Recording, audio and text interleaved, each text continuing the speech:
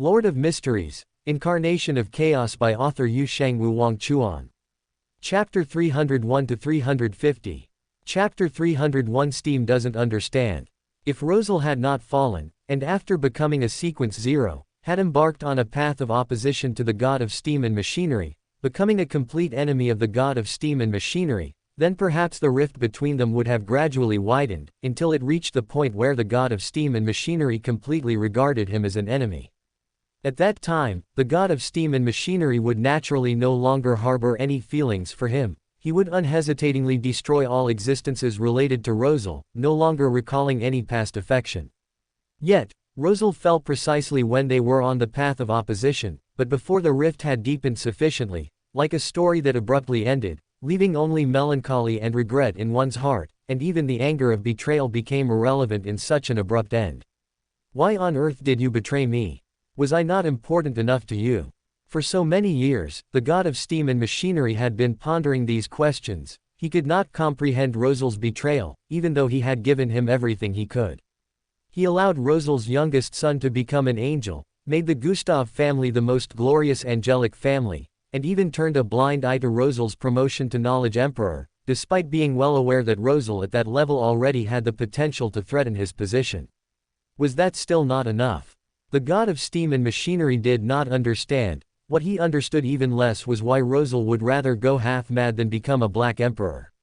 Was it because of the outer gods? Was it because of the contamination?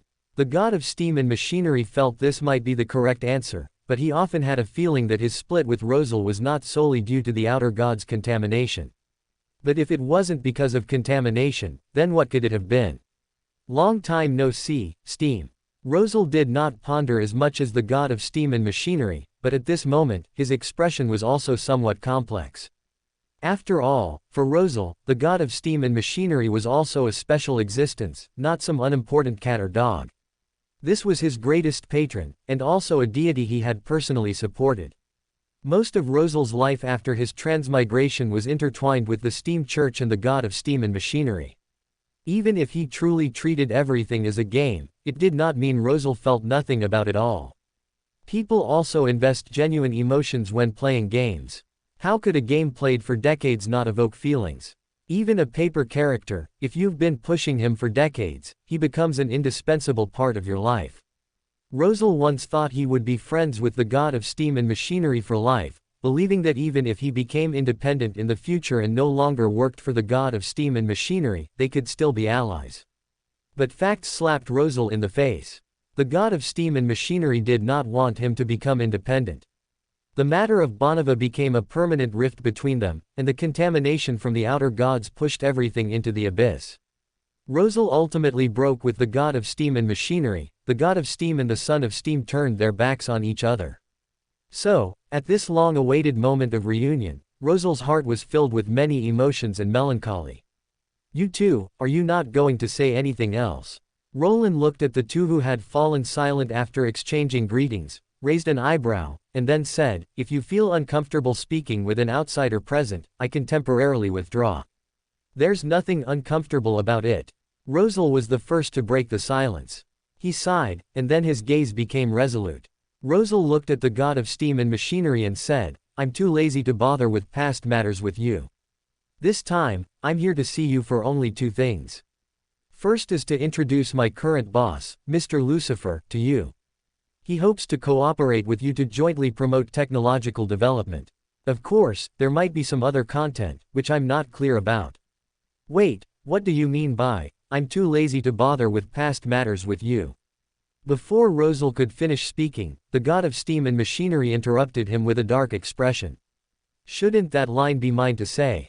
You betrayed me. Before you betrayed me, I didn't do anything to wrong you." Huh. Hearing this, Rosal immediately laughed in anger. He looked at the god of steam and machinery and said sarcastically, "Do I need to remind you how you made Bonneva your angel?" At these words, the god of steam and machinery's eyes widened, his expression utterly incredulous. He looked at Rosal with a, "What's wrong with you?" gaze, his voice rising considerably. That was a blessing. Do you know how many people wish to become angels?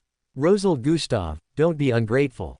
PFF'd. I'm ungrateful. Rosal laughed loudly, looking at the god of steam and machinery and saying, "If Bonneva were a normal angel, of course I'd be happy.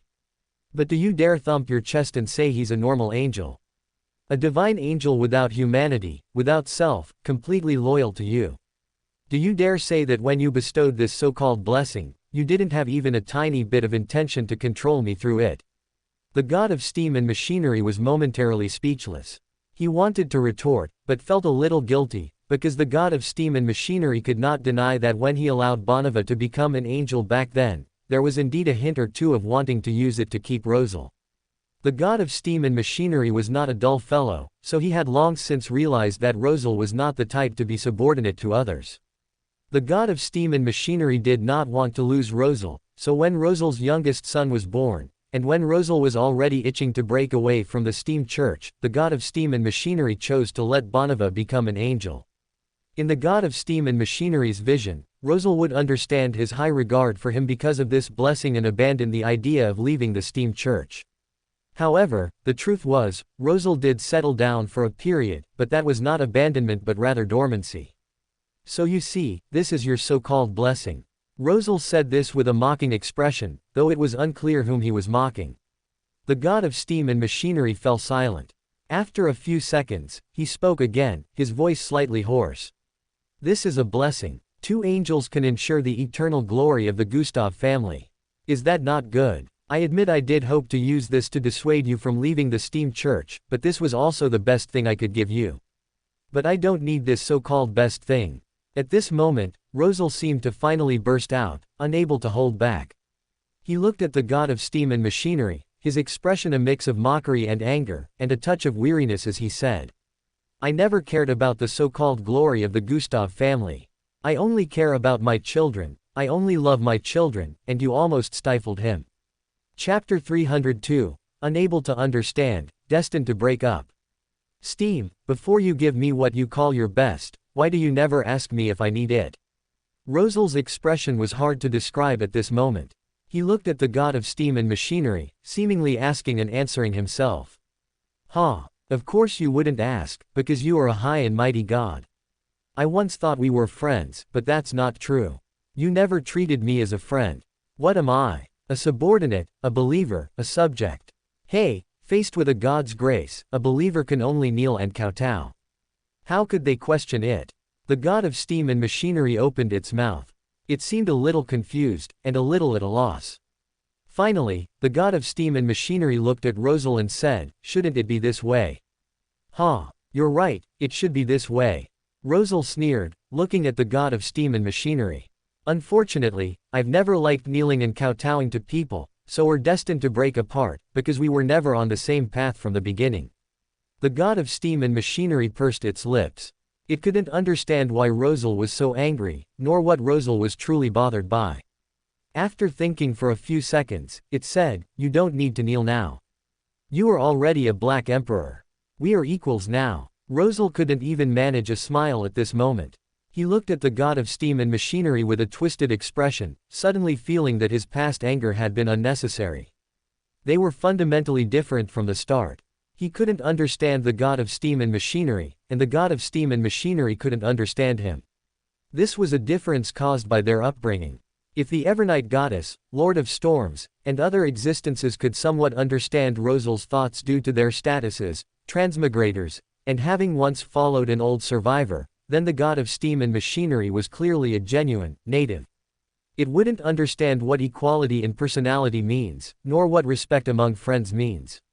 In the god of steam and machinery's perception, gods are high and mighty existences, and all living beings are mere ants.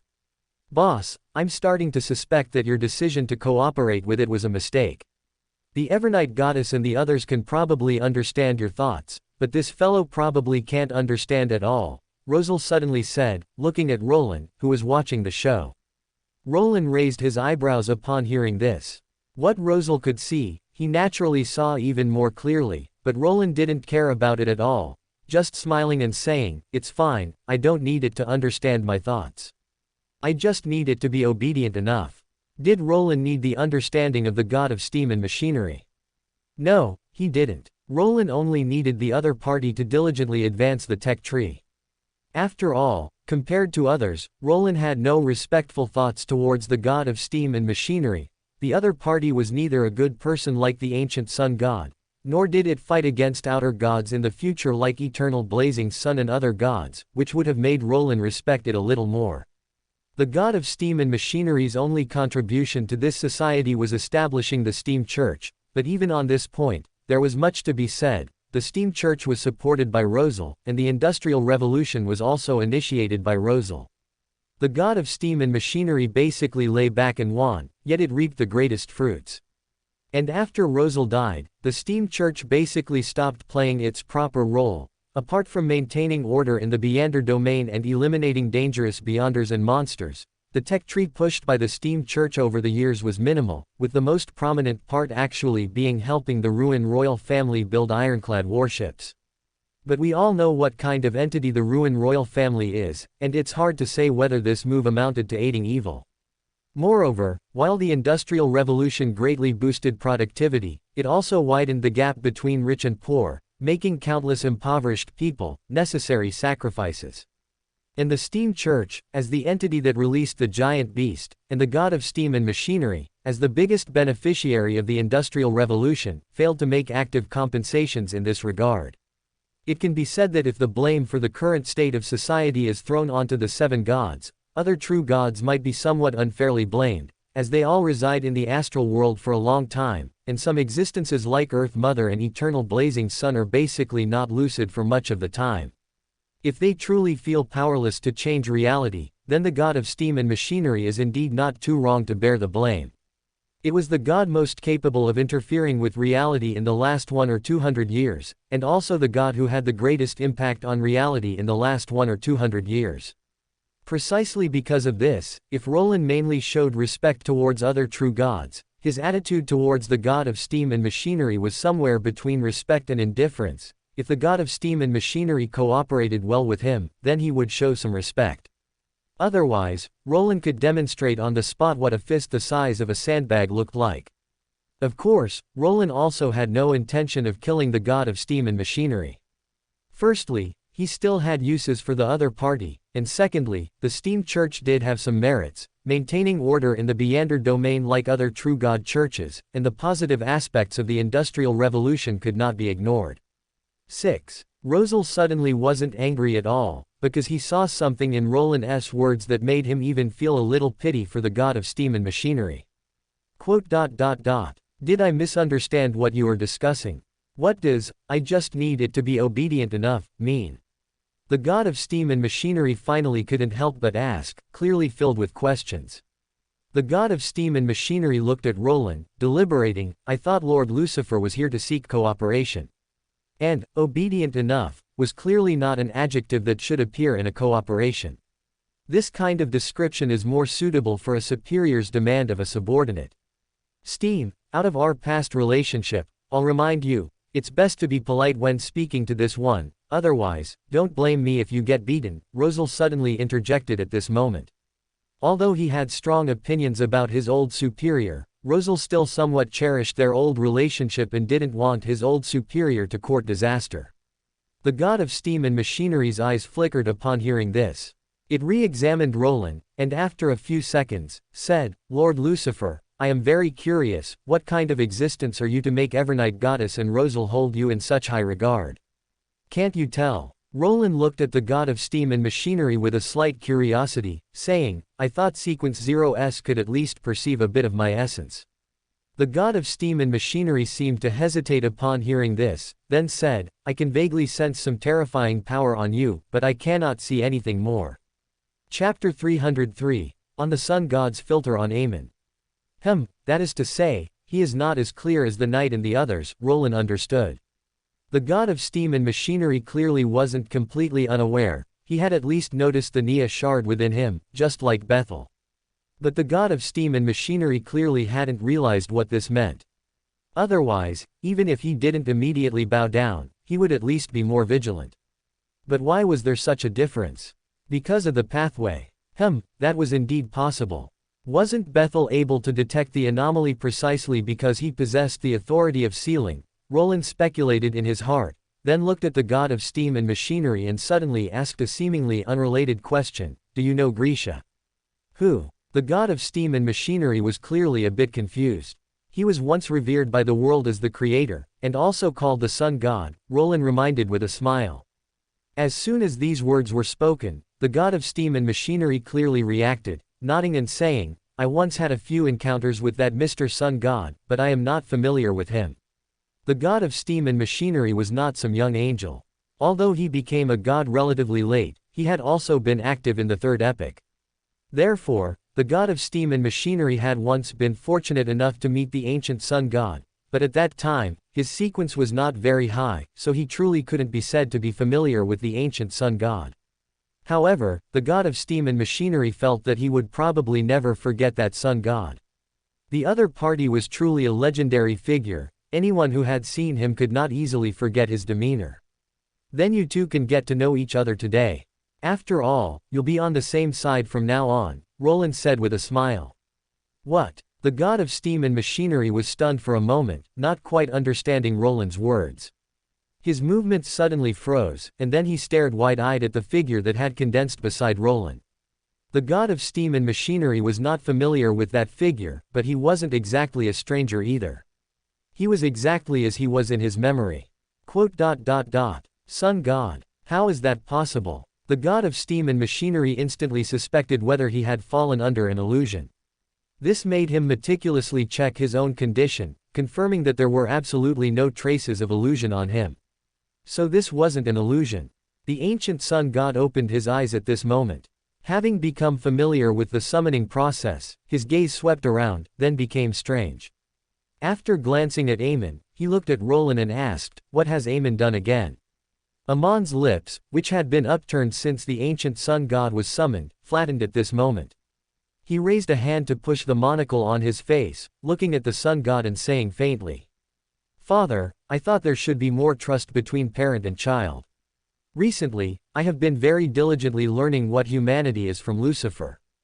Putting everything else aside, he is indeed a very good teacher." Even with all sorts of opinions about Roland, Amon had to admit that Roland was truly a very good teacher. The learning he had done with Roland during this period had made him, who had once disdained and completely failed to understand humanity, begin to grasp why the sun god valued humanity so much, and also somewhat understood what humanity was. The sun god, facing Amon's accusation, was not embarrassed at all. Instead, he smiled with relief, looking at Amon and saying, "I am very happy that you can earnestly learn humanity, Amon. You are indeed a very good child." Amon was stunned for a moment. He probably hadn't expected the sun god to praise him so directly. For a moment, his action of pinching the monocle was a bit stiff.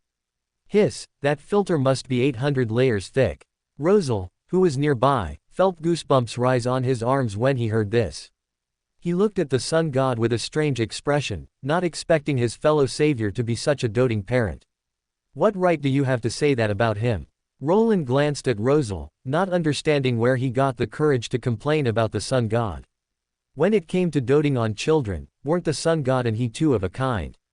Nonsense. At least I wouldn't use an 800-layer filter to look at my children, Rosal retorted, not accepting Roland's accusation. "Then do you think your children are good children?" Roland asked abruptly. "Of course. Whether it's Bernadette or Bonava, even Czar, they are all very good children," Rosal said without the slightest hesitation. "So what's the difference between you and the sun god?" Roland asked sincerely. "Of course there's a difference. What I said is the truth. Don't you think Bernadette is a good child?" Rosal argued confidently. "They are indeed good children." Roland nodded without refuting. Before Rosal could gloat, he said abruptly, "It's a pity you're not a good father." Rosal wilted. He scratched his hair and said, "Why are you changing the subject?" "I'm just stating a certain fact." Roland glanced at him, chuckling. Then Roland looked at the sun god and explained, "Grisha, let me introduce you. This is Rosal, that fellow countryman I told you about before, and this is the god of steam and machinery. You should know who he is." Roland had chatted with the sun god about the transmigrators of later generations, so he had once introduced Rosal's existence to the sun god. And the existence of the god of steam and machinery, for the sun god, was naturally not a mysterious existence. Whether it was the parts understood from exchanging information with Adam and the true creator, or the parts the sun god personally saw when understanding this era, it was enough for the sun god to have a certain understanding of the god of steam and machinery. So the sun god first looked at Rosal, smiling and saying, "Nice to meet you, Mr. Rosal.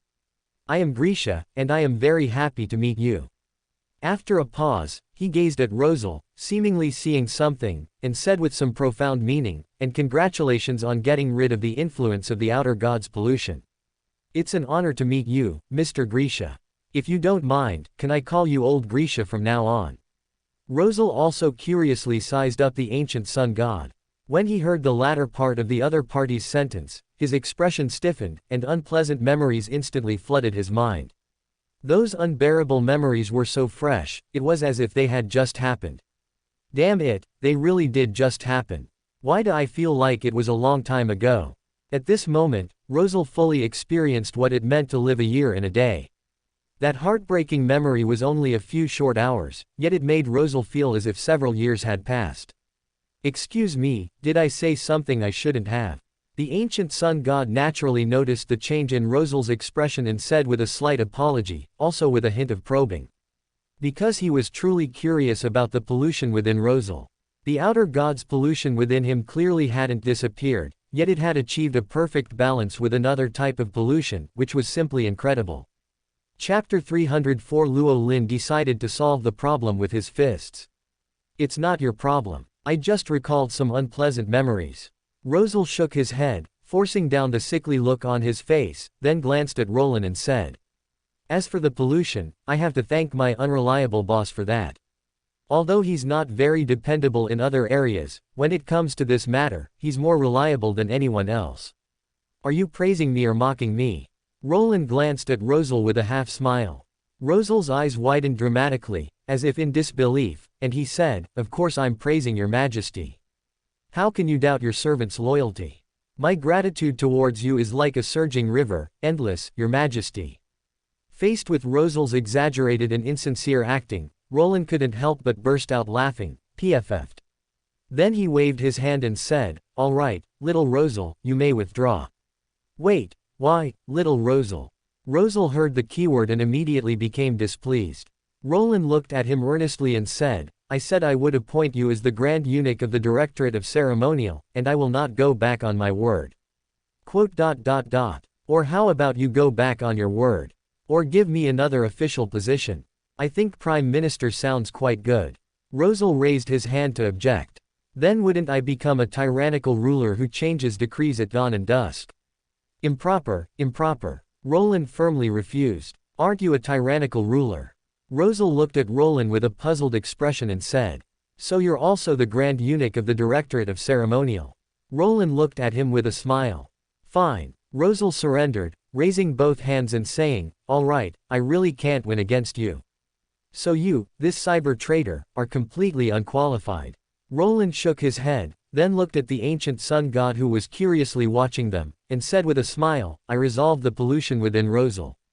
Roland then briefly explained his thought process and the steps he took to balance the pollution, finally saying, "Barring any accidents, the pollution within Bethel can also be temporarily resolved this way.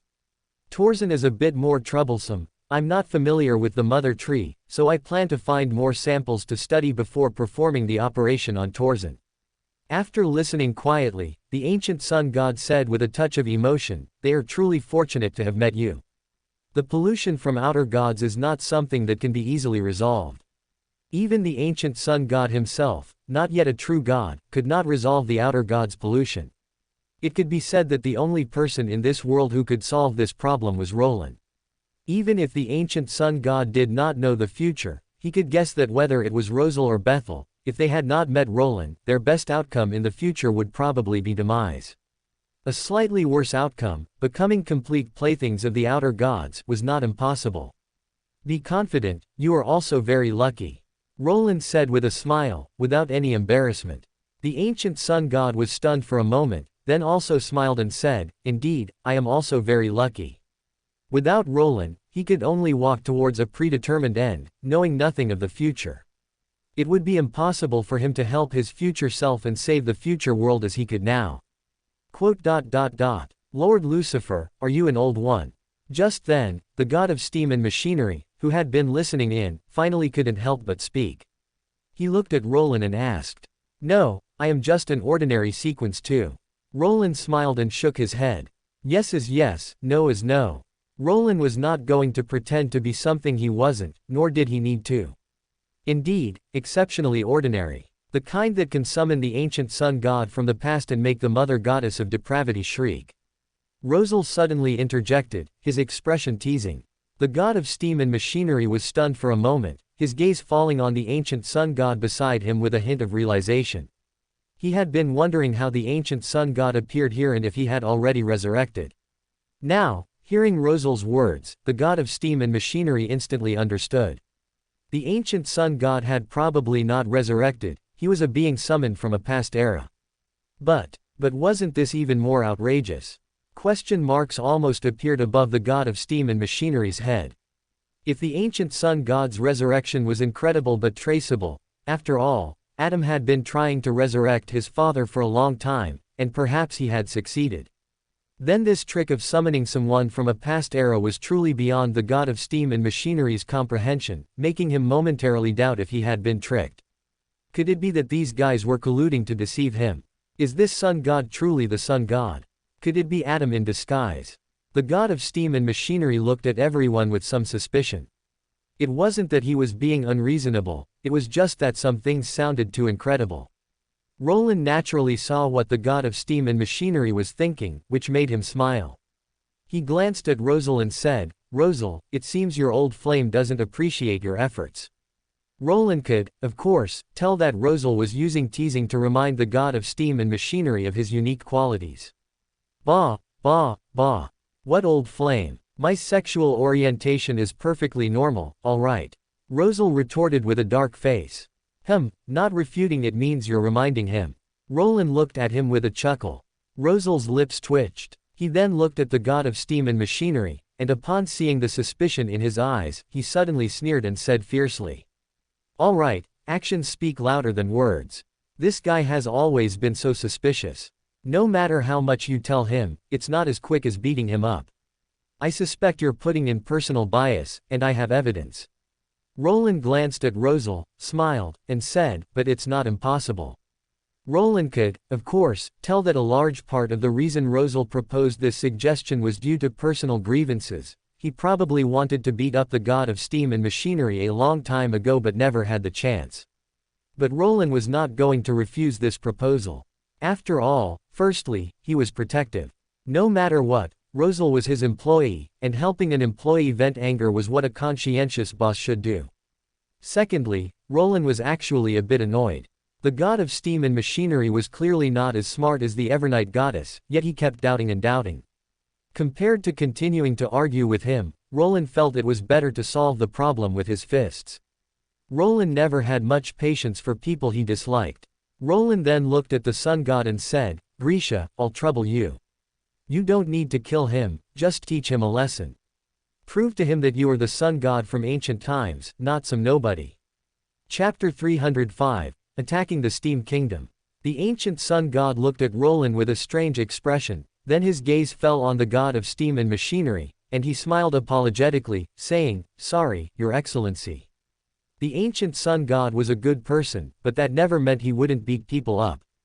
After all, when he liberated humanity back then, he didn't rely on talking, but on punching them out one by one. As for the god of steam and machinery, honestly, the ancient sun god didn't particularly like this junior. Many of the things he did were truly unbecoming. If Roland had asked the ancient sun god to kill the god of steam and machinery, the ancient sun god would definitely have refused, but if it was just a beating, it didn't matter. In the ancient sun god's era, beating up various angels and true gods was extremely common, not a big deal at all. Given the actions of the god of steam and machinery, a beating wasn't unwarranted. Wait, why are you suddenly going to beat me up? The god of steam and machinery widened his eyes, completely unable to understand how things had escalated to this point. The ancient sun god seemed to have thought of something, looked at Roland, and said, Lucifer, do you want to come and watch? Since they were going to beat someone up, it certainly wouldn't be the divine descent puppet here, which didn't have much power. Instead, they would go directly to the god of steam and machinery's home in the astral world. Of course, how could I miss such a spectacle? Roland immediately nodded, then looked at Rosal and said, "Old Rosal, are you going?" Rosal raised his eyebrows, then nodded without any hesitation, saying, "Of course I'm going." "Wait, what are you going to do?" Bonava, who was nearby, finally couldn't help but speak. He, who was always calm, couldn't remain calm at this moment. "Child, don't panic. They know what they're doing, they won't beat your master to death," Rosal said reassuringly. Bonava's expression instantly became very subtle.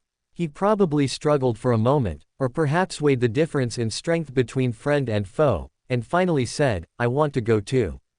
"All right. Then you come along too." Roland glanced at him, then smiled and nodded.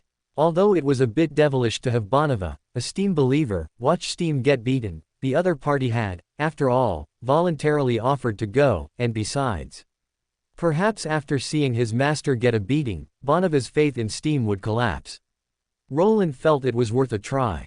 At worst, they had enough people on their side to hold Bonava down if he tried to rush over to protect him. "I want to go too." Amon raised his hand at this moment, his expression completely eager, showing that he was very excited now. It's not strange, after all, Amon had never really seen something like beating up a sequence 0.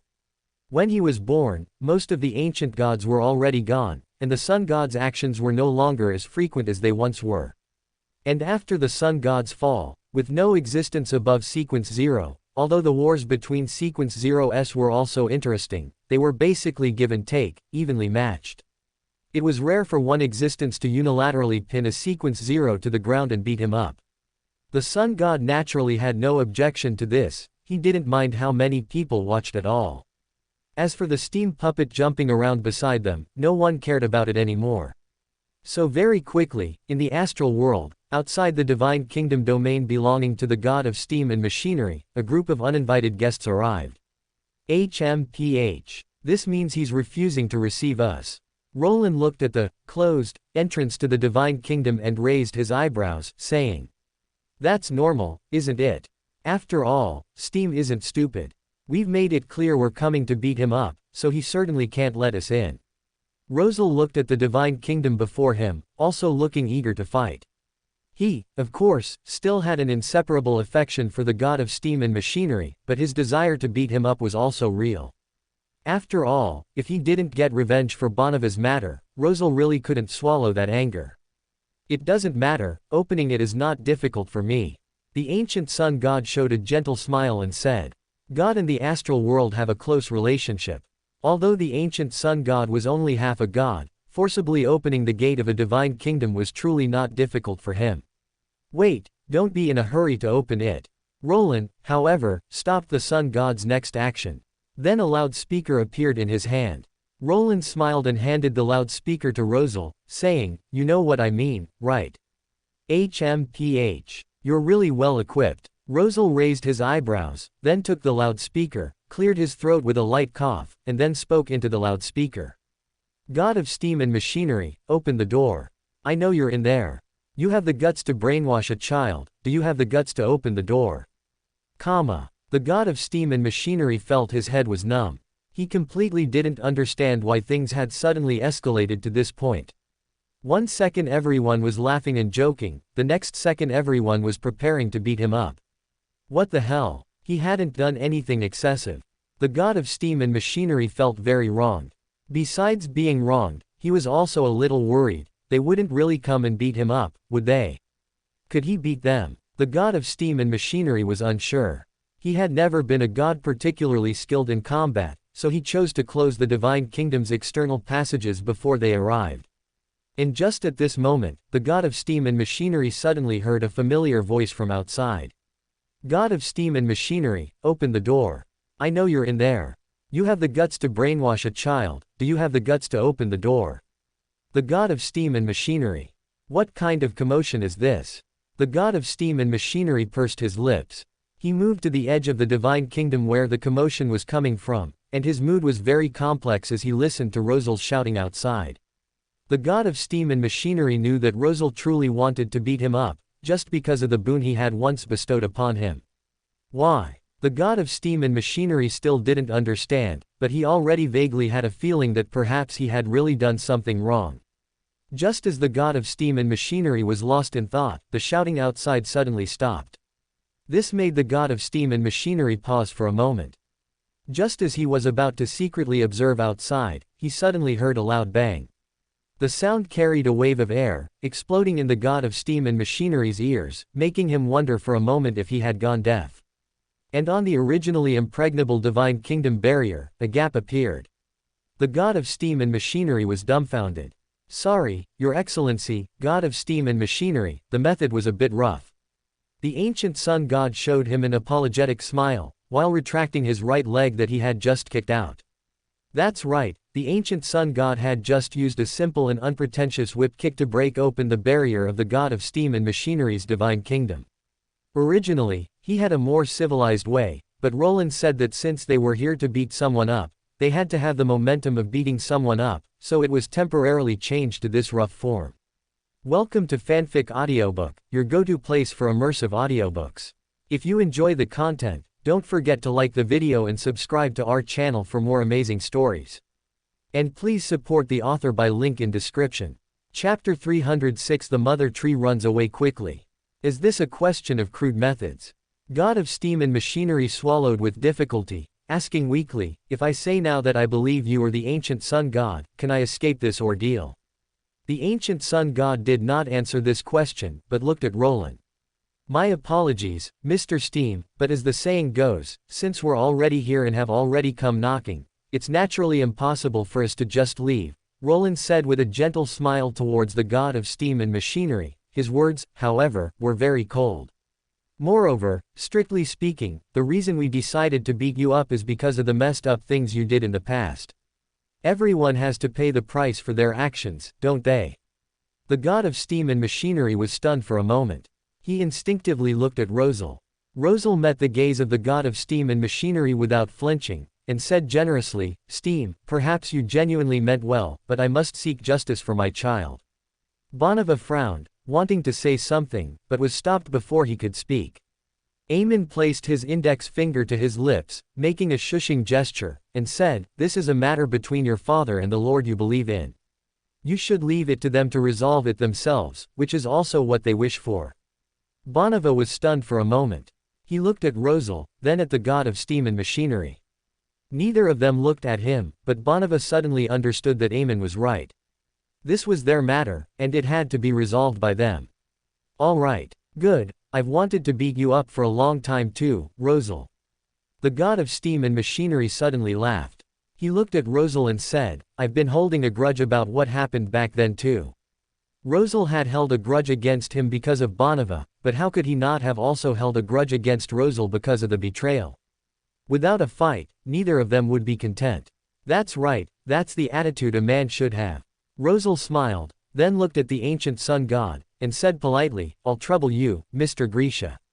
Why did things develop this way? The reason is simple. Just now, while shouting outside the divine kingdom, Rosal suddenly proposed that he wanted to personally beat up the god of steam and machinery. This is a matter between me and him. If I don't personally beat him up, I really won't be content." Rosal's expression was complex. The loudspeaker in his hand continued to play what he had just shouted, which was the result of being distorted by the Black Emperor's ability. "Although Steam is not a god good at fighting, please allow me to remind you that you are not a proper sequence 0 right now." Roland looked at Rosal, not objecting, but merely reminding him. "So I hope to get help from Mr. Sun God." Rosal looked at the ancient sun god and said sincerely, "I also have some understanding of God. If Mr. Sun God is willing to help me, perhaps I can temporarily restore sequence 0 level power." Facing Rosal's request, the ancient sun god neither agreed nor refused, but looked at Roland. "If you can do it, then help him out." Roland smiled back at the sun god and said. So the sun god nodded and looked at Rosal, saying, "I can indeed help you temporarily return to your peak, and even make you stronger, but are you confident you can suppress the god of steam and machinery? If it were anyone else, I might not be confident, but Steam, that shut-in, if I can't even beat him, then I might as well not live."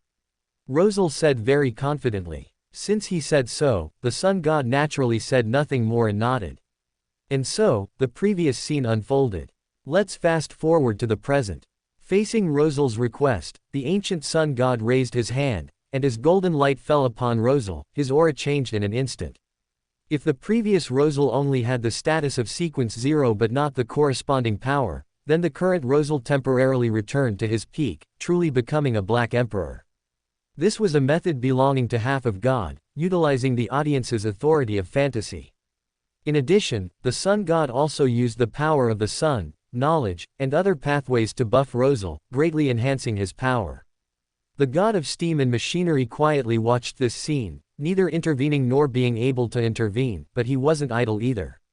Metallic pieces floated around him, constructing a colossal mech-like entity, while a painting scroll appeared in the god of steam and machinery's hand.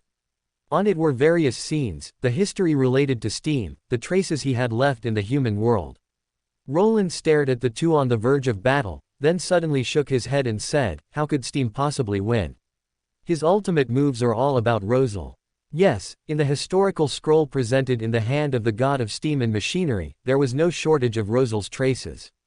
Rosal probably recalled something upon seeing this scene, his expression complex for a moment, but this clearly did not change his determination to beat up the god of steam and machinery.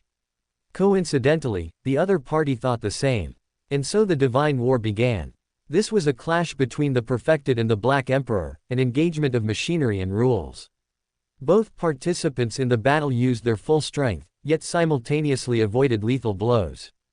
Overall, however, Rosal still held the upper hand, showing a tendency to suppress the god of steam and machinery. And whether it was intentional or not, despite not being known for close-quarters combat, Rosal repeatedly rushed in front of the god of steam and machinery to throw punches, each time aiming fiercely at his face. First, he gave the god of steam and machinery fashionable panda eyes, and then his head swelled with one bump after another. The damage is hard to say, but it certainly looks satisfying, Roland commented. After watching the divine battle for a while, he lost interest. He then walked to the edge of the divine kingdom, to the edge of the astral world, curiously examining the barrier before him. It was this barrier that defended against the invasion of outer gods, and at this moment, perhaps sensing the commotion within the barrier, a giant shadow was faintly visible outside the barrier, clearly belonging to an outer god. Mother Tree of Desire, the sun god appeared beside Roland at some point. He looked at the shadow outside the barrier and called out its name. What a pity, I thought it would be the mother goddess. But the mother tree is also an old friend, Roland showed a slightly regretful smile. He then raised his hand, placed it on the barrier, and suddenly chuckled, saying, "Hi." Then, visibly, the huge shadow outside the barrier trembled. The other party seemed to realize something and quickly fled as if seeing a ghost. Why run so fast? I won't eat him. Roland shook his head, withdrew his hand, then opened his palm, revealing something in it, a section of a flesh-colored branch. The ancient sun god looked at the branch in Roland's hand with a strange expression, suddenly understanding why the mother tree had fled so quickly like he had seen a ghost. Don't look at me like that, it's just a strict characteristic, probably sequence 9. It's really not worth mentioning. Roland glanced at the ancient sun god and said with a smile. Chapter 307, The Eternal Sun appears. If you were to ask him what he had just done, the answer was simple. Roland had merely used the power of the Trojan horse of destiny to steal from the mother tree, but he had also channeled the Nia shard within his body to amplify the effect, which allowed him to successfully steal the mother tree's power. However, Roland also had a feeling that even if the mother tree hadn't fled, he probably wouldn't have been able to strip away any more characteristics at this point.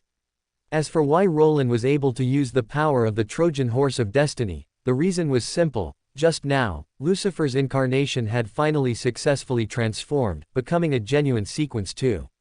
And the incarnation potion, at the exact moment Lucifer's incarnation successfully transformed, was also completely digested. It must be said that this progress was actually a little faster than Roland had anticipated, but considering the effort he had put into it, Roland wasn't surprised. Once the god of steam and machinery's matter is resolved, I can advance to scriptwriter, Roland muttered to himself. He then took out a box from the extra-dimensional space, put the sequence 9 characteristic he had directly stolen from the mother tree into it, and planned to use this characteristic to thoroughly analyze the mother tree's power later. From this perspective, Little Two's luck isn't bad. Roland nodded, putting the box back into the extra-dimensional space, then thought of something else, but Torsen is still controlled by the mother tree. The previous pollution removal could be done remotely, but surgery can't be like that. Tisk, it seems I'll have to find a time to snatch him back. Thinking of this, Roland turned his head to look at the ancient sun god beside him and said, Grisha, in a while, there might be a battle that requires your help. Who is the enemy? The ancient sun god looked at him, asking with a hint of curiosity. Rose school of thought. Roland didn't play coy and said straightforwardly, I plan to snatch Little Two back. The ancient sun god was stunned for a moment upon hearing this, then nodded and said, good. He naturally knew the current situation of the god of the bound Toltsena, and precisely because of this, he had no objections to Roland's actions, and was even very willing. Outer gods were the enemies of all of them, and the ancient sun god was very happy to do anything that dealt with outer gods. Roland, meanwhile, began to sketch out more planned details in his mind, such as contacting Coconut Tree Miss before the battle began. And just then, Roland suddenly sensed something and looked in a certain direction. The sun god also looked in that direction as if sensing something. A familiar figure was approaching there. It was a man with a handsome face, tall and wearing a magnificent white robe with gold trim, his hair a brilliant gold, making one involuntarily think of the sun. The man's golden eyes stared intently at the ancient sun god, his expression a mix of disbelief and daze. Roland raised an eyebrow, guessing the other party's identity, eternal blazing sun Osius.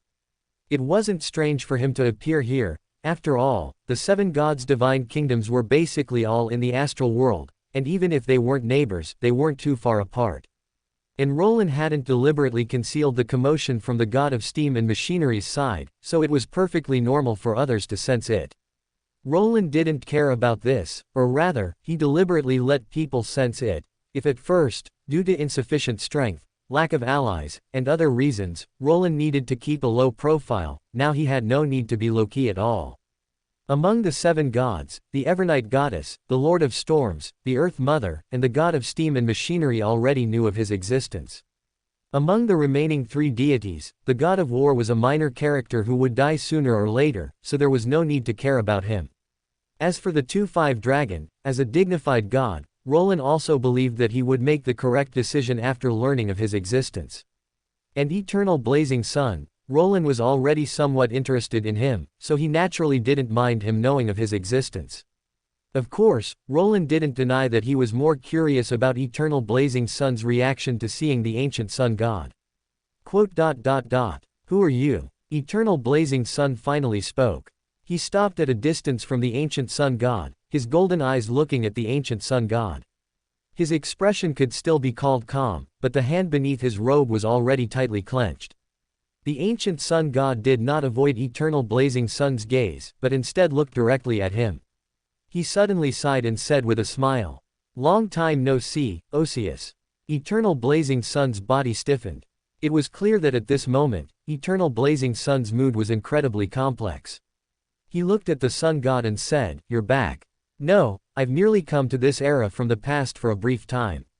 The ancient sun god shook his head and said, "You can think of me as a time traveler, I will only stay in this time for a very short period." The past. Eternal blazing sun was naturally a little confused, but he didn't question the truthfulness of the statement.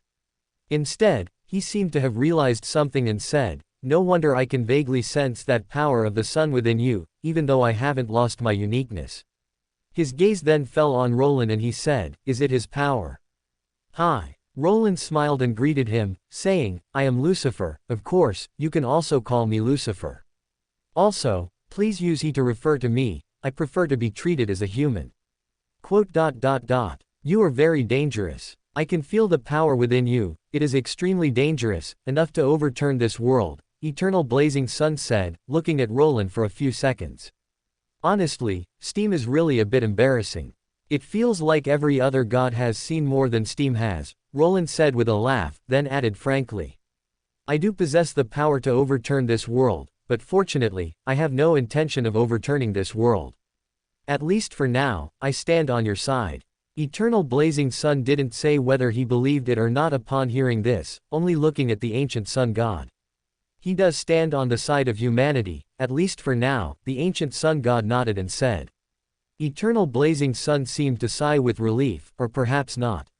He was silent for a second, then seemed to think of something and looked at the sun god, saying, You said you came from the past. Do you know your future? I know. The ancient sun god's expression was very calm, even carrying a hint of benevolence. He looked at Eternal Blazing Sun like a forgiving father and said, That wasn't your fault, Osius. Osius's body trembled at this moment. He didn't speak, only looked at the ancient sun god. The ancient sun god, however, lifted his foot and walked towards him. He walked in front of Osius and gently patted his head, like a priest guiding a lost lamb, and also like a father comforting his child. The ancient sun god said, You've worked hard all these years, Osius. Chapter 308 The Past of the Eternal Sun. What kind of existence was the sun god to Osius? Osius himself was a bit unclear. Initially, the sun god was the one who saved him. In an era where ancient gods reigned supreme and humans were reduced to slaves and food, the sun god, who brought light to the world, appeared when Osius's tribe faced utter destruction, stopping those terrifying monsters from annihilating the tribe and rescuing him from the monsters' clutches when he was on the verge of death. The then young Osius regarded the sun god as his only savior and spiritual pillar. He chose to follow him, embarking on the sun pathway with a secret hope of getting closer to him. Osius was excellent, always had been, so after embarking on the sun pathway, his progress was remarkably swift, and he quickly became the sun god's right-hand man. It was also during this process that Osius's attitude towards the sun god subtly shifted. This didn't mean his faith wavered.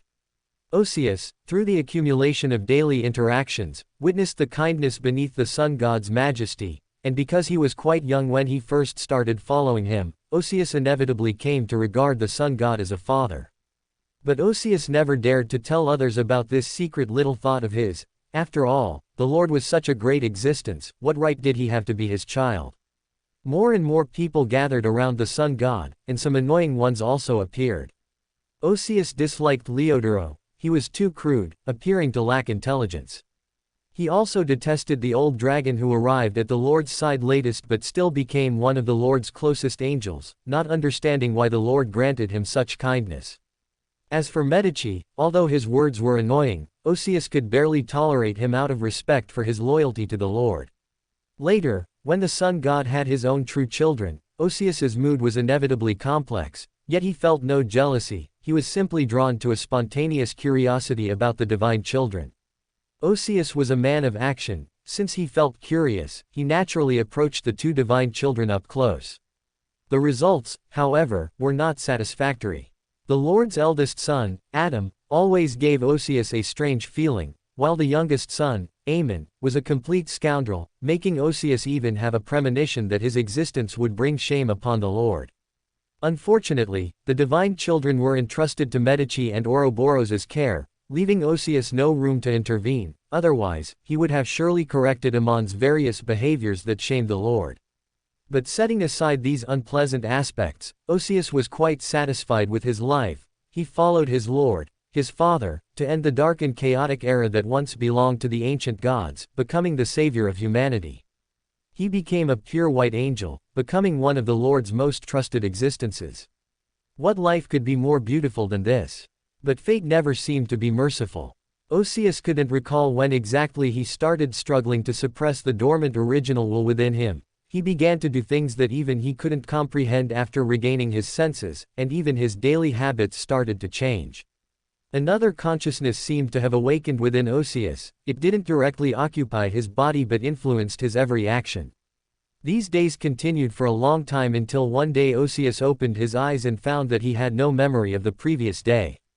God had suppressed his will and completely controlled his body the day before. It's hard to say if Osius felt fear at that moment. He just felt a bit cold, and then Osius seemed to hear a soft chuckle. Who was laughing? Osius instinctively searched for the source of the laughter and finally saw himself in the mirror. That person was laughing, not wildly, but with a composure that suggested everything was under control, as if he had seen something interesting. After that, his memories became very blurry. Osius sometimes didn't even know why God didn't fully awaken within him, was it unable to or unwilling to. Until one day, Osius woke up in an unfamiliar hall. He looked around somewhat bewildered at the table full of angels, his gaze then falling on the head of the long table, where two people sat. One was an existence Osius was very familiar with, the Lord's incarnation, the Lord's deputy, the dark angel Sauceryer.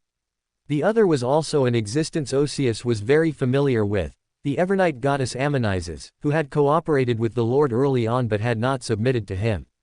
Besides them, Osius also saw many familiar faces, such as Medici, casually lounging with crossed legs, Ouroboros, sitting silently, perhaps lost in thought, and Leodoro, Harabergen, all the other angel kings, except for the two divine children, seemed to be there.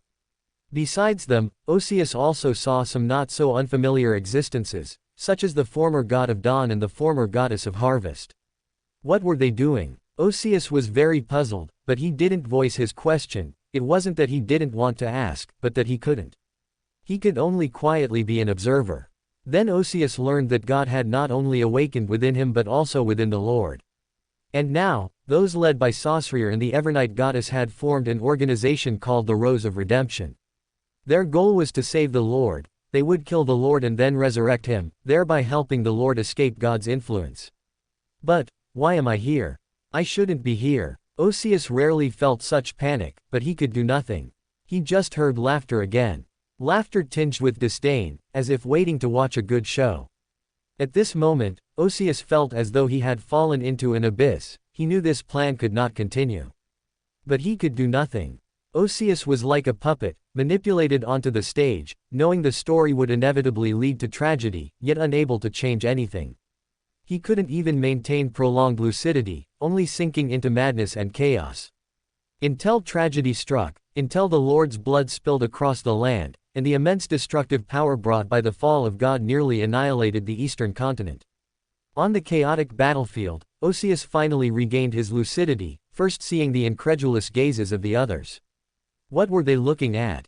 Osius was confused for a second, then realized they were looking at him. Then Osius discovered that there seemed to be something extra within him. It was the last sequence, one characteristic of the Sun Pathway, and the uniqueness of the Sun Pathway. He had become a god. Chapter 309 The Sun will only bow to the Lord.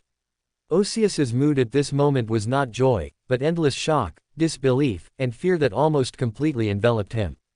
If he became a god, if he became the sun, then what about the Creator? Osius instinctively looked for the Creator's figure, but he saw nothing. No, it wasn't that he saw nothing. Osius saw Leodoro undergo changes as if beyond his control, becoming the Lord of Storms, and saw Harabergen closely follow him, becoming the god of the White Tower pathway. The sun god thus fell, and the three of them became the most shameful traitors. Osius could finally remain clear-headed for a long time, at the cost of his creator's fall. After that, the god kingdom disintegrated, and the former 8 king of angels also went their separate ways. Medici and Ouroboros chose to follow the true creator, who was the product of Saucerier's fusion with the creator's negative emotions. They seemed to believe that he was still the creator.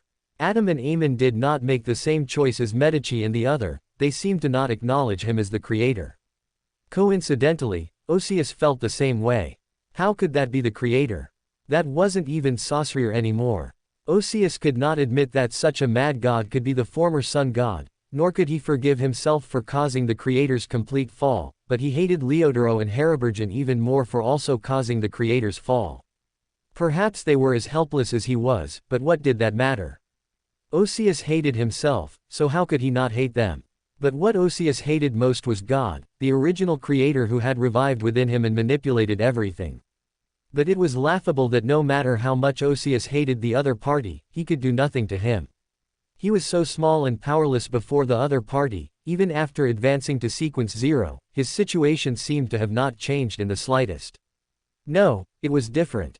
Osius would occasionally think this when looking in the mirror. God's will had revived within him, causing him to lose most of his self, but he also came to know some secrets that others did not.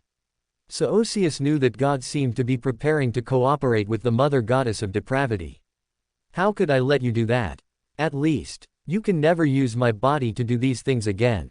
Osius looked at himself in the mirror, thinking this, then suddenly chuckled self-deprecatingly. He should have done this long ago.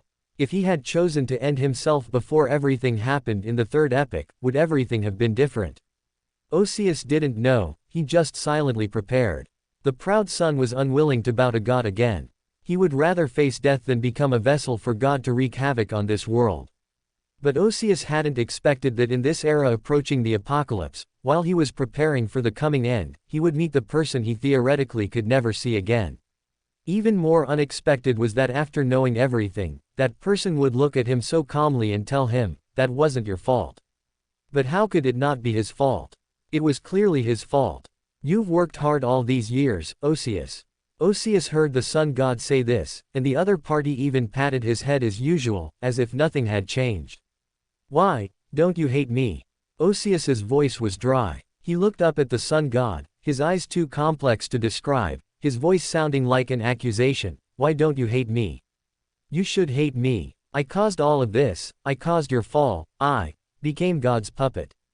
By the end of his accusation, the very end of Osius's voice was trembling. The sun god seemed to sigh looking at such an Osius. He then said, "If according to your logic, shouldn't I hate myself the most?" Osius was stunned for a moment, looking at the sun god in disbelief. The sun god then said unhurriedly, "You said your fault was becoming God's puppet, but I was the same. I, in that era, also became God's puppet, didn't I? The original awoke within me, and I had no other choice but to use my fall as a means. It is precisely because I chose to use my fall as a means that I gave God an opportunity, so the culprit of my fall should clearly be myself." The sun god said this, which was well reasoned. "No, it's not like that," Osius instinctively retorted. He was not a slow-witted person, but at this moment, he was a little speechless, only able to say, "How could this be your fault? This is clearly God's fault." "Yes, so you also know that all of this is God's fault." The sun god finally showed a smile even with a hint of slyness. He looked at Osius gently and said, "Osius, everything is God's fault, and you and I are both victims." "No." Osius still wanted to retort. But the sun god interrupted him a step ahead. His expression became serious, looking at Osius and saying, "Do you think I am such a harsh person who would demand perfection from a victim? How could that be? The Creator is the most benevolent." Osius instinctively shook his head. "Since that's the case, how could I blame you, Osius?" The sun god said earnestly. Osius pursed his lips. He was somewhat speechless, only able to quietly look at the sun god before him, and after a long time, he said in a dry voice, "But I can't forgive myself, Creator." The sun god seemed to sigh again. He looked at Osius and spoke again, "Osius, are you still willing to believe in me?" "I will always be willing to follow the Creator," Osius said without a second of hesitation. "Since you are still willing to believe in me, then Osius, I command you, do not be so harsh on yourself."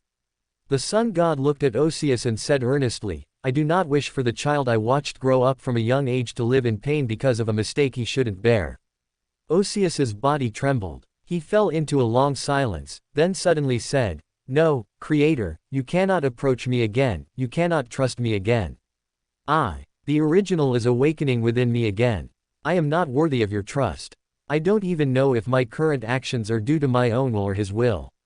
He looked up at the sun god, and suddenly said earnestly, "Since you are back, then, kill me. Don't let God revive within me." At this moment, Osius seemed to forget that the sun god was merely a time traveler briefly staying in this era. He merely instinctively yearned for salvation and liberation. The proud son would not bow to God, but he would always be willing to offer everything for his Creator. Chapter 310 The Possibility of Suppressing God. The sun god paused, looking at Osius, sighing. Then, as if thinking of something, he looked at Roland. "Why are you looking at me? Do you expect me to improve eternal blazing sun's situation?"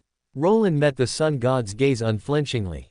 He spread his hands and said, "Unfortunately, my power is good for suppressing external contamination, but against this kind of spiritual imprint originating from the Beander characteristic itself, I truly have no solution. To suppress the Creator's will, you can only rely on yourselves." Hearing this, the sun god felt a touch of regret, but it wasn't unexpected. He already knew Roland wasn't omnipotent, but due to the mysterious aspects of him, it was inevitable to have some unwarranted expectations. However, just then, Roland suddenly spoke again. He scrutinized Osius, as if looking at a novel toy. While I can't completely suppress the Creator's will, if you let me study it, perhaps I can find a way to temporarily suppress the Creator's will. The ancient god's will reviving within a Beander characteristic wasn't entirely incapable of being suppressed by external forces. For example, in the original work, the Evernight goddess temporarily suppressed the celestial worthy's will reviving within Klein's body by relying on a drop of water from the river of eternal darkness. However, this suppression was only temporary, couldn't be used many times, and had negative side effects. Since the water from the river of eternal darkness could temporarily suppress the celestial worthy's will, Roland pondered that a Nia shard, which was of a higher or equal standing compared to the river of eternal darkness, might also have a method to temporarily suppress the Creator's and celestial worthy's wills. However, as for the specific method, Roland only had some ideas and no concrete plan yet. Furthermore, Roland was very certain that even if Nyarlathotep's power could truly help existences like eternal blazing sun temporarily suppress an ancient god's will, it could only be used for a short time. This was because prolonged use might not even be effective and would very likely lead to Nyarlathotep's will contaminating the other party's soul. This was different from simply using Nyarlathotep's power to achieve a balance with external contamination.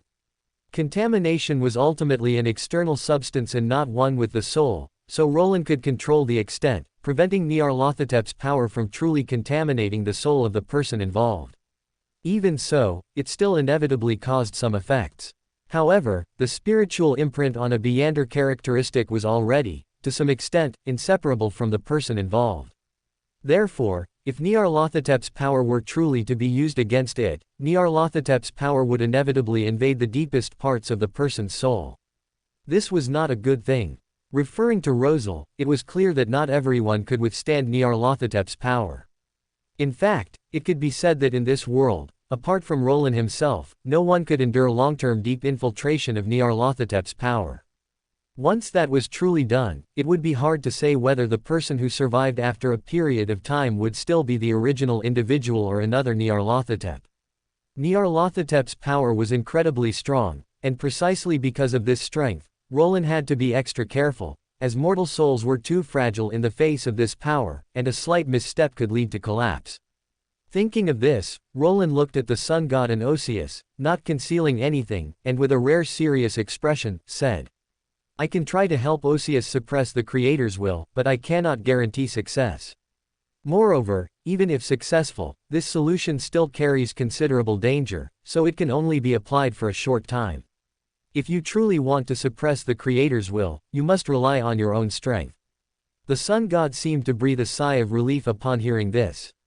He then nodded and said, Thank you, Lucifer, this is already very good. Even if it could only temporarily suppress the Creator's will, this would at least give Osius more breathing room and more time to acquire humanity and anchors, thereby truly confronting the Creator. As for whether Roland could succeed, though it might be a bit blind, the sun god indeed had considerable confidence in him. Osius looked at Roland in astonishment, his lips moving as if he wanted to say something, but he didn't know what to say. Osius was just a little bewildered. The problem that had plagued him for thousands of years had just received a glimmer of hope for a solution. However, I am not someone who works for free. Roland's tone suddenly shifted. He smiled as he looked at Osius and said, If my treatment truly works, I suppose Mr. Osius wouldn't mind paying some price. What do you want? Osius was stunned for a moment, then asked. I haven't thought about it yet, let's keep it pending. Roland said with a smile, not proposing that the Eternal Blaze Church join the reform. After all, the reform wasn't his sole endeavor. With the sun god, the true leader, present, why should he waste his own favor?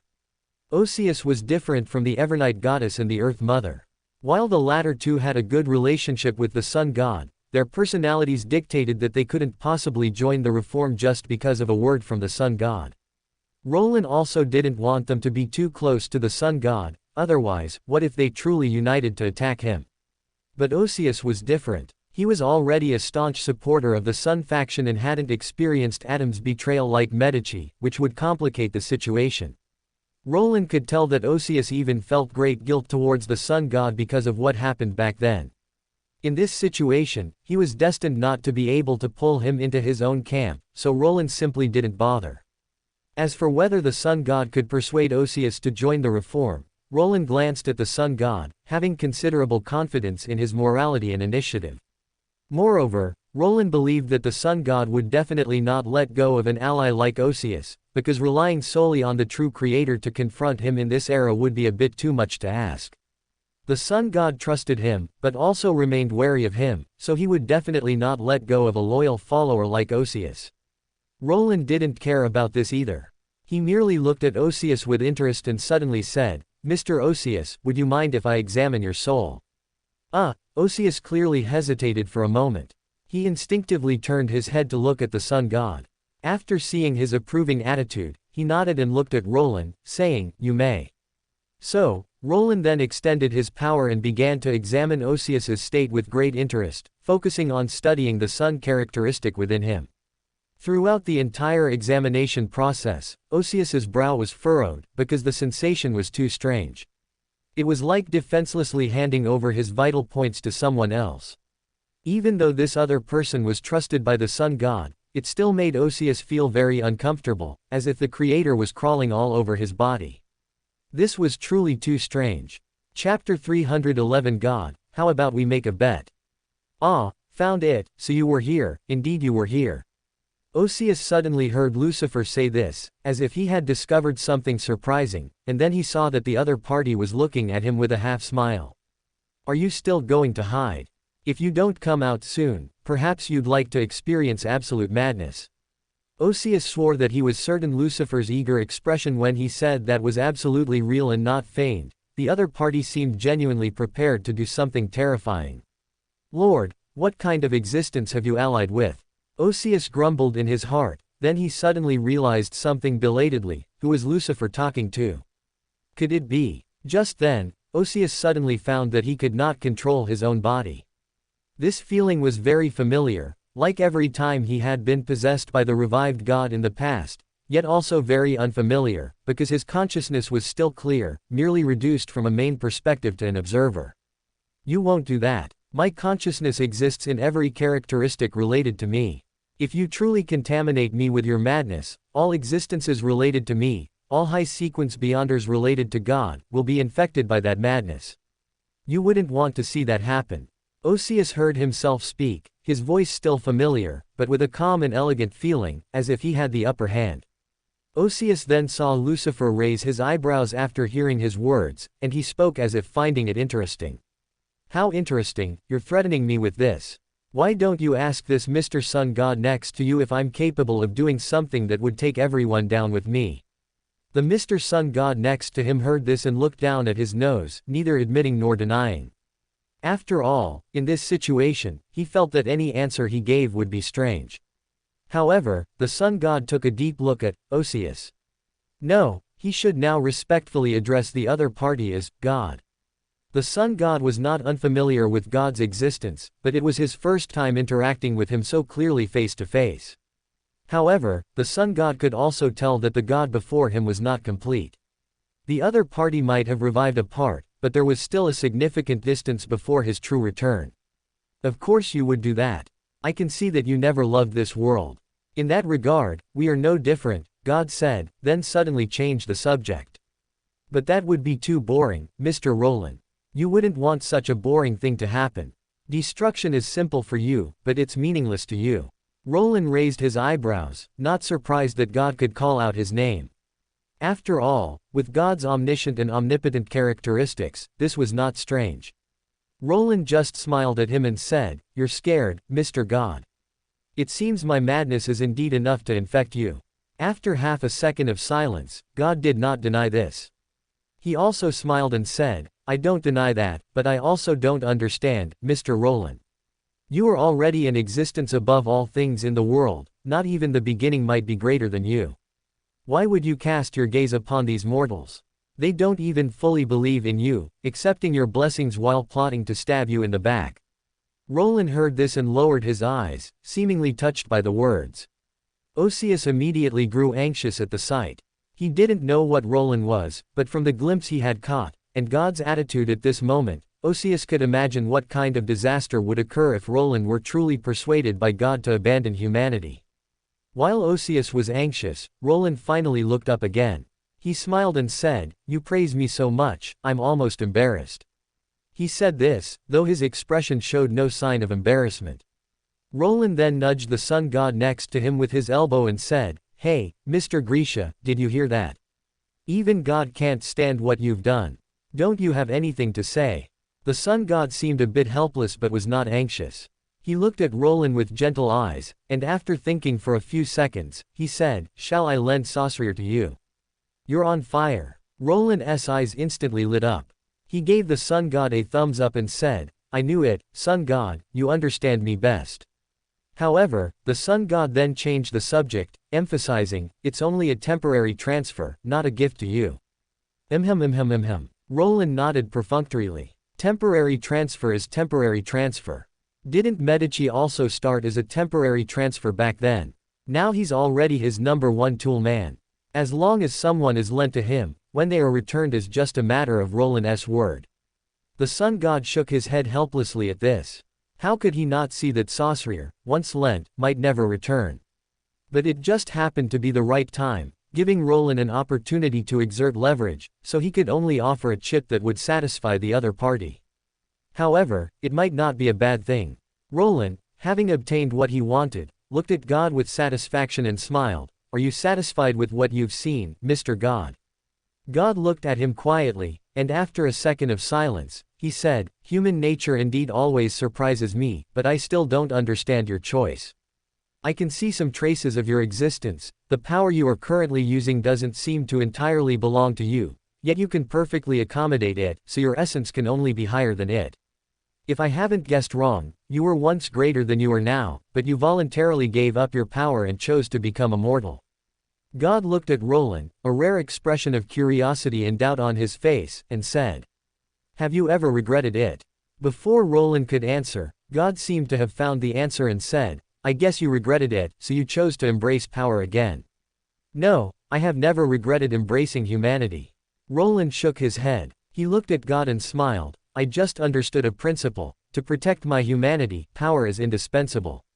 And, Roland looked at God, suddenly showing a puzzled expression. He looked at God and said, "I thought you understood the importance of humanity, Mr. God. After all, only anchors built by humanity can truly suppress you, isn't that right?" God did not deny this. He merely glanced at the sun god next to him and smiled. "Unfortunately, no one can do that." "I don't think so." Roland looked at God with a smile, and suddenly said, "Mr. God, how about we make a bet?" Chapter 312, A Gamble with God. "What are you betting on?" God looked at him and asked calmly. "Whether someone can suppress you, whether someone can defeat you using humanity," Roland said with a smile, looking at God. "Of course, I bet yes." "And what is the stake?" God's expression remained calm, seemingly not at all surprised by Roland's words. "The stake is simple. If I win, you must fully assist Earth in fighting against the outer gods." Roland chuckled at this point, saying, "If you win, I will help you with one thing, anything I can do that doesn't go against my will." "That sounds rather unfair, doesn't it?" God looked deeply at Roland and said, "Of course it's unfair. Would you talk about fairness with the ants in your eyes?" Roland said as a matter of course. He looked at God with indifferent eyes and said, "Just as you see humans as ants, you are merely an ant to me, aren't you? You can certainly refuse me, and I," Roland smiled, looking at God, and said, "Other things I might not be able to do, but ensuring you can never return is effortless for me." He indeed had no way to suppress God's will for long, but God's return would at least require a vessel. As long as there were no sequence 0 of the all 5 families left in this world, God's desire to return would be a pipe dream. Of course, Roland wasn't going to kill all related existences, but stripping away characteristics was worth a try. In any case, if no one could truly suppress God, perhaps it would be better to deal with him cleanly and decisively rather than let him truly return and become a disaster for this world. And, Roland's smile grew brighter. He looked at God and said, "I genuinely don't want to infect you with madness right now, but if it truly becomes necessary, I wouldn't mind doing so." After all, a mad god, just thinking about it is quite interesting, isn't it? God rarely frowned. As the strongest spectator, he could tell that the other party was not bluffing but was genuinely willing to do so. I'm sure by then, if I use this as a condition to invite the Celestial Venerable, he certainly wouldn't mind helping me out a bit, Roland continued with a grin. God. Upon hearing the name of a certain archenemy, God's expression became even more unreadable, completely losing his previous composure and elegance, becoming expressionless. So, you see, you clearly know what a great existence I am, so how could you think you could manipulate me? Roland smiled as he looked at him. Although he wasn't much taller than Osseous, he now had a condescending feeling. He said, "You should be glad I possess humanity, otherwise, a fellow like you would be my favorite toy. Or perhaps, you're already impatient for that." As Roland's words fell, God's expression was already terrifying. Even the sun god couldn't help but glance sideways, looking at Roland with a mixture of wanting to speak and holding back. Having known Roland for so long, this was the first time he had seen Roland so aggressive. It seemed Roland really disliked God. Roland indeed disliked God. The other party was already miles away from his preferred category of good people, and was the prime culprit behind many tragedies. One could say that if Roland hadn't held back, it was truly out of consideration for the other innocent beyonders of the all five families. How could he possibly like him? Yet, this very fellow acted as if he had victory in his grasp, as if everything was under his control. He seemed to be complimenting Roland, but in reality, every word was an attempt to manipulate him. What a joke. Roland had always been the one to manipulate others. Now, being manipulated himself, how could Roland not retaliate? He had always been petty. As for whether doing this would anger God, it didn't matter. Firstly, the current God was incomplete. Secondly, if worst came to worst, Roland could even summon his archenemy, the Celestial Venerable, on the spot. Although the Celestial Venerable's credibility was almost non-existent, it was precisely because of this that he naturally stood on the opposite side of the outer gods. Or rather, even if the Celestial Venerable said he wanted to cooperate with the outer gods would only think he was trying to trick them again. So, summoning the Celestial Venerable at least meant not worrying about him betraying them and siding with the outer gods on the spot. And most importantly, the Celestial Venerable and God were truly mortal enemies, so the Celestial Venerable would absolutely not stand by and watch God return. He would be more diligent than anyone in pressing down on the other's coffin lid. Of course, Roland wouldn't actually do this unless there was no other choice. After all, summoning the Celestial Venerable still carried considerable risks. What if the other party had a contingency plan and truly resurrected in this era? Even Roland would feel a headache then. However, if it's the Celestial Venerable, perhaps I really can counter him. Roland thought of the Celestial Venerable's identity, which was in some ways equivalent to a weakened Nyarlathotep, blinked, and then smiled at God. The latter's expression had already softened again. He looked at Roland, his smile returning to its calm elegance, and said, "Let's talk frankly, Mr. Roland. I am indeed very wary of you, and the things you described can indeed cause me tangible harm. But conversely, you are also wary of me, aren't you?" He looked at Roland and said, "You haven't returned to godhood yet, you still need time. And the Celestial Venerable, I don't deny he would side with Earth, but can you truly trust him?" Roland chuckled at this. He had to admit God was truly intelligent. Not only did he regain his composure in an extremely short time, but he also quickly grasped Roland's pain points. He indeed still needed time to truly master the Nia shard within him, and the Celestial Venerable indeed lacked the character to be trusted. But why do I need to trust him? Roland showed a puzzled expression. He looked at God and smiled. Omniscient and omnipotent as you are, can you not see the relationship between my power and the Celestial Venerable? Although Roland also didn't know exactly how to counter the Celestial Venerable, it didn't matter, he would just say it first and then figure it out. The sun god next to him turned his head and glanced at Roland. He suddenly remembered that not long ago, Roland had mentioned his relationship with the Celestial Venerable, that he was, in some ways, the Celestial Venerable's father. God, upon hearing this, looked deeply at Roland and said, "The Celestial Venerable is absolutely not an existence that will meekly submit to others. Can you ensure that you can completely keep him in check? I don't think you can control him 100%, can you?" Roland did not deny it, still smiling as he said, "At least it's enough to make the celestial venerable fight the outer gods and press down on your coffin lid." God also did not deny Roland's words.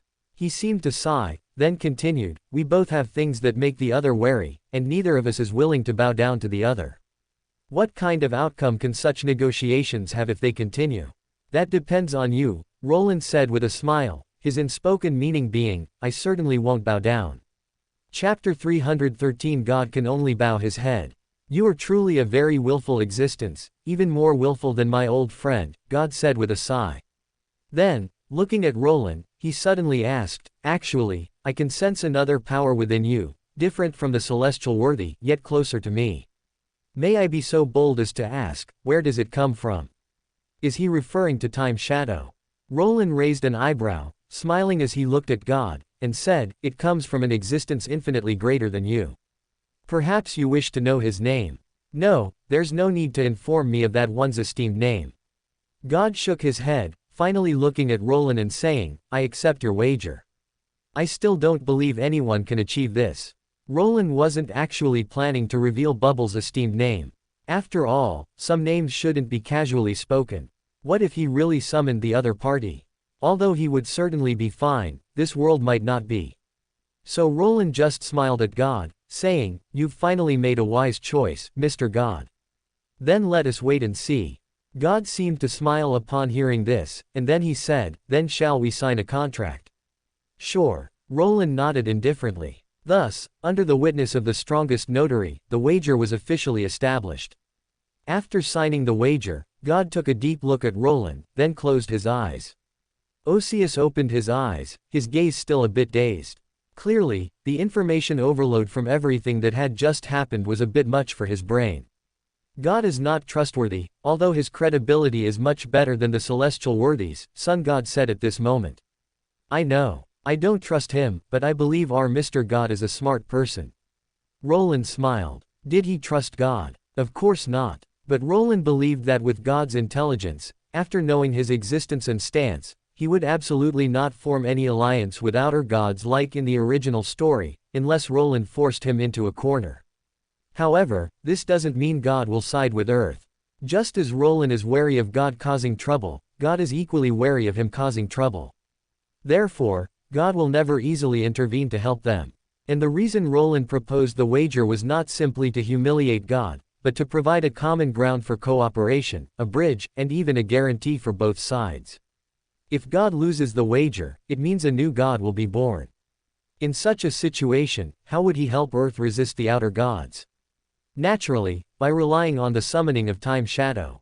For God, this is akin to resurrection in another sense. He believed God also saw this point, which was why God didn't react to Roland's somewhat excessive words. And Roland likewise didn't mind securing another top-tier combatant for the Earth side, even if it was a somewhat unlikable one.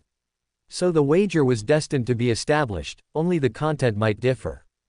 All the back and forths between the two sides just now were actually to gain more initiative in the wager. Unfortunately, God couldn't outmaneuver Roland. As for whether anyone would break the contract, leaving aside the difficulty of breaking the contract, just one point. Breaking the contract means both sides completely tear off their masks. So, until both parties are capable of completely dealing with the other, neither will easily tear up the wager. Sun God naturally saw the intricacies within this wager. He nodded upon hearing this, saying, "It's good that you have a sense of proportion." "Lord, what exactly was all that?"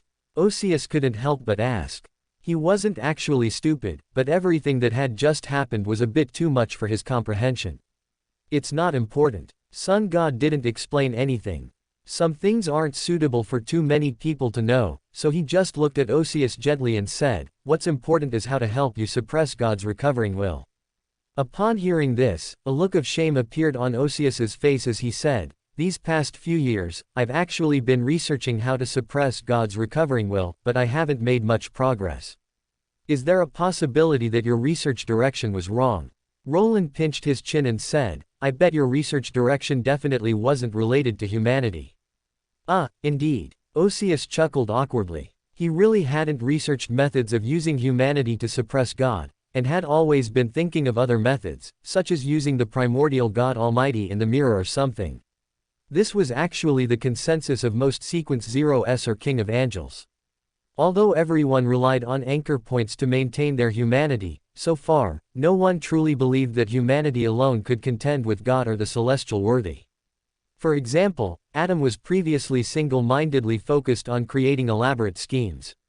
But the fact is, humanity is the only thing you have that can be used to suppress the will of the ancient gods. Roland shook his head, looking at Osius with a look of disappointment, and said, "Isn't this a very easy answer to obtain? The will of the ancient gods originates from Beander characteristics, and Beander characteristics have long merged with your souls. In essence, you and the recovering will of that god are already one. Each of you is a spiritual patchwork monster. In this situation, you are actually equal, like warring multiple personalities. While external substances can influence the outcome of your struggle, only you yourselves can truly determine victory or defeat." Roland truly didn't understand how this group of Sequence 0s and King of Angels in the Lord of Mysteries world could fill in random answers even with such obvious prompts. Mr. Lucifer, not everyone's humanity is enough to contend with God. I once thought that humanity alone would be enough, but the fact is I lost, utterly defeated in that confrontation. Osius showed a bitter smile and said, "That's why I went to seek other paths." "That only shows that your humanity isn't profound enough." Roland glanced at him, shook his head, and said, "Forget it, I really can't ask too much of you. If everyone could rely on humanity to contend with ancient gods, then there wouldn't be any true old ones appearing even now." Osius immediately showed a slightly awkward smile. Roland thought for a few more seconds, then suddenly looked at Sun God, and said, "Why don't you call him, my son?" Roland could, of course, see that Osius had a slight father complex towards Sun God. Of course, this was very normal. After all, ancient Sun God was truly a savior-type Big Daddy. It was not strange for anyone who grew up by Sun God's side to treat him as a father. Even Roland couldn't guarantee that if he had grown up by Sun God's side, he wouldn't likewise treat the other party as half a father. Sun God looked at Roland with a subtle expression, and said, "Are you serious?" Chapter 314, The Sun God's Family War. "Of course, I'm serious." Roland looked at him earnestly and said, "Osius's obsession is clearly you, and his deepest humanity is also related to you. So, if you give some feedback, isn't the probability of it being effective very high? Anyway, there's nothing to lose by trying. Don't you hope Osius can regain more of himself?" Osius, standing nearby, was utterly confused because Roland had just said, "My son," directly in English, which Osius didn't understand. The Sun God pondered for a moment, then looked at Osius and said, "Although I think you probably already knew, I just suddenly thought that I haven't personally told you yet."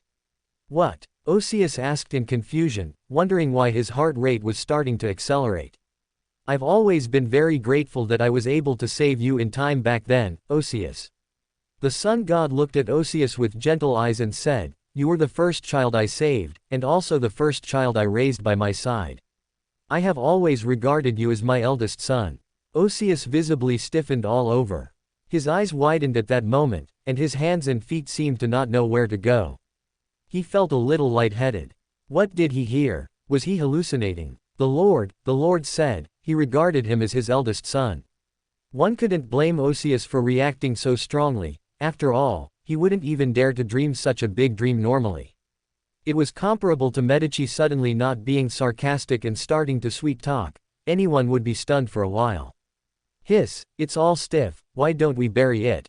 Just then, Roland reached out and poked Osius's arm, then shook his head and said earnestly. The Sun God looked at him helplessly, then looked at Osius with a hint of concern and said, "Are you all right, Osius?" I'm fine, Lord, I just seem to be hallucinating," Osius stammered, looking completely flustered and unlike the majestic and proud eternal blazing sun, but rather like a young person fresh out of school. "It's not a hallucination." The Sun God looked at him, shook his head with a serious expression, and said, "I do indeed regard you as my eldest son. I love you, just as I love every one of my children." Osius's brain seemed to have completely crashed at that moment. Thud. He suddenly fell down. The sun god was startled by this and quickly went to check on Osius's condition, but before he could examine him, Osius got up again. I'm sorry, Lord, I was too out of sorts, but I'm truly. Osius's expression at this moment was very complex, mixed with joy, embarrassment, shame, excitement, and many other emotions. He looked at the sun god and said, very happy. The sun god paused, then smiled gently, reached out, and patted Osius's head, saying, I know, I'm very happy too. Tisk tisk. Roland clicked his tongue at the sight, then nudged Amon, who had appeared beside him at some point, with his elbow, and sincerely asked, Amon, do you feel like your home has been stolen? Amon glanced at him upon hearing this, then raised a hand to push up the monocle on his face, and said with a smile, I don't mind. Father only has one biological child, and that's me. Really? Roland expressed his disbelief and questioned, but your fist looks like it's about to punch out. Indeed, while one hand was pushing up his monocle, Amon's other hand was already tightly clenched into a fist, looking eager to deliver a punch to someone. Considering that he was also a heavy-duty father-lover, this punch would obviously land on Osius. Cough. Hearing their conversation, even the sun god couldn't help but cough awkwardly, somewhat avoiding looking at Amon. After all, it was like petting a stray cat in front of your own cat, anyone would feel a little guilty. After standing up, Osius unhurriedly straightened his clothes, which had become a bit disheveled from his fall, while also secretly giving Amon a look. If Roland hadn't been mistaken, it was probably a provocative look. Amon naturally didn't miss this provocative look, which made the corner of his mouth curl upwards as he said, interesting. Hiss. Seeing this scene, Roland couldn't help but gasp, shake his head, and say to the sun god, how terrifying, Medici, your old father. He's completely a divine succubus-level existence. The sun god looked at him helplessly and said, do you really want Medici to feel involved in this matter? After all, he's also considered a child, and although he prefers Saussure, a father can't show favoritism. Roland said with a chuckle, and a family war is always more lively with more people. Even the sun god's mouth twitched at this moment. He then shook his head helplessly and looked at Amon, saying, Amon, is the matter over there finished? They've finished fighting. Amon nodded, then suddenly asked out of the blue, if Osius is your eldest son, then what is Adam? The sun god paused, then looked at Amon somewhat helplessly and said, Amon, you should already know, Adam is me. But I don't think so, just as I never thought the true creator was my father. Amon shook his head. He was a firm advocate of the different personalities mean different people school of thought, so he naturally wouldn't think they were the same person just because Adam was once a clone of the sun god. But that's the truth, and Adam himself thinks so. The sun god clearly wasn't going to argue about this with his own son, as such questions are very difficult to resolve. So, he immediately changed the subject and looked at Roland, saying, let's go and see the situation over there. If anyone is seriously injured, they'll need timely treatment. Evidently, even the sun god felt troubled when dealing with family issues. Roland raised an eyebrow, didn't refuse, and nodded, saying, all right. He then looked at Osius and invited with a smile, Osius, do you want to go and see? Although Osius wasn't entirely clear on what had happened, he could roughly guess that something had occurred. After all, Rosal's aura over there was very obvious. So he nodded and then asked with a hint of curiosity, has the corruption on Rosal been resolved? As the main force in killing Rosal back then, Osius naturally knew about his corruption. Or rather, it was precisely because Rosal was corrupted by an outer god that Osius was determined to eliminate him back then. A corrupted sequence 0 absolutely could not exist in this world, it was too dangerous. Otherwise, even considering the god of steam and machinery, and the approaching apocalypse, Osius wouldn't have bothered to kill a sequence 0 with whom he had no deep-seated hatred. It's temporarily resolved, I suppose. Roland didn't explain much, just said with a smile. Osius's expression immediately turned curious, but he could also tell that Roland didn't want to explain too much, so he could only turn his curious gaze towards the sun god, hoping to get an answer from his beloved lord. Chapter 315. Lilith adds fuel to the fire. All of this is thanks to Roland. The sun god also didn't explain much, simply saying a sentence before asking again, how do you feel now?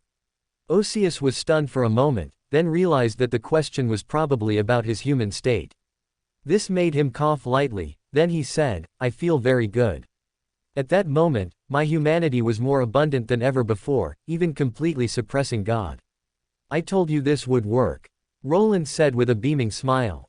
Amon, at this moment, suddenly said, "Actually, my humanity isn't that abundant either, Father." The sun god's expression showed a rare hint of embarrassment, but he was clearly still very happy for Osius, so he first looked at him and said, "This at least shows that the direction is correct. Sufficient humanity can indeed suppress God." Then he looked at Amon and said, "Sorry, Amon, although this might be a bit unfair to you, I do indeed regard Osius and them as my children." "It's okay, Father, I don't mind," Amon said with a smile. As for whether he truly didn't mind or not, that remained unknown. Roland, who was beside him, shook his head, looking at the sun god with a hint of exasperation, and said, "Old Jay, though I always tease you about being Batman, you can't actually become Batman." Speaking of Batman, besides labels like Dark Knight, Joker's nemesis, DC's father, and the no-kill rule, what's clearly very popular is Batman's lack of communication skills and his lively family. It is well known that when a family has many children, and the parents are not good at communicating and cannot maintain sufficient fairness, family wars are prone to occur. The Bat family is a prime example of this. Not only does the father not communicate well, but the children don't either, and the entire family has high combat power, so when they fight, it's especially lively. And now, the sun god clearly had a tendency for a family war to erupt. Who do you think caused this? Even the sun god couldn't help but retort at this moment, with a deep sense of helplessness. It certainly wasn't me. At most, I only provided a fuse. Ultimately, it's because you, old Jay, haven't balanced your family relationships well enough. Roland felt no guilt at all. Then he reached out and patted the sun god's shoulder, saying earnestly, "It's fine, there's no multi-child family that doesn't fight. The sky won't fall." The sun god shook his head. After probably thinking for a while, he looked at Osius and Amon, who appeared harmonious but were actually secretly competing, and instructed, "You can fight, but know your limits." Fighting, in the sun god's view, was truly not a big deal. After all, it was perfectly normal for the 8 King of Angels to fight among themselves back then. Although they hadn't fought over this particular reason, there were still many various frictions back then. The only thing that worried the sun god was that everyone was an King of Angels back then, but now Osius was already a Sequence 0, and Amon would inevitably suffer when facing him. Upon hearing the sun god's words, Osius and Amon both immediately expressed their understanding of the limits, but when their eyes met in private, the smell of gunpowder grew even stronger. It was under these circumstances that the group returned to the god of steam and machinery's divine kingdom, arriving at the location of the previous divine battle. As Amon said, Rosal and the god of steam and machinery had ceased hostilities. From the outcome, it was clear that Rosal had won. He showed few injuries, while the god of steam and machinery was much more miserable. Not only were his clothes tattered, but his head was also covered in bumps.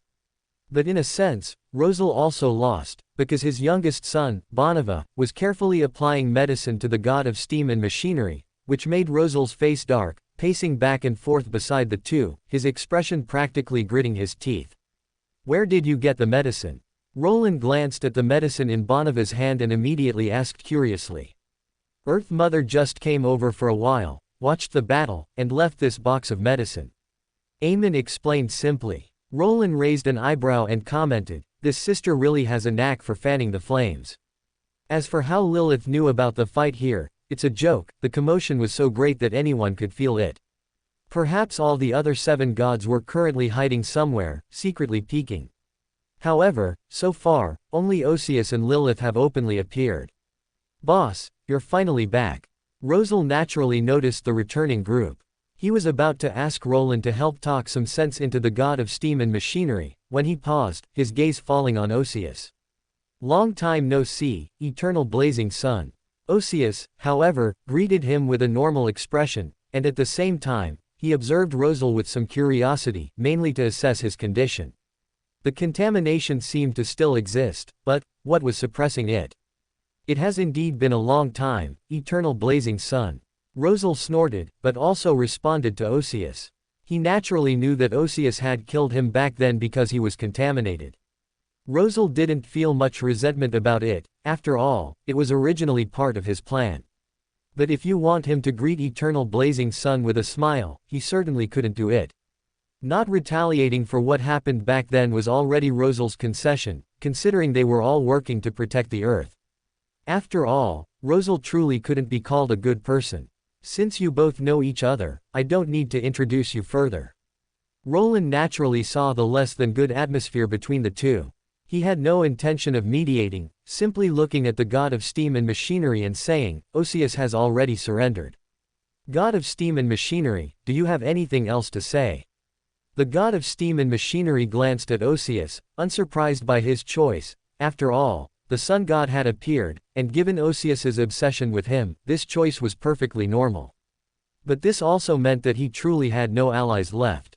Yes, but the god of steam and machinery still chose to weakly raise his hand, and said weakly, can I ask, what exactly do you want me to do? I think you didn't just beat me up for personal grudges, right? It's very simple, I just need your help to advance the tech tree. Of course, later I might implement some reforms in the human world, and I'll need the god of steam and machinery's church to provide corresponding assistance. Roland had no intention of hiding anything, saying with a smile. That's it. The god of steam and machinery widened his eyes, saying incredulously, if you had just told me this directly, I wouldn't have refused. Advancing the tech tree was more beneficial than harmful to him, something the god of steam and machinery would have eagerly sought. As for any reforms, as long as they didn't affect his anchor points, the god of steam and machinery didn't care what the human world became. So why was he beaten up? Of course, it's because you weren't a good person back then. Roland looked at the god of steam and machinery seriously and said, I already told you before, you got beaten up because you weren't a good person back then. Even if you meant well, it was a bad thing for the people involved. Rosal beating you was purely for personal grudges. And is there a possibility that Rosal already told you from the beginning, but you didn't listen? God of steam and machinery. Oh, it seems that's how it was. Chapter 316 Steam has come to its senses. The god of steam and machinery recalled that Rosal seemed to have stated Lucifer's purpose for seeking him from the very beginning, but at that time, the god of steam and machinery's attention was entirely drawn by Rosal's phrase, I'm too lazy to bother with what happened in the past, so it completely ignored what Rosal was saying. After the two started arguing, the god of steam and machinery naturally remembered Rosal's initial words even less. So you see, this is the consequence of being blinded by love. Although you got beaten because you weren't acting human, if you had just dedicated a little more brainpower to your career and properly explained things to me, I wouldn't have supported Rosal in beating you, would I? Roland suddenly interjected at this moment, his expression even looking somewhat earnest. Hey, how long are you going to keep using that joke? Stiano and I are completely innocent, alright. Rosal retorted irritably from the side, so angry that he even called out the god of steam and machinery's true name, I'm a straight man. Nonsense, the CP I've shipped for so many years suddenly broke up, and you're not going to let me reminisce a bit. Roland gave him an annoyed glance and said, full of righteous indignation, and how dare you call yourself a straight man when you're so entangled with a witch? Rosal was choked up for a moment, his confidence somehow weakening. He couldn't help but mumble something unintelligible like, witches are women too, and, they all look the same. Roland no longer bothered with him, his gaze returning to the god of steam and machinery. He said, you already know the first purpose of my visit, which is what I just mentioned. And the second purpose is also very simple. Roland paused here, looked at Bonneva, and said with a smile, I will help Bonneva gain humanity and become a normal angel. This requires your cooperation. The god of steam and machinery was stunned by the words, almost subconsciously looking at Bonneva, who was quietly applying medicine to him nearby, looking like a puppet. The god of steam and machinery pursed its lips. It had never thought Bonneva's state was wrong before, nor did it think there was anything bad about it. Becoming an angel was an excellent fortune that most Beyonders couldn't even dream of. With its protection, Bonneva would not experience the dangers that angels without backing would, and could live safely and peacefully. It could be said that before being beaten today, the god of steam and machinery had always felt it had taken very good care of Rosal's child. But after hearing so much from Rosal today, the god of steam and machinery suddenly realized that it had probably truly made a mistake. Perhaps, it shouldn't have influenced Bonava back then, at least not turned it into a devout angel. Roland seemed to have seen what the god of steam and machinery was thinking. He smiled and said, "At least you still have a chance to make amends now. Helping Bonava gain humanity is the only way for the rift between you and Rosal to truly be mended." I know. I will help you. What do you need me to do? The god of steam and machinery was silent for a second, then took a deep breath and looked at Roland, asking.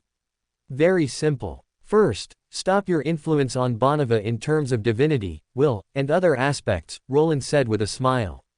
I haven't exerted influence on Bonava for many years, but as a perfected one, my very existence will cause a certain degree of influence on Bonava. I can only minimize this part. I cannot completely eradicate it, the god of steam and machinery said. This was not a lie. The mere existence of a high-level being of a pathway would affect lower-level beings. This was a characteristic of the pathway and was very difficult to completely abandon. Then, as you said, minimize your influence on it as much as possible. Roland was not surprised by this outcome. He nodded and continued. Second, please immediately tell it that it should pursue humanity, that it should acquire humanity. This child is your devout believer, even setting aside the influence of divinity, it still believes in you. The god of steam and machinery was stunned again. It looked at Bonava, its gaze slightly complex. The god of steam and machinery suddenly sighed. It continued, Bonava, I always thought I was very good to you. I made you an angel, the closest existence to me. Even if you lost yourself and your humanity because of it, I never thought there was anything wrong with that. Lord, you are indeed very good to me. Bonava met its gaze for a moment, then reacted by lowering its eyes and saying. But even I myself pursued humanity, even I myself once struggled bitterly because humanity was suppressed by madness and divinity, until I met your father and was liberated. I had forgotten. The god of steam and machinery seemed to be talking to Bonava, and also seemed to be mocking itself. It smiled, its smile carrying some bitterness, yet also relief and encouragement. The god of steam and machinery suddenly reached out and patted Bonava's shoulder, saying, Go pursue humanity, Bonava. You should be free. In the past, I confined you. Now, take flight, my angel. Go seek the self you should gain. If, after you gain humanity and yourself, you are still willing to believe in me, then I welcome your return at any time. Lord. Bonava was clearly somewhat bewildered. The puppet, who had always appeared very calm, looked like a helpless child at this moment. It instinctively looked up, meeting the god of steam and machinery's eyes. Bonava almost instinctively tried to avoid them again but was stopped. Am I that scary, Bonava, that you don't even have the courage to look me in the eye? The god of steam and machinery said, its tone not serious but with a hint of teasing. Evidently, after understanding some things, the god of steam and machinery decided to drop its pretense and treat Bonava with a more equal attitude. Although it still couldn't understand some of Rosal's indignation, the god of steam and machinery at least realized that its act of causing Bonava to lose its humanity was truly a mistake, and it also understood that if it wanted to reconcile with Rosal, it could no longer treat Bonava like a mere believer. No, it's just that one cannot directly look upon a god. To meet the Lord's gaze is a great disrespect. Bonava shook its head, instinctively replying. Then don't treat me as your lord for now, treat me as. The god of steam and machinery paused here, subconsciously glancing at Rosal nearby. His expression had already softened considerably compared to before, and upon seeing its gaze, he mouthed something. It seems you're not entirely beyond saving, old friend. The god of steam and machinery couldn't help but curve its lips. Then, as if remembering something, it looked back at Bonava and said with a smile, treat me as your father's old friend. An uncle or an elder. It remembered that among good friends, that's how one should introduce oneself to their offspring, right? Chapter 317 Bonava wants a hug. But, Bonava's expression was conflicted. Clearly, viewing the god he worshipped as an uncle or an elder did not align with his long-held beliefs, but as a devout believer, his instinct made him want to obey the god of steam and machinery. After struggling for a while, Bonava seemed to finally make up his mind and said, All right, Lord, uncle. Bonava uttered that last word with great difficulty. Wait, Why can't it be uncle? Rosal suddenly interjected, raising an objection. Normally, when you address a father's friend, it should be, Uncle so-and-so, right? The god of steam and machinery glanced at Rosal upon hearing this, and indeed, did not intend to argue with Rosal over such a small matter. He smiled and looked at Bonava, saying, then listen to your father and call me, Uncle. Uncle. Perhaps with the previous address as a prelude, Bonava said it a bit more smoothly this time, but it was still somewhat difficult. Bonava then hesitated, looking at the god of steam and machinery and asking, Uncle, what should I do? How can I gain humanity? This question stumped the god of steam and machinery directly. Although his humanity was not low, if you asked the god of steam and machinery how to gain humanity, he really couldn't answer. Yes, the god of steam and machinery's humanity was actually not low. He simply had a purely different set of values from Rosal, but his humanity was quite abundant. Otherwise, how could he be so fixated on Rosal? How did I gain humanity again? The god of steam and machinery instinctively began to recall. His humanity was not always as well maintained as it was now. At least before Rosal appeared, the god of steam and machinery's humanity, let alone abundant, could only be described as being a few steps away from semi-madness. There was no help for it. When the god of steam and machinery ascended to sequence 0 back then, he hadn't even fully digested the sequence 1 Beander characteristic on him. Not going semi-mad on the spot and still successfully ascending to sequence 0 was already a testament to his exceptional luck. And after Rosal appeared, with the advent of steam and mechanical technology, and the rise of the steam church, more and more people believed in the god of steam and machinery. Relying on this increased number of anchors, the god of steam and machinery also had better capital to resist madness and divinity, allowing his humanity more breathing room, and naturally, his humanity became more active. At the same time, Rosal himself also became an important anchor for maintaining his humanity. As the relationship between the two deepened, this anchor became even more profound, making the god of steam and machinery's humanity increasingly abundant. Recalling this, the god of steam and machinery, facing Bonava's slightly expectant gaze, suddenly got stuck. Because he simply couldn't tell Bonava this. Was he supposed to tell Bonava, I got a free ride thanks to your dad? Even the god of steam and machinery couldn't lose face like that. So, after stammering for a while, the god of steam and machinery lightly coughed and said, my experience doesn't have much reference value for you. In this regard, perhaps you should consult someone more experienced.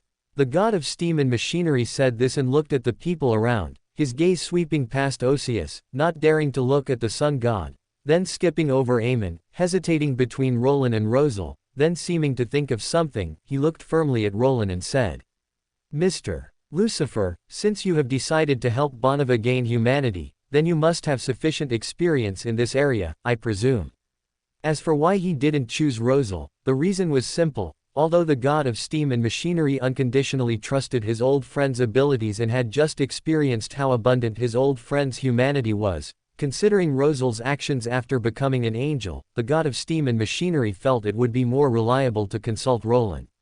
I wouldn't say very experienced, but I have indeed handled a few similar cases, Roland said honestly. Then he looked at Bonava and smiled, are you willing to wear the mask now?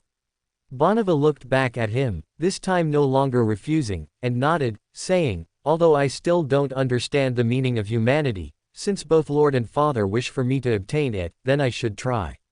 After a pause, Bonava said earnestly, thank you, Your Excellency Mr. Lucifer.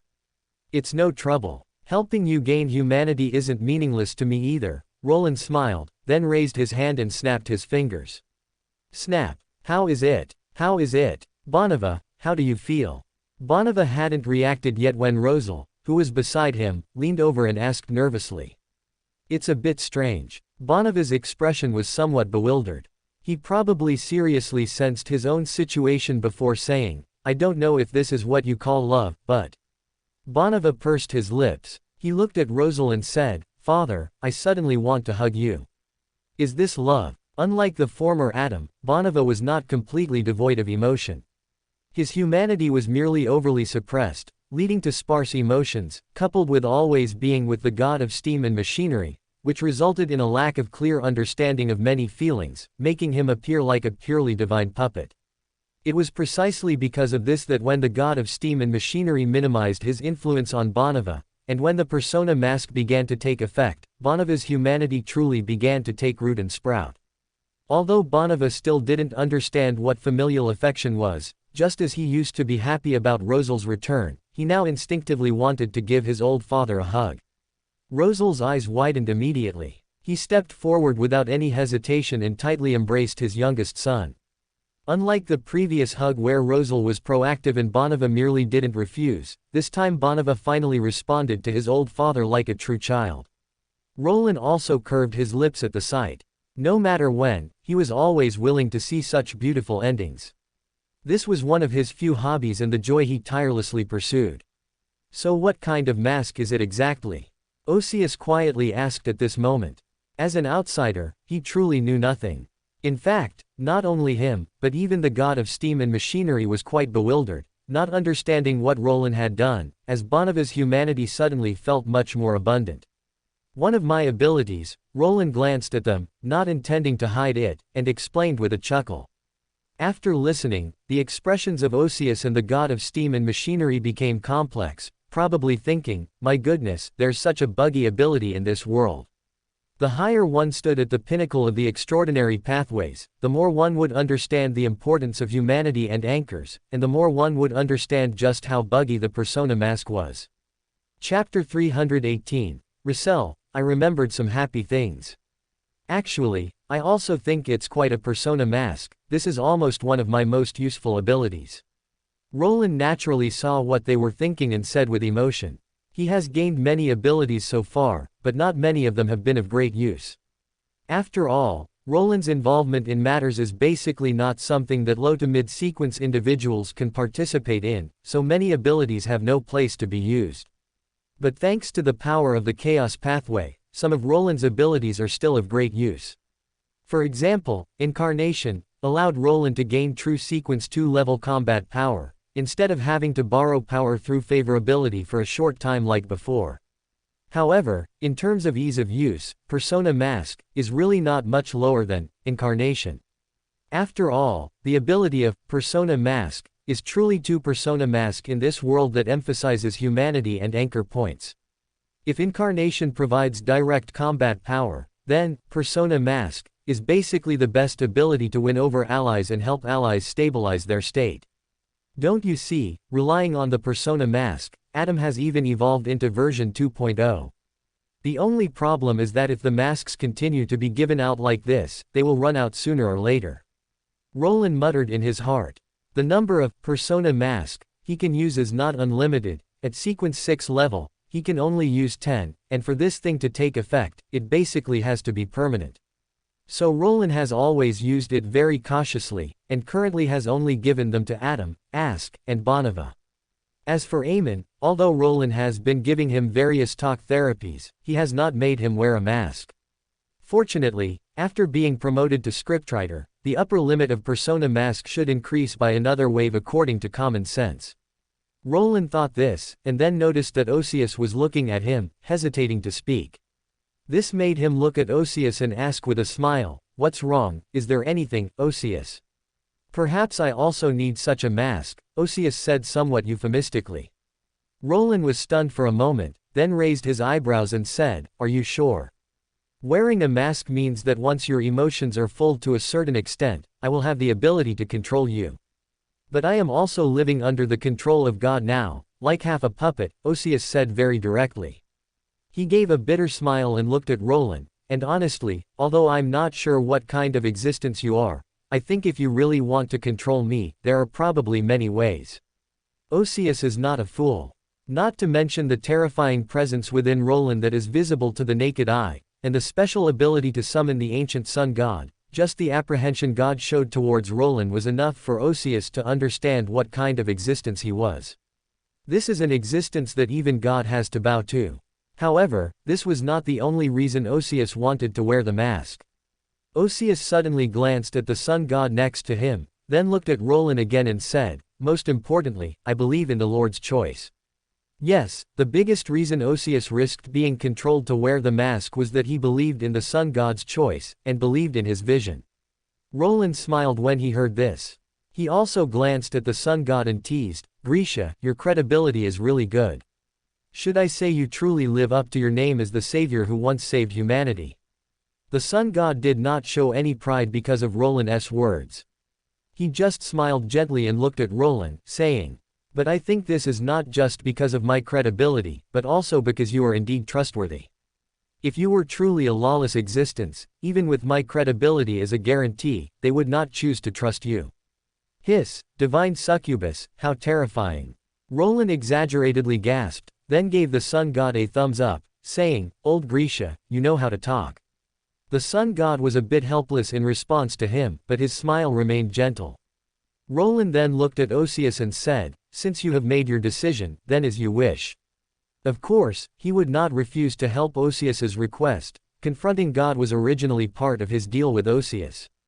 In fact, even if Osius didn't proactively suggest it, if the plan to help him stabilize his humanity later was not good, Roland would have suggested that he wear a mask to increase his humanity. It's just that Roland didn't expect Osius to be so understanding and bring it up himself. It seems God really put a lot of pressure on Osius.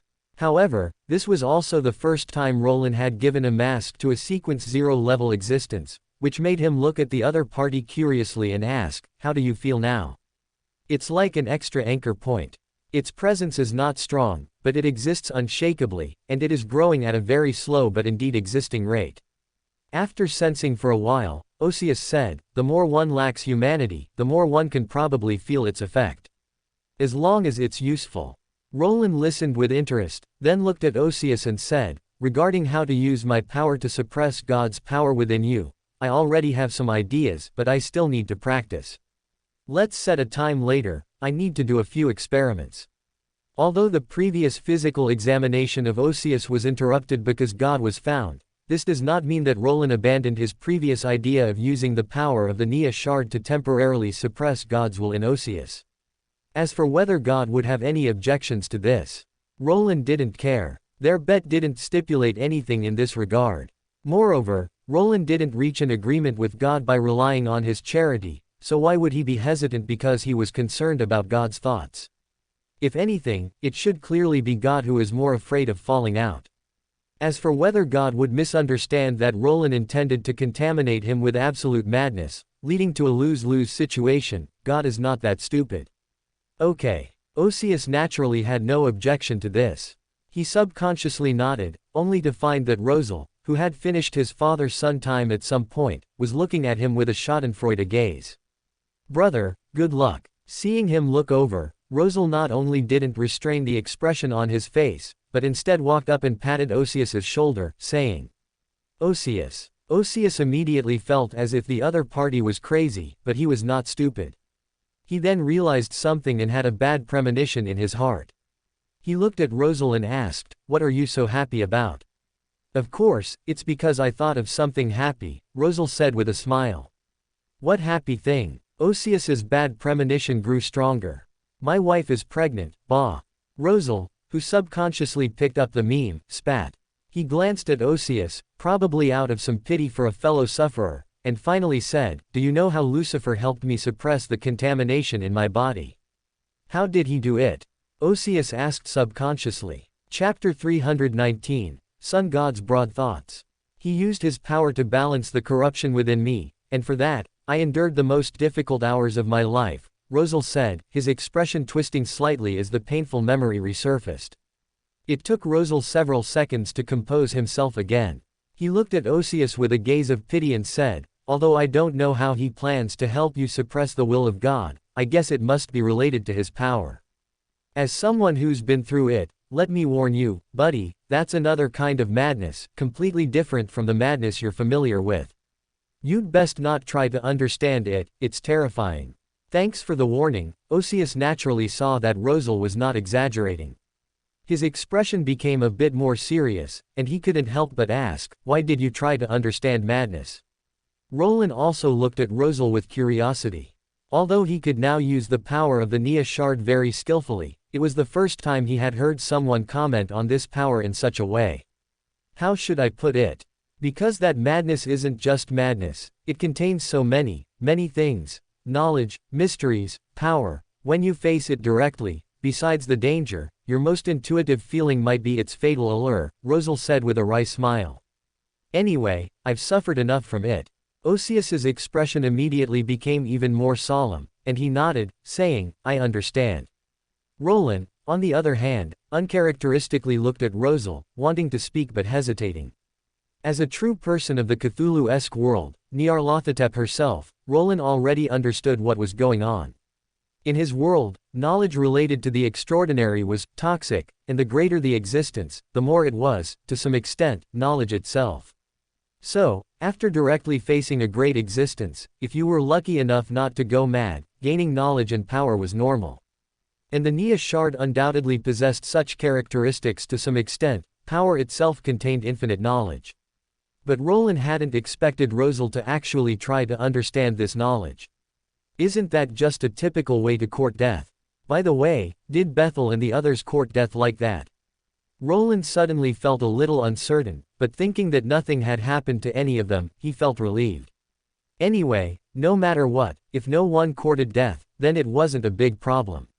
Roland then looked at Osius and said, I won't hide it from you, the experiment itself is indeed full of pain. All I can guarantee is your safety and that you won't truly go mad. Even so, are you still willing to proceed with the experiment? Osius hesitated for less than half a second before firmly nodding again, saying, I'd rather be clear-headed in pain than become God's puppet. Very good, very spirited, Roland nodded with satisfaction, pondering in his heart that if a method to temporarily suppress God could truly be experimented on Osius, then this method could also be used for Mr. Door later, helping him gain more breathing room. After all, confronting Celestial Worthy was also not easy. Roland then set a time with Osius, and then looked at God of Steam and Machinery, saying, Since the matter is resolved, we won't stay long in the Divine Kingdom. As for the matter of advancing the technology tree, you can discuss it with Rosal. He is still in charge of this aspect under me, and you might feel more comfortable cooperating with him. God of Steam and Machinery's eyes lit up, clearly looking forward to the upcoming cooperation. Roland then looked at Rosal and said, You have 3 days off. Remember to report back after 3 days, we'll discuss setting up the mechanical laboratory. All right. Rosal first nodded, then complained, but why only 3 days, boss? Isn't that a bit too short? Your boss here wishes he could split a day into 2, and you complain that 3 days are too few. Roland glanced at him, saying this without any guilt. After all, Roland had indeed been very busy recently, with too many miscellaneous things. Although many had been handed over to Medici and others, there were still quite a few that required Roland's personal involvement. Cough, no complaints, boss, just pretend I didn't say anything, Rosal immediately said, Where are these 3 days short? These 3 days are too long. Roland then retracted his gaze, and then looked eagerly at Sun God, saying nothing, yet seeming to have said everything. I'll have Saucereer prepare, but can you sustain his presence for a long time now? Sun God naturally knew what Roland was thinking, smiled helplessly, and then asked with a mix of curiosity and inquiry. He was genuinely a little curious about Roland's spiritual limit. At least occasionally summoning him for a few hours to help with work is no problem, Roland smiled shyly. If you ask how abundant Roland's spirituality is now, Roland can only tell you that as an ordinary person, he could only summon Sun God for less than a minute, but now, Roland can summon Sun God for half an hour easily, without any pressure. Sun God wasn't surprised by this answer, but then thought of something and said, If you only need Saucereer to help with work, perhaps you could try summoning his avatar. Roland froze for a moment, looking at Sun God with a slight surprise, and said, You have a broad way of thinking, but does Saucereer also have an avatar? Saucereer doesn't have an avatar, but creating a low-sequence avatar isn't difficult for him, Sun God shook his head and said.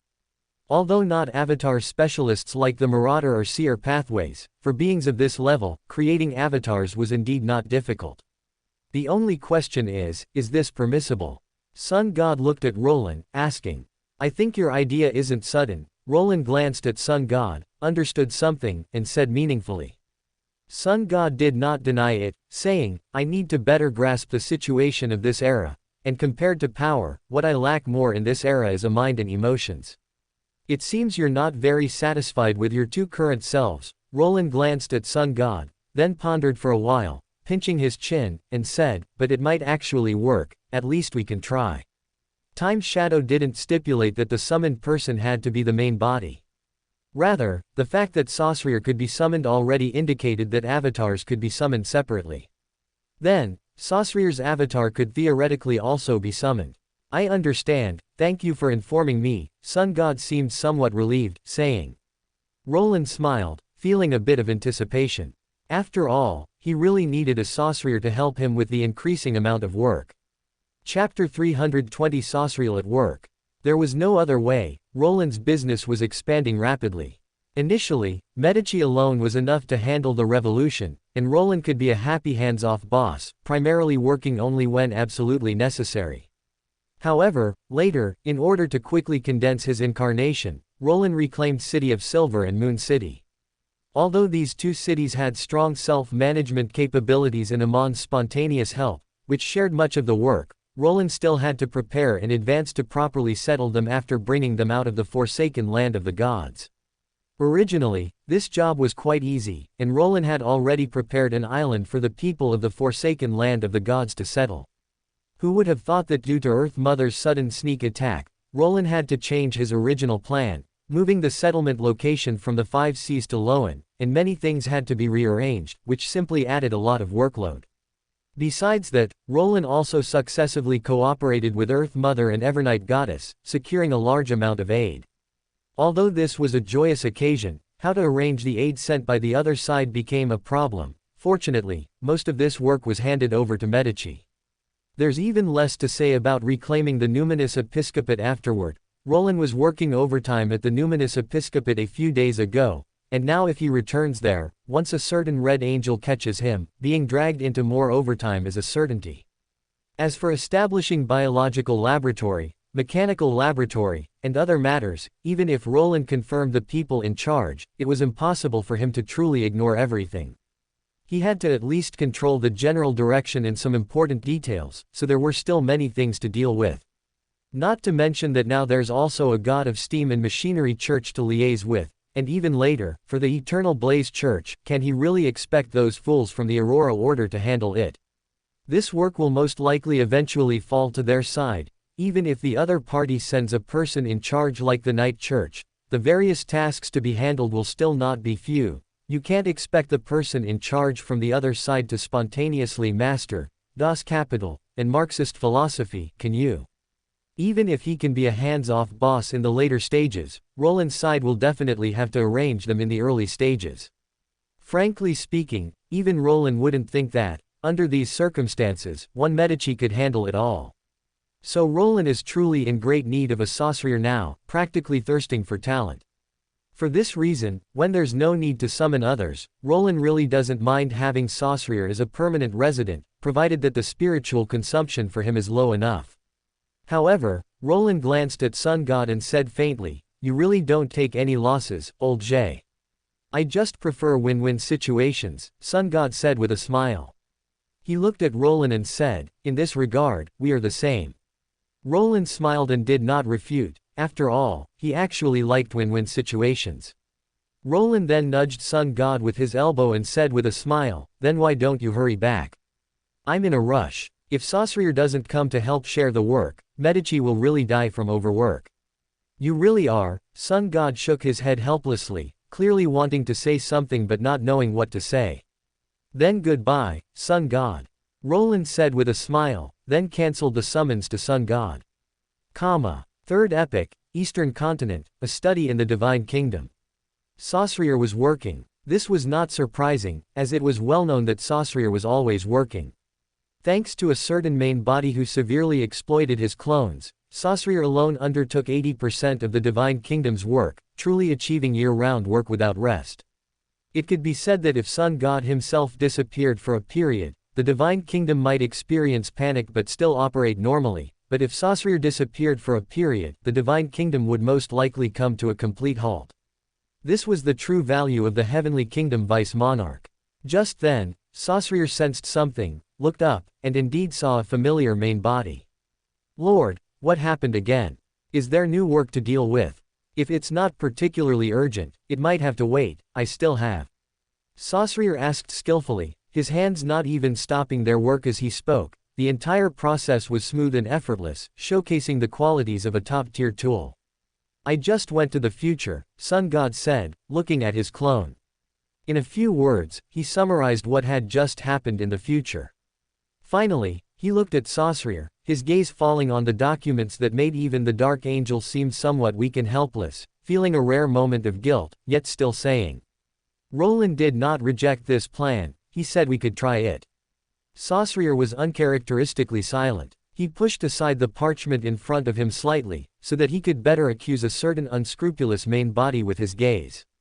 After all, even Saussure wasn't immune to fatigue, especially every time he went to the future. A certain unnamed Mr. Luo would incite him to strike with indescribable things like 8-hour workday and annual leave. Even Saussure, in this situation, it was impossible to say that he wasn't tempted at all. However, Saussure was indeed a loyal clone and possessed a very high sense of morality, so even if he was tempted, he would at most only complain a little, and he did not do any less of the work he was supposed to do. Cough. Even Sun God felt guilty at this moment. He coughed lightly and said, Saussure, you should understand what it means for you to be able to reside permanently in the future. I know, so I don't plan to refuse, Saussure said, looking at Sun God faintly, then suddenly said coldly, I'm just thinking why it has to be my clone, why can't it be your clone? Is there a possibility that you are my clone? Sun God felt a bit of cold sweat. Yes, I am your clone, Saussure continued to look at Sun God faintly, his gaze slightly dark at this moment, as if contemplating something. Saussure, what are you thinking? Sun God asked tactfully, looking at Saussure like this. I'm thinking whether to get rid of the main body and take its place as the main body. Saussure looked up at Sun God and said bluntly. Sun God choked. After a few seconds of thought, he said frankly, is there a possibility that you indeed became the main body in the future? After all, the Sun God of the future had already died. What survived was the true creator, with Saussure as the main body, and Adam, with Adam as the main body. Now it was Saussure's turn to choke. He looked at Sun God, wanting to speak, then stopped, then wanted to speak again, then sighed and said, Lord, promise me, don't show off your sense of humor, okay? It's really cold. Chapter 321 How long has Adam's symptoms lasted? Is there? The Sun God's gaze was sincere and puzzled. It's very cold, Saussure nodded, his gaze firm. All right. The Sun God seemed a little regretful. He paused, then looked at Saussure and smiled, saying, then Saussure, the future is in your hands. Saussure's gaze sharpened. He looked at the Sun God and said, you might not be unable to revive in the future. But that's too difficult. We always have to prepare for the worst. The Sun God looked at him frankly and said, if I am destined not to return, at least your probability of regaining consciousness is higher than mine. Saussure, you are my humanity, my other side. I trust you, just as I trust myself. So I believe that even without me, you will be a very good choice. The mad true creator was not worthy of the Sun God's trust, but a conscious Saussure could be the Sun God's choice. From the beginning, one of the reasons the Sun God chose to let Saussure work for Roland was that with Saussure around, he could help the true creator regain consciousness to the greatest extent. The Sun God was not sure if he could truly return in the future, but at least he could choose to let Saussure regain consciousness in the future. Saussure lowered his eyes. He seemed to sigh, then he looked up at the Sun God and said, okay, I will regain consciousness, I promise. After solving Rosal's family's furry little problems and seeing off the Sun God, Roland went back to catch up on sleep. Summoning the Sun God was still very draining on his spirituality, requiring sleep to recover. By the time Roland woke up, it was already the afternoon of the next day. He tidied himself up and first went to the City of Silver and Moon City People's Outpost, pulling both Colin Iliad and the Moon City's person in charge into the alternate space. Then he brought the alternate space to the Numinous Episcopate's outpost. At this moment, the Numinous Episcopate's outpost was filled with an atmosphere of learning.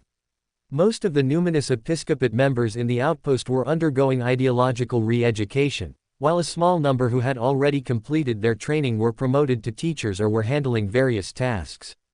Roland strolled around the Numinous Episcopate's outpost, and after confirming that everything was in order, he contentedly arrived at the study where Medici often stayed. Oh, What wind blew you here today? I thought you had forgotten your poor tool man, little red.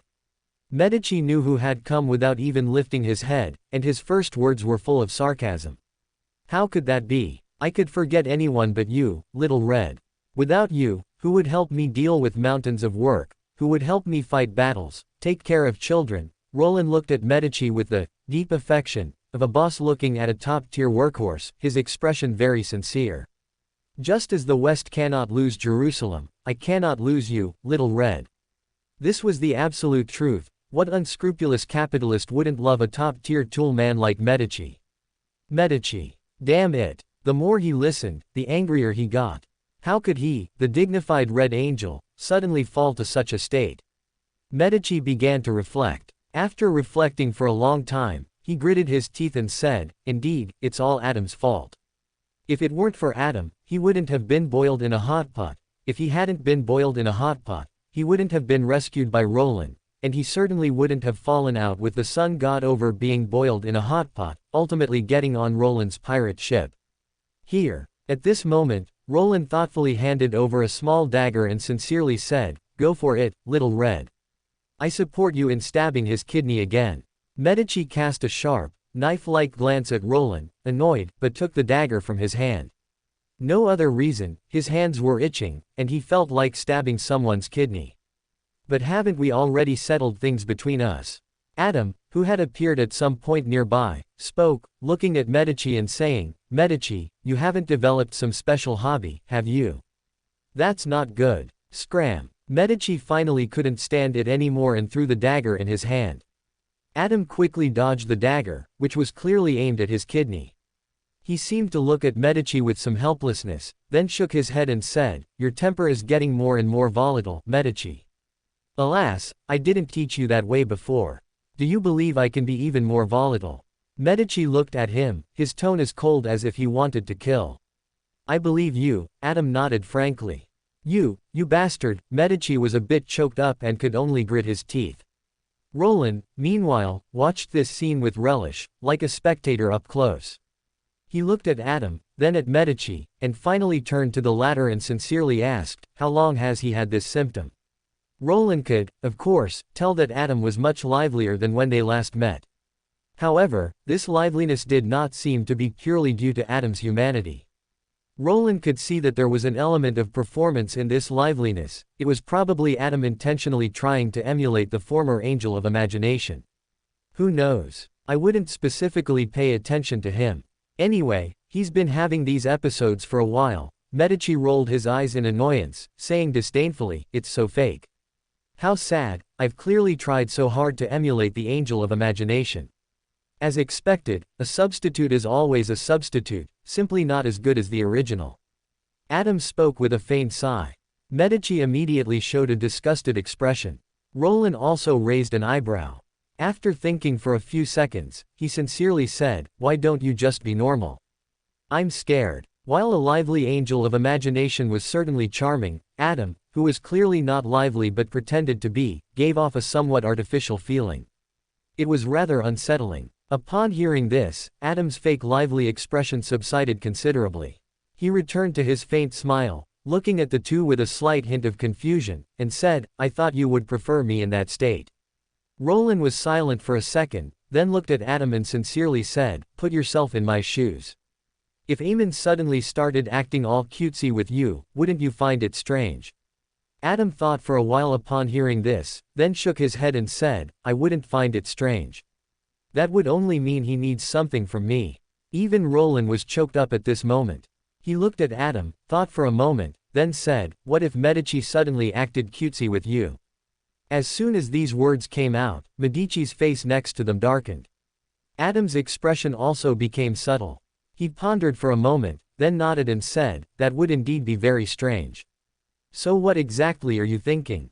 Roland looked at Adam in confusion and asked, didn't I suggest you go see those 1,000 faces? I did, Adam said, lowering his eyes to conceal the emotions within them. He continued, during this time, I have been living in the Eastern District. Sometimes I am a porter carrying goods at the Eastern District dock, sometimes I am a hawker walking through the streets and alleys. Chapter 322 Adam's Change. Adam slowly recounted his experiences during this period. It must be said that he was truly a very proactive person, without any procrastination, all about getting things done. I lived among these ordinary people, and I integrated myself with them, living like a true mortal. I read them, and through them, I reread my past self. Gradually, I understood how wrong some of my past thoughts were, and I learned to look at each face directly. I saw their pain, and I was angry for them, Adam said, his expression a mix of pain and anger. My humanity was further revived because of this. That's good, and then? Roland nodded, looking at him and asking. Then I began to think about what kind of me this world needed most, Adam continued. The most ideal state is probably like the sun god, but I can't become that kind of existence. Even if my humanity is revived to a certain extent, I can't transform back into that. So you plan to align yourself with Angel of Imagination? Roland asked with a strange expression. Is that not good? Adam looked at Roland and retorted, you all should prefer me to become Angel of Imagination, shouldn't you? That's indeed true. Roland didn't deny it. He looked at Adam and subtly said, but is there a possibility that you should take things one step at a time? False performance will not enhance your humanity. You can perform, but you need to be more genuine and emotional. For example, add 1 part emotion to 9 parts acting, otherwise, a performance will always just be a performance. Only by incorporating true emotion can it help you better experience and stimulate this emotion, thereby promoting the recovery of your personality. The last part of this statement, it must be said, sounded very experienced. Adam revealed a thoughtful expression. Medici's mouth twitched. He couldn't help but say, you two patients shouldn't be discussing your conditions here. Who can tell me why you two are here in the first place? Yes, in Medici's view, these two guys were completely two-of-a-kind patients. Although Adam was not quite normal, was Roland normal? Although a certain person had abundant humanity, he was much more twisted than Adam. Adam heard this and looked at Roland, saying, I came for Saussure. That's right, the main reason Adam appeared here was to see if Roland could make Saussure a permanent resident of this era. The significance of this was too great. What Saussure? Medici looked at the two suspiciously. Roland smiled at him upon hearing this and said, oh, nothing, just an experiment to see if Saussure can permanently reside in this era. Medici was stunned, and he instantly became serious, losing his previous flippant demeanor. He looked at Roland and asked, what exactly is going on? Roland didn't intend to hide it. In a few words, he recounted what had happened earlier, and finally looked at Medici and said, so if the experiment goes smoothly, Little Red, you can become colleagues with your mother. Medici was too lazy to refute the mother address. He just looked at Roland with a strange expression. After thinking for a few seconds, he said, why don't you just go talk to the Lord of Storms, the god of knowledge and wisdom, and the god of war? 4 of the 7 orthodox gods had been drawn in. Even Medici didn't know how to evaluate this achievement. Old Pigeon is not urgent, Saussure can talk to him later. For 2-5 Dragon, I'll wait for him to contact me voluntarily. As for the god of war, a guy who will die sooner or later, there's nothing to talk about, no need to waste time, Roland waved his hand and said. Suddenly, I feel like Sequence 0 isn't such a big deal anymore. Medici wasn't surprised by Roland's arrangements. After all, as Roland's chief tool man, he knew quite a bit, but he said with some emotion, around you, I always feel like Sequence 0 is no different from common cabbage. That's not entirely true. While a single Sequence 0 is nothing, if you really team up, I would also have a big headache, Roland said with a smile. Medici glanced at him upon hearing this, and said sarcastically, headache about whether to drag everyone down with you. Of course. After all, my sunk cost is getting higher and higher, so I'll feel a little pained about it, Roland nodded frankly and said. Then it seems I should pray that your sunk cost will get higher and higher. It was hard to tell if Medici was being sincere or sarcastic. He paused, then suddenly thought of something and looked at Roland, saying, your sunk cost never seems to include your own death. I'm very curious, what is your attitude towards your life? What Klein noticed, Medici naturally couldn't fail to notice. It was just that he was too lazy to say it before, but now that he encountered it, he just happened to remember and ask. It can't be said that it doesn't include it. I still have a will to live, it's just, Roland spread his hands at this point and said, my view on life and death is quite special. Simply put, death has always been a simple concept to me. I don't anticipate it, nor do I fear it. For me, death is like drinking a beverage I don't like. I won't drink it unless necessary, but if I do, it's not unacceptable. Perhaps because of his unique nature, Roland has always had no fear of death. It can be said that his views in this regard are different from ordinary people. Actually, you should be able to understand, right? After all, Little Red, you don't fear death either. You only fear meaningless death. Roland thought of something else and looked at Medici. Medici didn't refute this. This was also the reason why he had never asked Roland about this aspect of the problem. Compared to Klein, who valued life more, Medici's own attitude towards death was also quite subtle. Just as with being cooked in a hot pot, although Medici held a grudge, it was more about anger at being betrayed and unwillingness to accept forced failure, rather than fear of death. So you see, we're no different in this regard. Roland smiled, then continued, all right, no more talking, let's do something serious. The something serious naturally referred to summoning Saucerier's avatar. As soon as this was said, both Medici and Adam became energized.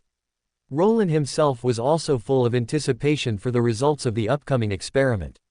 He skillfully used the medium to prepare to summon Saucerier, and then his eyes lit up. Because Time Shadow's ability told Roland that this time, he had an additional option for the existence he could summon.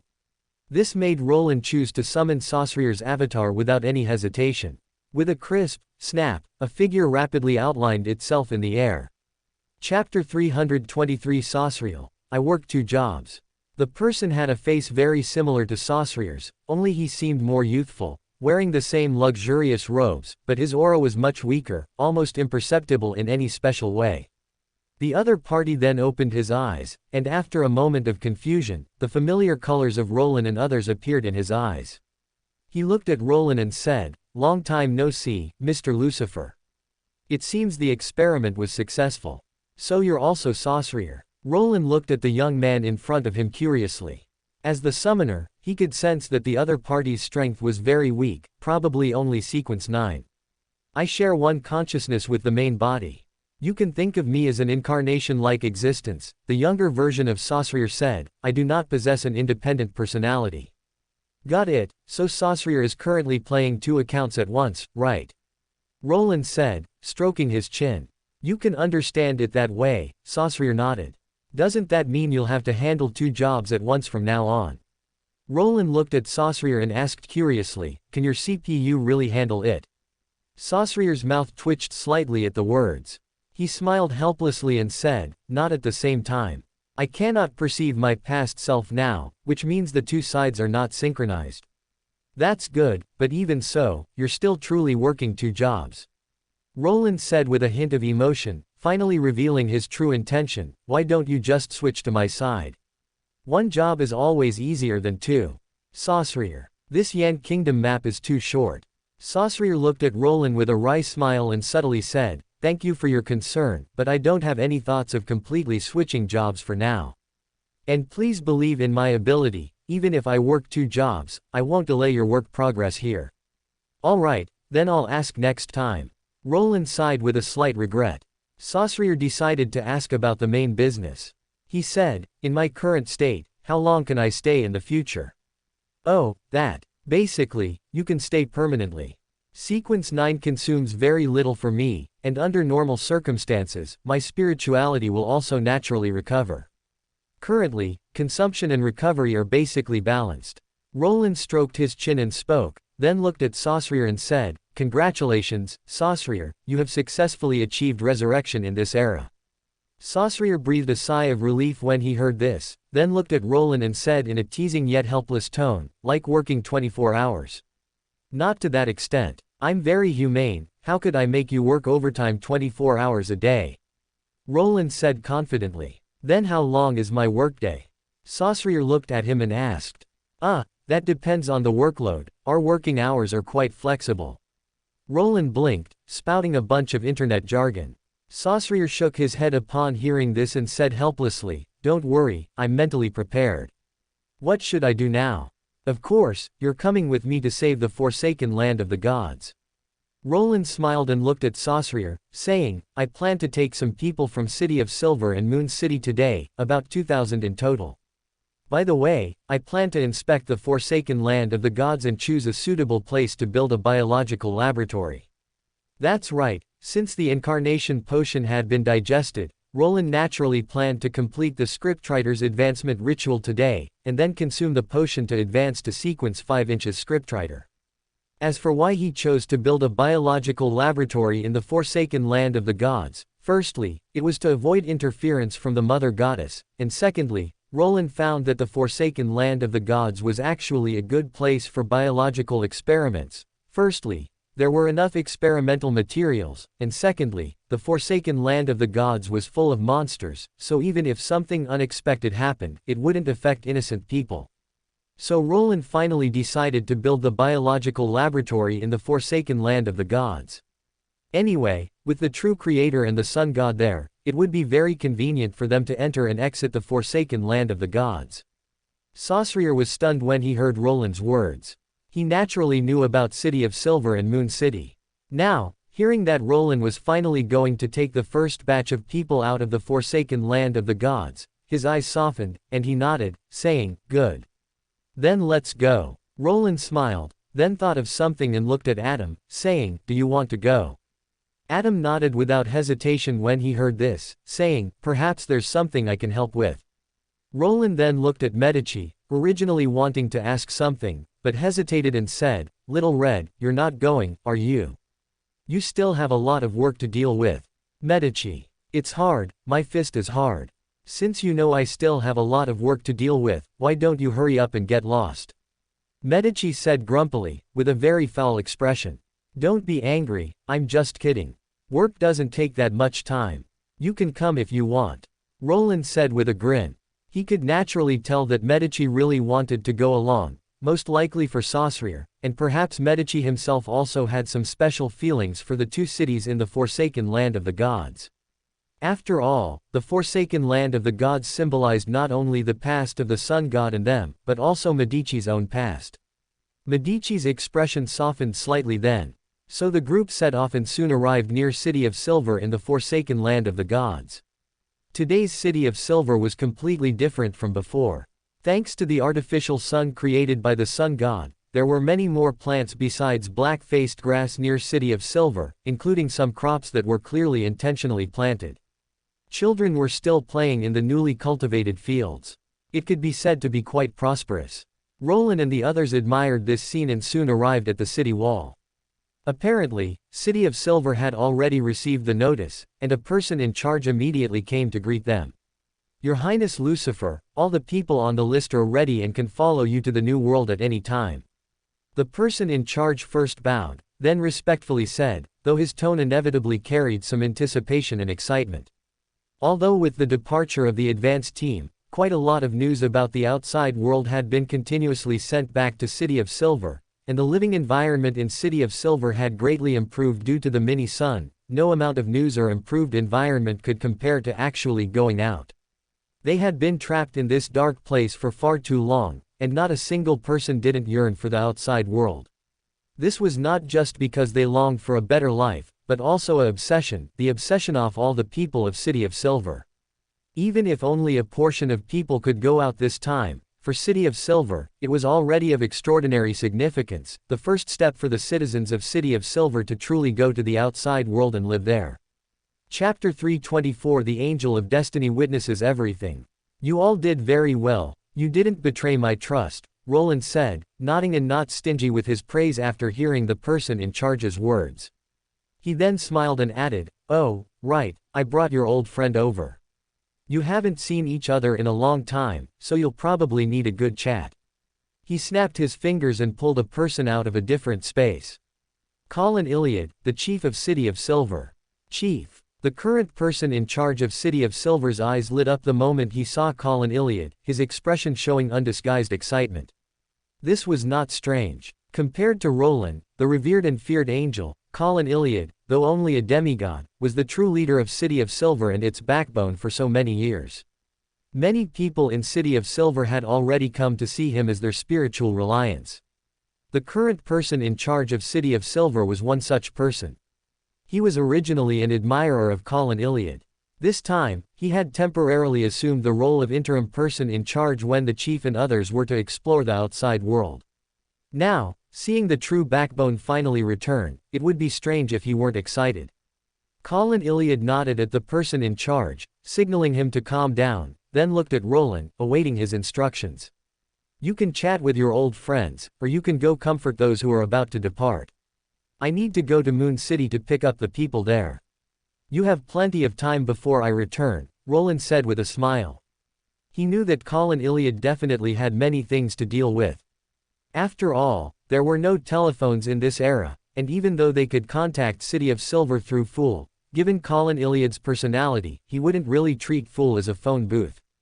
At most, he would only handle some more important matters. Thank you, Your Highness Lucifer, Colin Iliad said sincerely. He indeed had many things to deal with, such as making arrangements for the remaining citizens of City of Silver based on the conditions of the outside world, so that they could adapt to the outside environment more quickly and better later on. Roland smiled without saying anything. He then looked at the others and said, besides picking up the people from Moon City, I also plan to visit the true creator. Is there anyone unwilling to go? Why would anyone be unwilling? Although I have strong opinions about a certain person, it's not enough to anger the true creator. Medici spoke somewhat lazily. Even without mentioning that he had put aside their past grievances after stabbing Adam in the kidney, even before that, Medici had only had a small, playful disagreement with the true creator due to Adam's true identity, not to the point of not wanting to face him. I am very curious about his current state, Adam said with a smile, a hint of genuine inquiry and curiosity in his eyes. He glanced at Saussure next to him and said, compared to me, he is the greater beneficiary. Adam himself, due to his special state, was not greatly affected by the appearance of the sun god and other existences. His humanity was able to emerge thanks to Roland's persona mask. But the true creator was different. The true creator's madness was greatly weakened by the appearance of the sun god, and now with Saussure present, the true creator's state could only be better. I should see him. I need to see him. Saussure's expression was slightly complicated. He sighed, looking in a certain direction. Saussure had communicated with the true creator of this era, but he had not yet met him in person. Since everyone is looking forward to this meeting, let's go. Roland was not surprised by this result. He smiled and nodded, and then the group set off in the direction of the true creator. After traveling for some time, the true creator's sanctuary was close at hand. This was not Roland's first time visiting the true creator, so he was very familiar with the way. He clearly sensed something and greeted Ouroboros, who came to meet them. Good evening, Ouroboros, long time no see. Good evening, Lucifer. Ouroboros showed a somewhat happy smile. His gaze then fell on the others, skipping over Adam, then happily greeted Medici, and finally paused when he saw Saussure. Saussure. This was the first time Ouroboros had seen Saussure in this era. Before today, although he had heard Medici mention Saussure, he had never personally witnessed his descent in this era. But Ouroboros had always been hopeful about this. He believed that if he just waited, he would eventually see him. And today, his wait finally bore fruit. While Ouroboros was in a daze, Saussure carefully observed the angel of fate in front of him. He looked very intently, like a parent who hadn't seen his child in a long time and, upon finally seeing them, couldn't help but care about their state.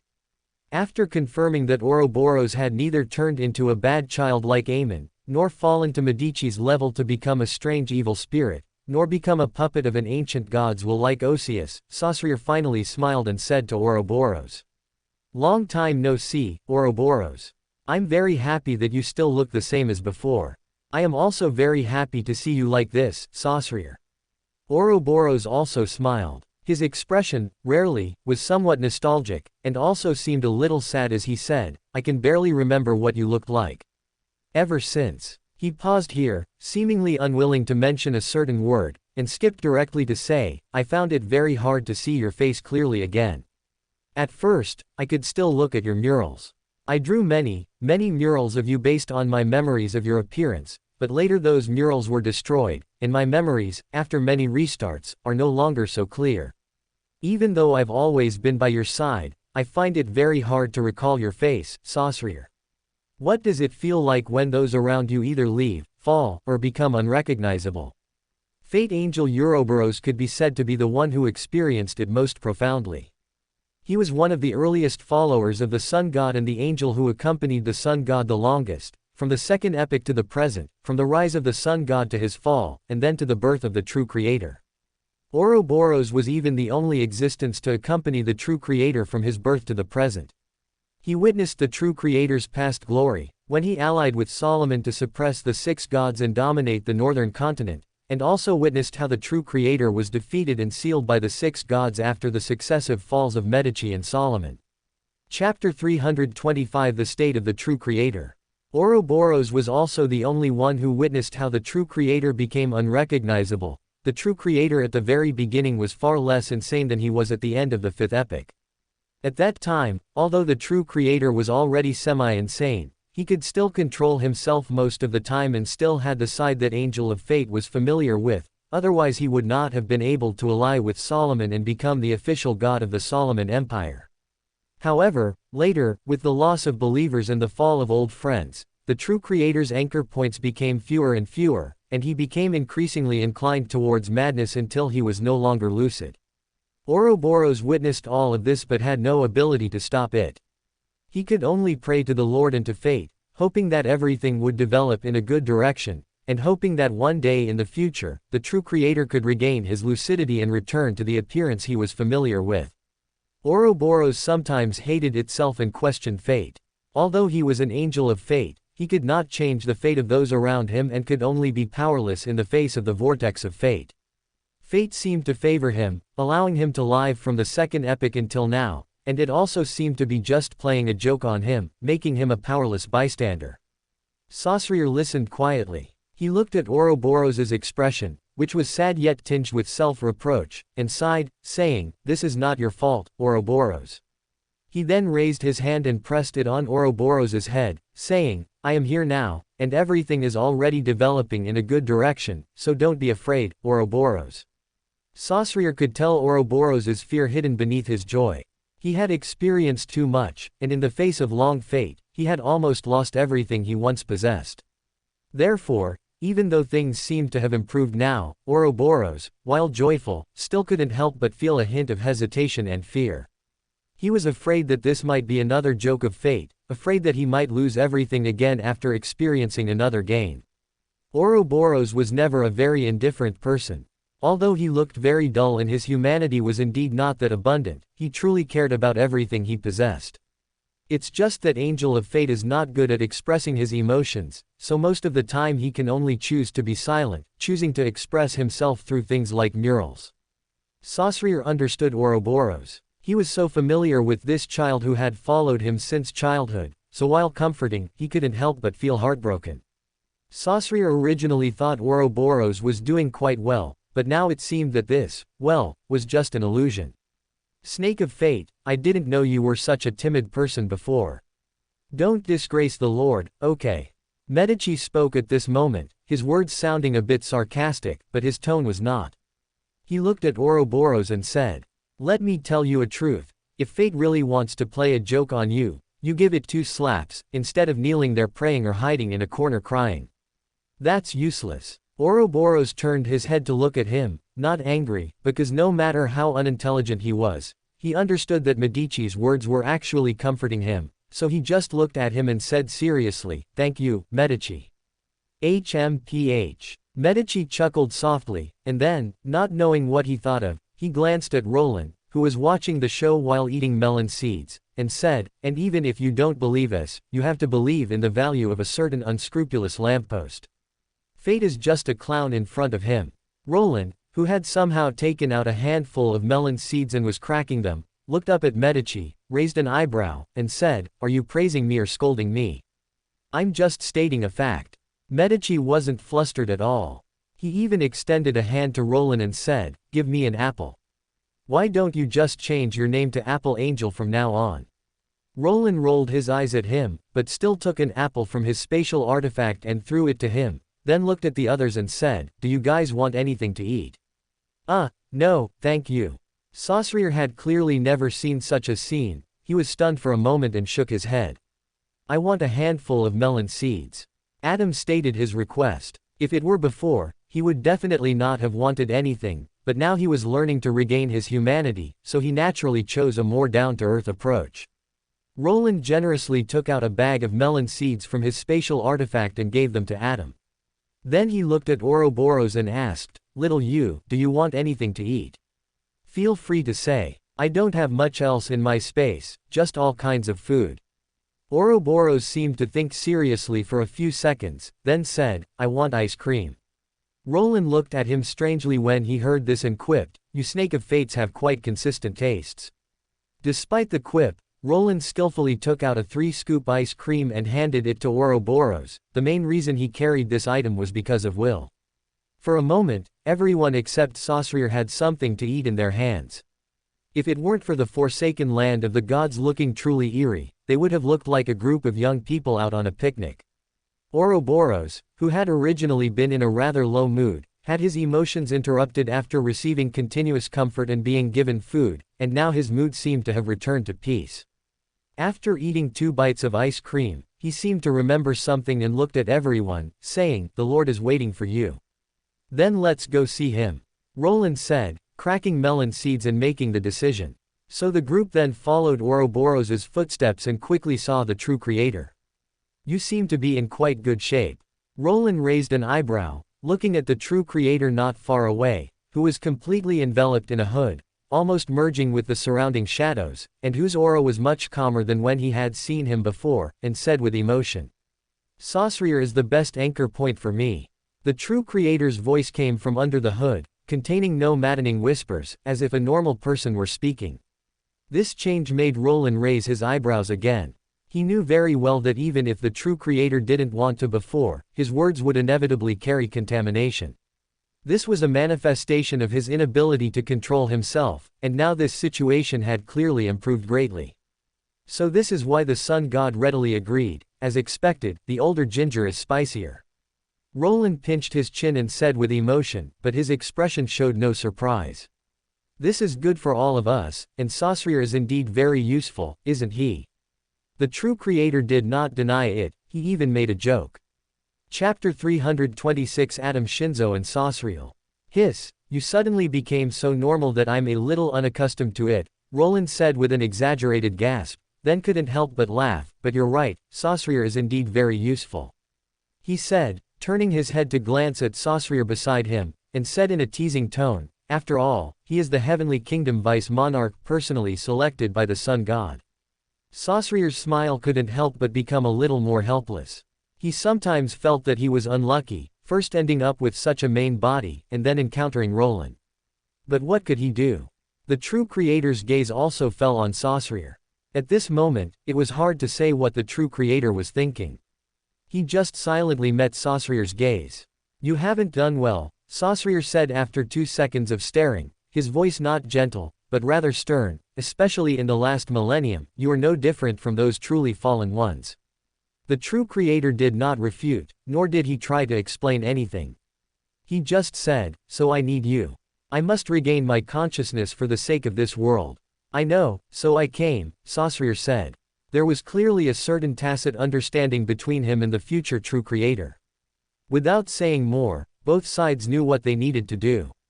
The true creator then looked at Medici, his aura softening a little, and said, "Medici, how have you been recently?" "I'm all right, except that I've been working overtime for 172 consecutive hours and feel like I might suddenly die at any moment, becoming the first angel to die from overwork. Other than that, there's nothing wrong," Medici said, immediately speaking in his usual sarcastic tone. The true creator seemed a bit speechless for a moment. He was silent for a second before saying, "It's all right, Saussure will share your work from now on.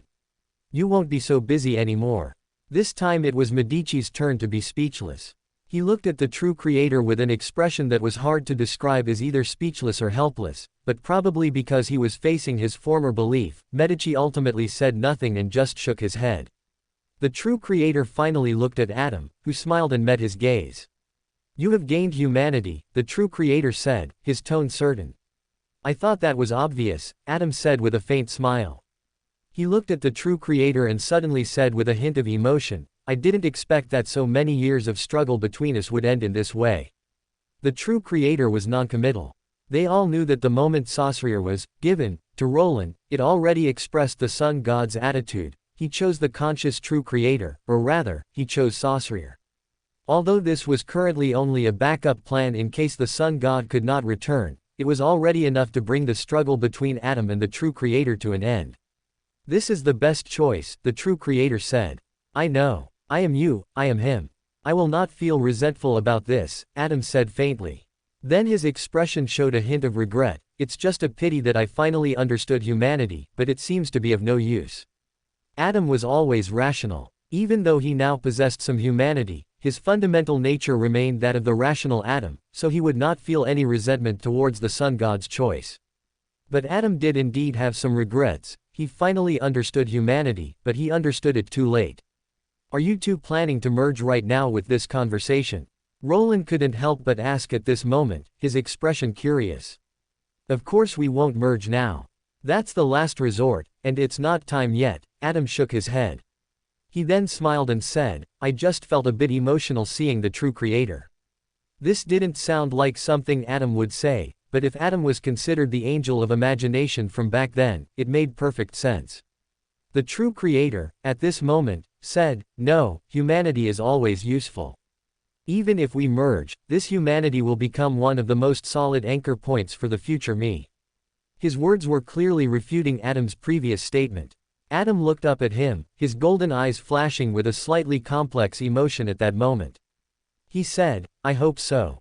After all the pleasantries were exchanged, Roland naturally brought up the main reason for his visit to the true creator. A biological laboratory. You can, the true creator pondered for a few seconds before giving out several coordinates. These places all have a rich variety of mutated monsters and are very close to water sources. Perhaps they can meet your requirements. Roland noted down the coordinates, preparing to go and investigate them himself later. He suddenly thought of something else and looked at Ouroboros beside him with a subtle expression. What's wrong? Ouroboros looked at him in confusion. Cough. Roland coughed before saying, I've currently entrusted the biological laboratory to Ouroboros, so don't you two fight when the time comes. This was also why Roland hadn't thought of establishing the biological laboratory in the forsaken land of the gods in the first place. Will and Ouroboros were old rivals after all. Even with him mediating now, they would definitely still dislike each other. Ouroboros paused. He thought for a moment before seriously saying, I won't actively seek a fight with him, but if he comes to fight me, I will retaliate. That's good, Roland nodded, feeling much more relieved. Based on his understanding of Will, that guy wasn't someone who would actively seek trouble with Ouroboros, especially not on his territory. The only problem was that Will didn't know about the change in the laboratory's location yet. He wouldn't just quit, would he? Roland couldn't help but feel a headache at the thought, though it wasn't a particularly severe headache. After all, even if Will really quit, he could still find others to be responsible for the biological laboratory. After they chatted for a while longer, Roland decided to set off to survey the potential locations. This time, he didn't bring too many people, only Ouroboros, who was more familiar with the terrain, and his number one tool, Medici. Adam and Saussure both chose to stay and continue chatting with the true creator. Roland knew they might need to discuss some things behind his back, such as, how to stop a certain Roland if he suddenly goes crazy and wants to destroy the world, and, how to create more anchor points to hold back a certain Roland, and so on. Roland didn't object to this, and even welcomed it. When he wasn't going crazy, such things only benefited him. And when he did go crazy, he wouldn't care about anything anymore. Time passed under these circumstances. When Roland finished surveying the locations, chose the most suitable one, and returned to the true creator's sanctuary, the others had clearly finished their conversation and were each doing their own thing. Chapter 327 Naya said. Roland didn't ask what they had discussed specifically, he simply told the true creator about his chosen location, asked him to help prepare for the construction of the biological laboratory, and then set off with his people towards Moon City. Roland hadn't forgotten his main purpose for coming to the forsaken land of the gods this time. When Roland arrived at Moon City, the people there had obviously already received notice and made preparations. Roland didn't waste any time. After putting all these people into his extra-dimensional space, he returned to City of Silver. "Your Highness Lucifer, you're back." Colin Iliad had clearly been waiting for a long time, and upon noticing Roland and the others return, he immediately came forward to greet them. "Sorry to keep you waiting, Colin." Roland smiled at him and, without much further pleasantry, went with him to the gathering place for the people from City of Silver who had gone out this time. The number of people who went out from City of Silver this time was comparable to Moon City, both around 1,000. However, because the average height of City of Silver residents was over 2 meters, each person was equivalent to 2 or even more ordinary people, making them look like a vast, dense crowd. Fortunately, Roland's extra-dimensional space was large enough to accommodate these 1,000 people with plenty of room to spare. He even thoughtfully arranged for Colin Iliad, the chief of City of Silver, to soothe everyone's emotions, and had already prepared some fruits, food, and books introducing the outside world within the extra-dimensional space. After accommodating the people from City of Silver, Roland and his group did not linger in the forsaken land of the gods. They quickly returned to Lowen with these 2,000 people. Because he had already communicated with the Night Church, Roland had naturally prepared a place to settle these 2,000 people in one go. So, upon reaching the destination, he released these 2,000 people from his extra-dimensional space. The warm sunlight shone on everyone from the forsaken land of the gods, making them involuntarily look up and see the azure sky and the dazzling, brilliant sun. At this moment, many people felt fear, but they did not avert their eyes. They continued to gaze at the sky, at the sun, observing everything so vastly different from the forsaken land of the gods with an almost greedy gaze. This was something that could not be described by any language or any painting. It was an existence that every person living in the forsaken land of the gods pursued their entire lives. Only at this moment did everyone feel a sense of blurred reality. They were truly saved. At this moment, everyone's emotions were intense, whether excited, joyful, or thrilled. Many people knelt on the spot, and the 2-meter-tall giants cried like children. Amidst this intense emotion, Roland calmly took out a freshly prepared potion and drank it in one gulp. In a momentary daze, Roland felt as if he saw countless overlapping phantoms. They were countless versions of him, countless possibilities of fate. He observed these phantoms from a detached, godlike perspective, watching them rush towards their respective destinies. He saw countless deaths, and also various endings other than death. Roland even saw in one particular ending that he replaced the main body and became the sole Nyarlathotep main body. In a trance, he seemed to hear a laugh, a familiar yet strange laugh. "Why not try this fate? We all know you can do it, effortlessly." Roland was in a daze. His somewhat muddled brain instinctively wondered who this voice belonged to, and then he remembered. It turned out to be himself speaking. Roland instinctively frowned. He wanted to retort, but his muddled brain left him at a loss for words. "Why not choose me? This is the best outcome, isn't it?" Roland heard the voice speak again, carrying an indescribable allure that made Roland instinctively want to nod. Suddenly, a red moon rose in this space, and its cold moonlight shone on Roland, giving him a jolt and clearing his mind considerably. It was also at this moment that another layer of phantoms suddenly enveloped the countless phantoms. These phantoms were no longer individual Rolands, but the phantoms of the City of Silver and Moon City residents Roland had just seen, or rather, they were the concretization of their twisted fates. The intense emotions of thousands of people enveloped Roland at this moment, making him fully awaken. Roland took a deep breath, looked at the phantom that had swallowed Nyarlathotep, and said, "But if that's the case, are you me or Nyarlathotep?" The phantom chuckled at these words, a smile unlike Roland's, more mischievous, yet tinged with regret. "What a pity, I thought I could trick you back this time, my black sheep, my child. Yaga's truly a bad fellow, preventing our family from reuniting." Roland's mouth twitched. He looked at the phantom before him, unafraid, but sincerely said, "Thanks for the invitation, but I'm not very keen on a physical reunion with you. Bye-bye." As Roland's words fell, all the phantoms disappeared, and Roland opened his eyes again. "Oh my, you scared me." Roland patted his chest with lingering fear, still feeling a bit shaken. Although he wasn't afraid of Nyarlathotep's main body, to be honest, Roland wasn't very keen on dealing with it. Rather, who would want to deal with that fellow? Good thing I already made a clean break with it under the witness of Bubble and Mother Sheep, phew. Roland recalled something and couldn't help but sigh in relief. This encounter with the main body also brought back some memories for Roland, though only fragments, confirming that he had indeed separated from the main body long ago, and under the witness of 2 other deities. But, what exactly was my situation back then, to be connected to all 3 pillar gods at once? Roland fell into contemplation. After a few seconds of thought, he couldn't come up with an answer and decided not to dwell on this matter.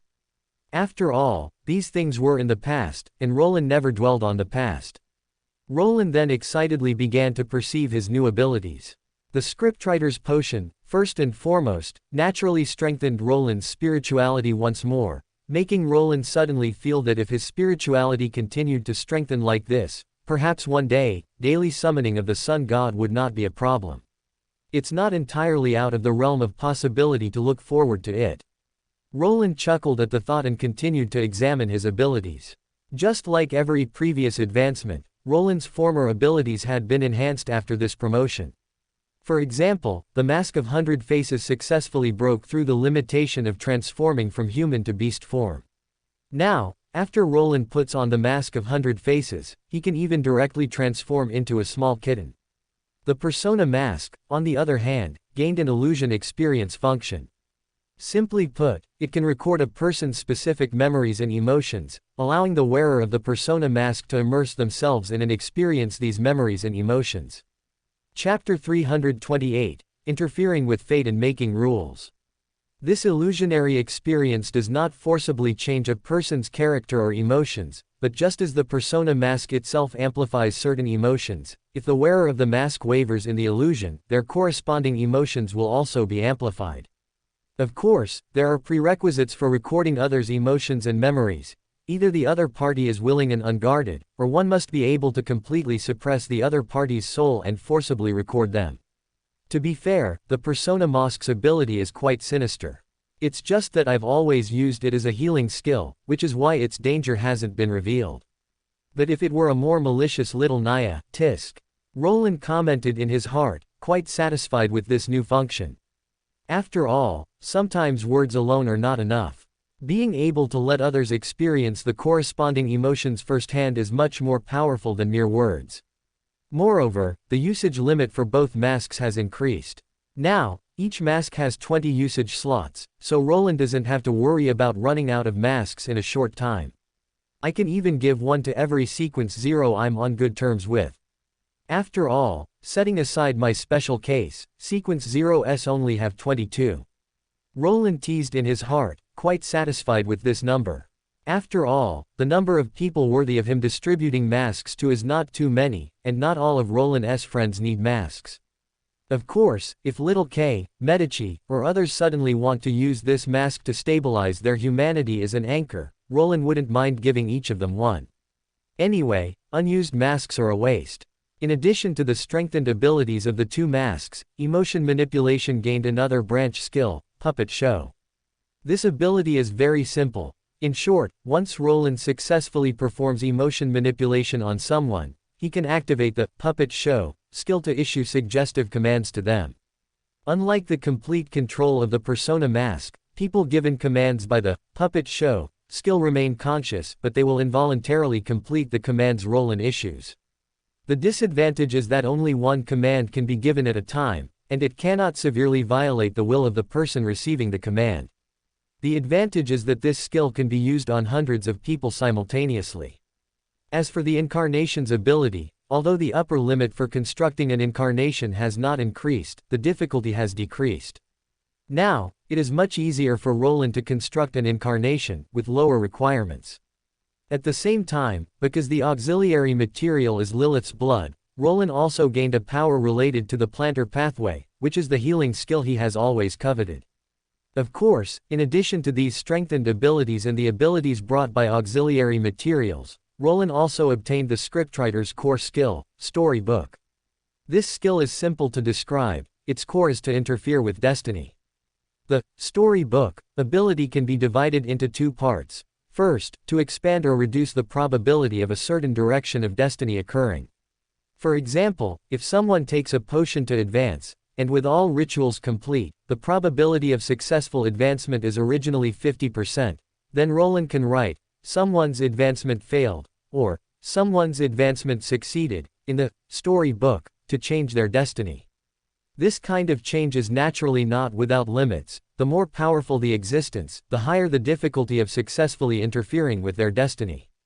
For example, if Roland were to write, Lilith achieved a great victory in her confrontation with the Mother Goddess, in the storybook, the probability of success would be infinitely close to zero. Moreover, the biggest limitation of this ability is that it can only act on events that are happening or are about to happen. It cannot create a possibility out of nothing. It can be said to be a powerful but heavily restricted skill. In addition, another ability of the storybook is very interesting, which Roland calls rules of the strange. Roland can write certain rules in the storybook, targeting specific people or places and choose different ways to make them effective. The first method is to consume his own spirituality, like a Beyander of the Arbiter pathway, creating these rules using their skills. The advantage of this method is that the rules can take effect immediately, but the disadvantage is that the rule's strength depends on Roland's own sequence, and it will continuously consume Roland's spirituality. The second method of use is somewhat similar to Incarnation, utilizing the trust of others. When the number of people who believe in the existence of these rules reaches a certain amount, the rules will take effect in reality. The larger the scope the rules target, and the more numerous and powerful the people targeted, the greater the difficulty for them to take effect. The disadvantage of this method is that it is slow to take effect, but the advantage is that its upper limit is very high, and it does not consume Roland's spirituality. At the same time, regardless of whether the first or second method is used to establish rules, the use of the rules themselves has several limitations. First, there is an upper limit to the target of use. It cannot affect people with uniqueness. Second, it cannot create any substance or life out of thin air. Third, it cannot change life and death. It cannot revive the dead through this method. It sounds a lot like the judge's ability, but it feels more interesting. Roland thought, stroking his chin, and then couldn't help but sigh. It's a pity it can't create something out of nothing, nor can it reverse life and death. The ability of the storybook is undoubtedly powerful. With this ability, let alone Sequence 5, it would probably be qualified as a core ability of Sequence 1. Normally, Roland would be very happy to have obtained such a powerful ability, and he was indeed happy.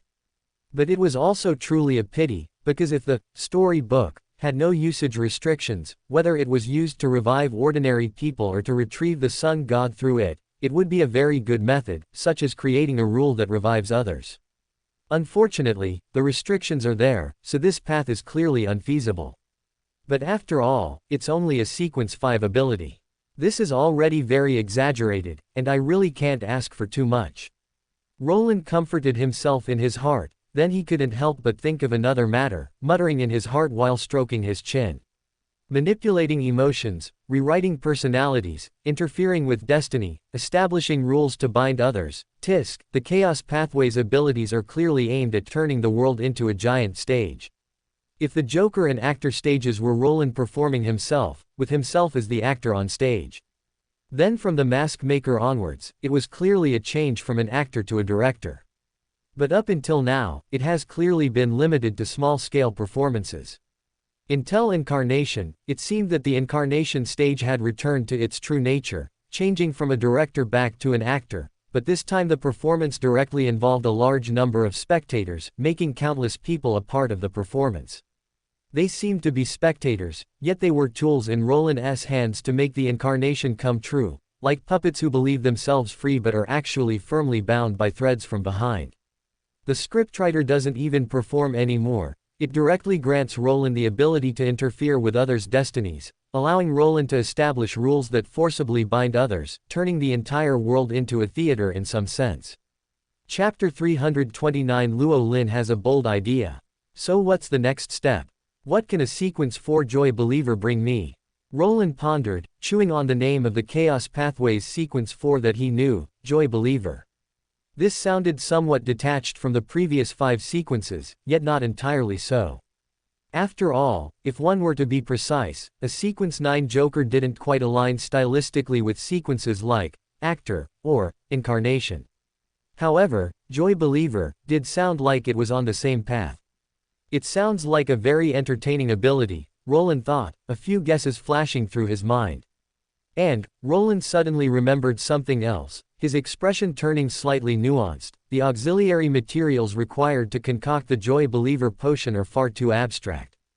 Unlike the auxiliary materials for the first 5 sequences, the auxiliary materials needed to concoct a sequence 4 Joy Believer potion could indeed be called abstract, because it was described as tears of joy, memories of despair, and emotions of sorrow, from angels of the seer, marauder, or apprentice pathways. The 3 materials cannot come from the same person.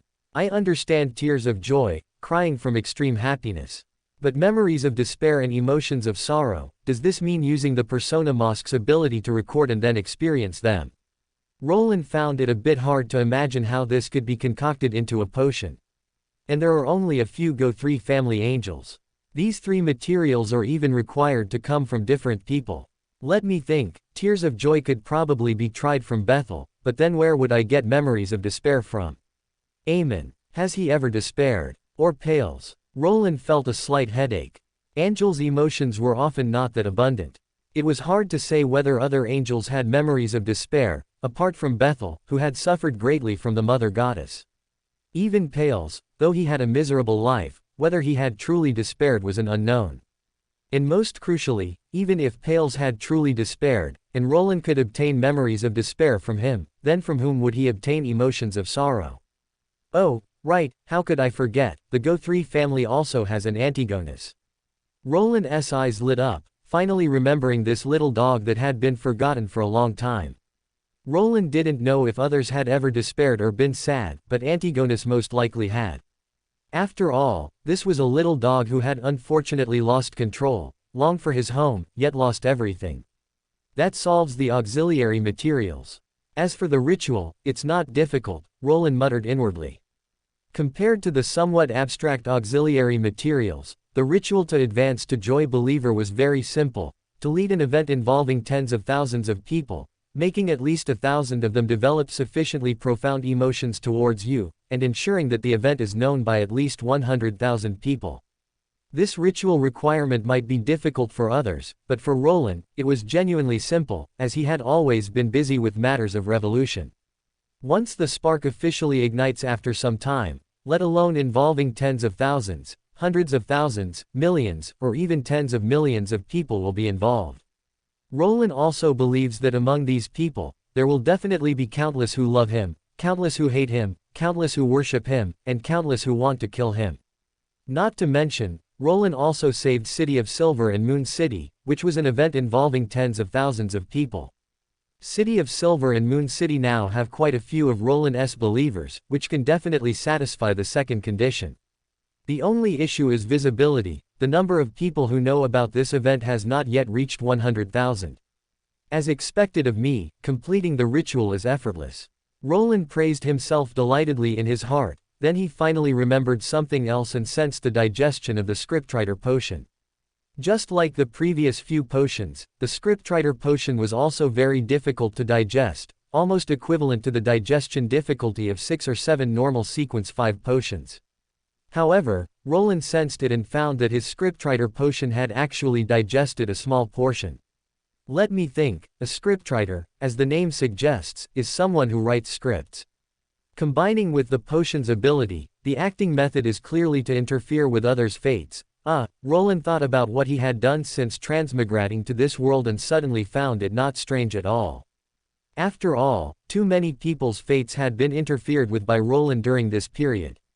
Roland even suspected that the scriptwriter potion had only digested a small portion because, in addition to physically interfering with others' fates, the scriptwriter's acting might also require establishing some rules in reality.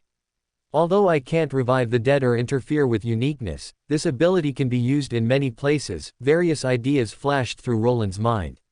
He curled his lips and said, for example, to construct the order of the future world. If everyone believes that there is a rule in the world where those who do bad things will be punished, and those who do good things will receive rewards, such as becoming lucky, wouldn't this largely prevent unhealthy trends and build a beautiful society? Of course, this task is not easy. Although theoretically feasible, establishing rules for people worldwide and making them effective is an almost impossible task.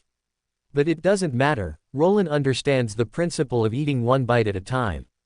Establishing worldwide rules directly is too difficult. He can completely try establishing small-scale rules first, for example, establishing rules in Border City. And when he advances to a higher level in the future, the requirements for using his abilities will decrease, and the possibility of achieving it will naturally increase. Thinking of this, Roland blinked and suddenly looked at Saussure beside him. What's wrong? Saussure looked at him somewhat nervously. He naturally knew that Roland had just been advancing. Roland had never concealed the fact that he was re-walking the path to godhood. I have a great idea. Roland said with a smile, if it succeeds, perhaps we really can build a world that will never decay. Saussure was stunned. He looked at Roland with surprise mixed with a bit of cautiousness, and tentatively asked, what idea? What bad idea do you have now? Medici glanced at him, and his heart sank when he saw the slightly excited expression on Roland's face. Medici understood Roland, so he knew very well that when such an expression appeared on the other party's face, something big was about to happen. Adam, meanwhile, just listened quietly nearby, like a pile of air. This isn't a bad idea. Roland retorted, then said with a smile, you should know that a judge's ability can set rules within a certain range, compelling others to obey through punishment. Roland smiled as he looked at them and continued, what if there was a rule that could take effect worldwide? No matter how powerful an existence, it's impossible to monitor the entire world 24 hours a day. No matter how perfect the rules and regulations, they depend on enforcement. So, even the sun god could not guarantee that the new order after reconstruction would never decay. But if there was a rule that indiscriminately compelled everyone to obey, Saussure immediately understood Roland's meaning and what it implied. Medici's gaze sharpened. Adam showed a curious expression. You can do it. Saussure looked at Roland, feeling nervous for the first time. At this moment, he even heard his own heartbeat. Of course, I can't. Roland blinked, deliberately pausing, and seeing Saussure's expression, which was hard to tell if it was relief or disappointment, he smiled and said, at least not yet. Chapter 330, Rowling's Evil. Currently. Saussure grasped the keyword perfectly. Because I really can't do it right now, but in the future, I should be able to establish rules globally. Roland said this, smiling at Saussure. So, want to give it a try, Saussure, my friend? I'm quite willing to share this power with you. Roland's smile was brilliant. He gazed at the Heavenly Kingdom vice-monarch before him, his voice carrying a certain seductive quality. When I can establish rules globally in the future, we might truly be able to create a world where everyone is equal, with no wars, no hunger, and no unnecessary deaths. In that world, children can grow up carefree. They can read, play, and won't have to toil for survival from a young age. Roland spoke unhurriedly, describing a beautiful world, a beautiful blueprint, like an idealist, and also like the serpent in the Garden of Eden seducing Adam to pick the apple. He said, do you want to build such a world with me? Saussure looked at him, his eyes slightly unfocused. He quietly listened to Roland's brief description, and after the other party finished, he took a slight breath and said, sometimes, I truly feel you are a very dangerous existence, Lucifer. You are tempting me, tempting us. You are leading us towards losing control. The loss of control here did not refer to losing control in the extraordinary domain, but rather a loss of control in another sense. The utopia Roland described was indeed beautiful, with only one point: unrestrained power is a terrifying thing, and what was implied behind the utopia Roland had just described was precisely this point. If a world were left for you to shape, even the sun god could not be sure of his self-control. He was indeed noble enough, but precisely because of his nobility, he was more likely to desire more. At first, perhaps he would only prohibit exploitation and oppression, in malicious acts like murder, but what after that? Perhaps he would think that since serious criminal acts had already been forbidden, should petty theft also be forbidden? And then, should immoral acts also not occur? Should unhealthy behaviors also be prohibited? And when all these behaviors were prohibited, what would the world become? Saussure knew the answer to this question very well. The world would become a prison in another sense, civilization would become stagnant, and they would become tyrants in another sense. Because human nature is complex, and humans naturally yearn for freedom, no one would wish to live in a cage with various restraints, even if this cage allowed them to live healthily and safely. So this was a very terrifying double-edged sword. Used well, it could truly achieve a utopia in some sense, but once this sword lost control, turning the world into hell would be effortless. That's quite a harsh accusation. Roland raised an eyebrow, and he smiled, a little pleased, but I don't deny it. After all, you said it yourself, I am Lucifer. Roland never denied that his personality had a malicious side. After all, he was also an Nyarlathotep. So sometimes, Roland couldn't help but tempt these good people he liked. He would use those worldly powers and wealth to tempt them, and also use things that good people themselves cared deeply about to guide them in their choices. This wasn't necessarily out of malice, sometimes it was just because Roland was very curious about what they would do. Facing Roland's frankness, a hint of helplessness appeared on Saussure's face, but then he seemed to think of something else and showed a smile, looking at Roland and saying, "But actually, I don't need to worry about these things, because the power to set rules is in your hands, and you won't let that happen. Such a world would be too boring for you, you would never wish for a stagnant world to appear." Roland raised an eyebrow, not denying it. He indeed wouldn't allow such a world to appear. What was the point of a world where everyone lived as puppets of rules, forced to be good people? That would be too boring. The interesting part of human nature lies in choice and freedom.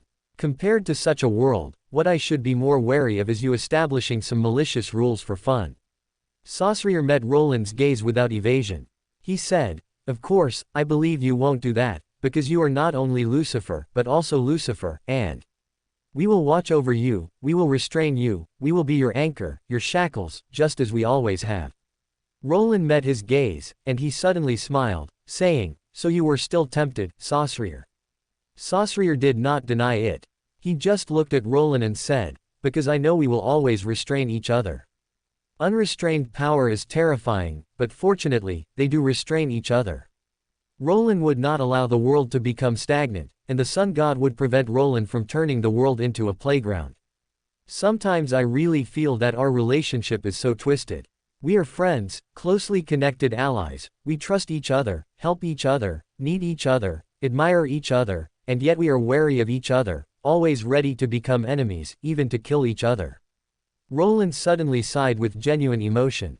The sun god was the first person he encountered in this world, Roland's most relied upon ally, and at the same time, the existence Roland was most wary of. "But you don't dislike this relationship?"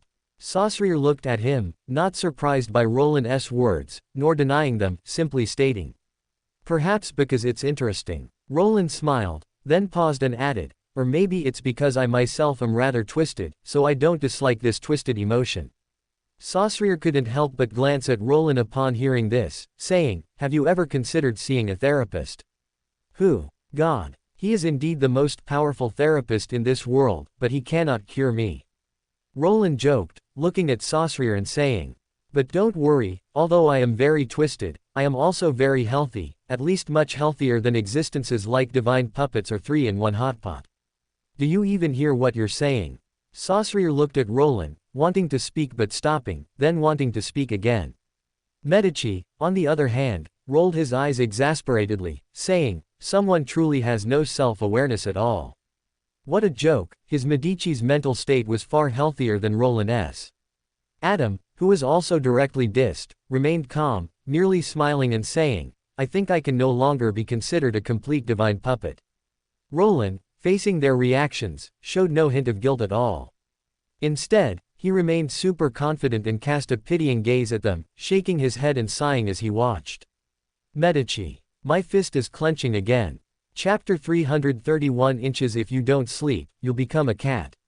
Saussure, seeing the situation, found it difficult to say anything more and could only change the subject. "Can I understand this power more concretely?"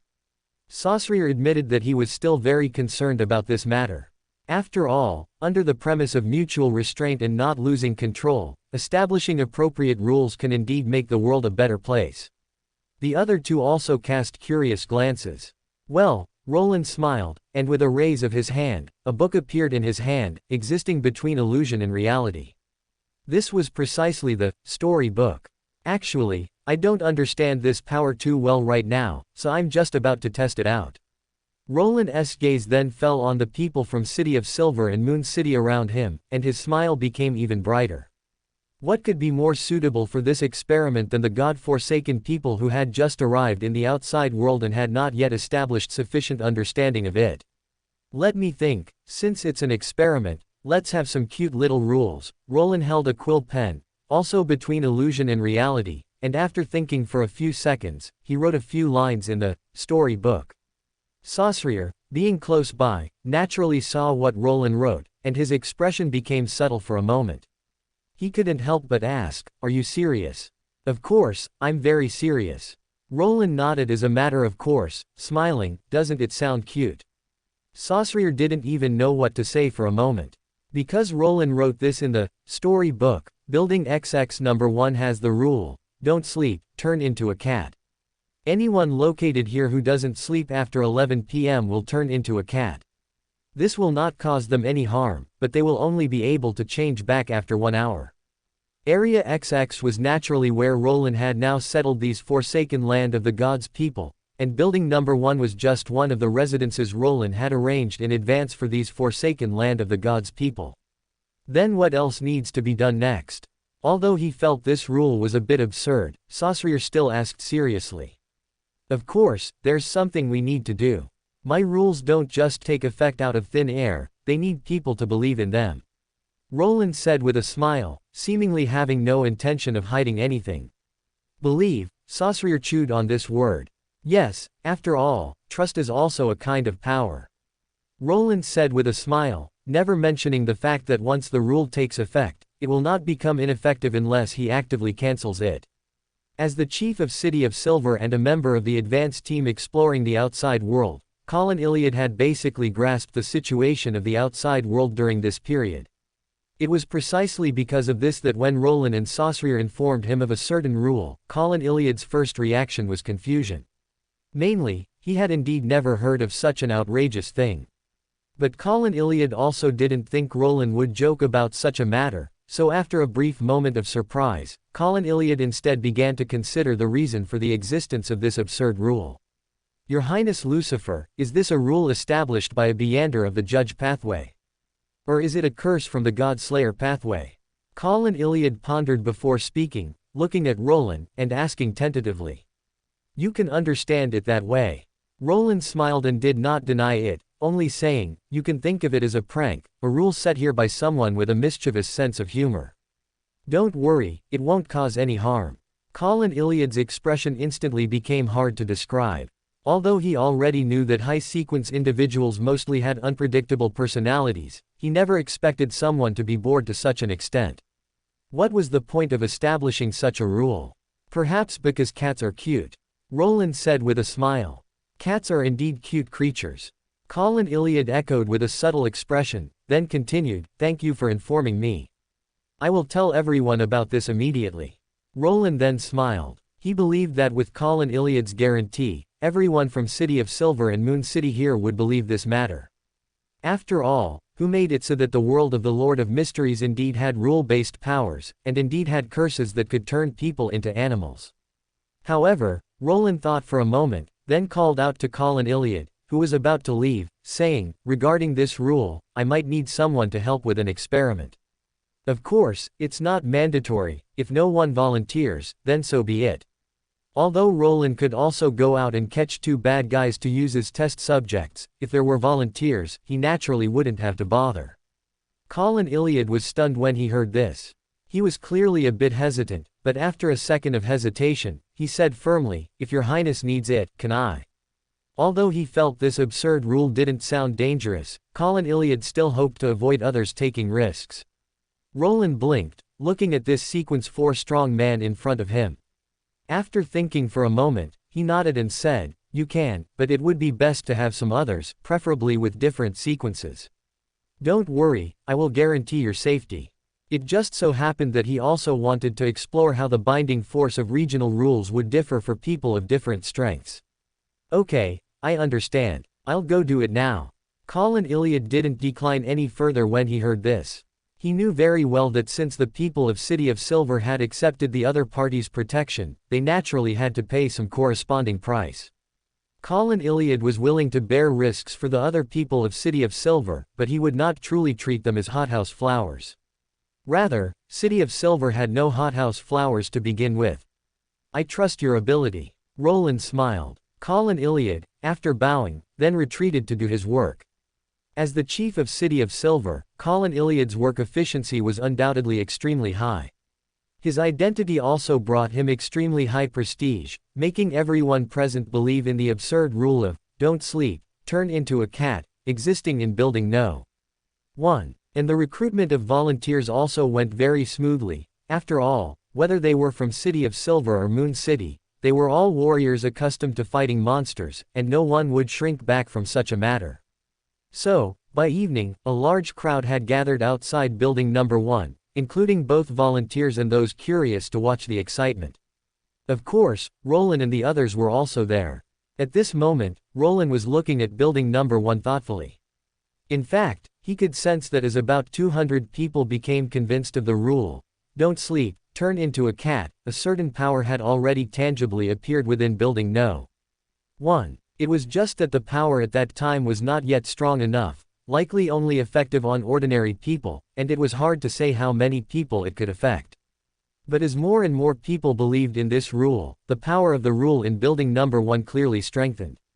That is to say, the binding force after a regional rule takes effect is not static, instead, it strengthens as more people believe in it. Roland pinched his chin, muttering thoughtfully to himself, then what if the rule itself is set specifically for people? What would that situation be like? Chapter 332, Granting Others Extraordinary Abilities. Although Roland was very curious, he didn't rush to establish another rule to explore. Instead, he first explored the sleeping turns into a cat rule in Building 1 with the people of City of Silver. After all, you have to eat one bite at a time. After some exploration, Roland was surrounded by many cats. These cats varied in color and breed, but they all had one thing in common. Their size was slightly larger than average cats, almost approaching that of large breeds like Maine Coons. Roland's exploration of the rules naturally yielded sufficient results. The strength of regional rules varies with the number of people who believe in them. The initial strength can only bind ordinary people, while the highest strength can affect angels. Of course, to reach this level, the number of people who believe in the existence of such a rule will reach an astonishing level. Roland pinched his chin with one hand, sitting amidst a pile of cats. While taking notes in his mind, he also held a cat's paw. By the way, this cat had eyes like two rubies and was fiercely biting Roland's wrist, but unfortunately, it couldn't break through his defense even after biting for a long time.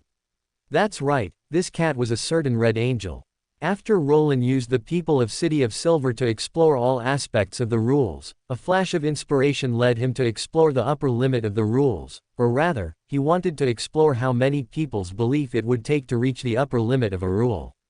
So Roland first contacted the leaders of organizations such as the Numinous Episcopate and the Aurora Order, using them to further strengthen the sleeping turns into a cat rule.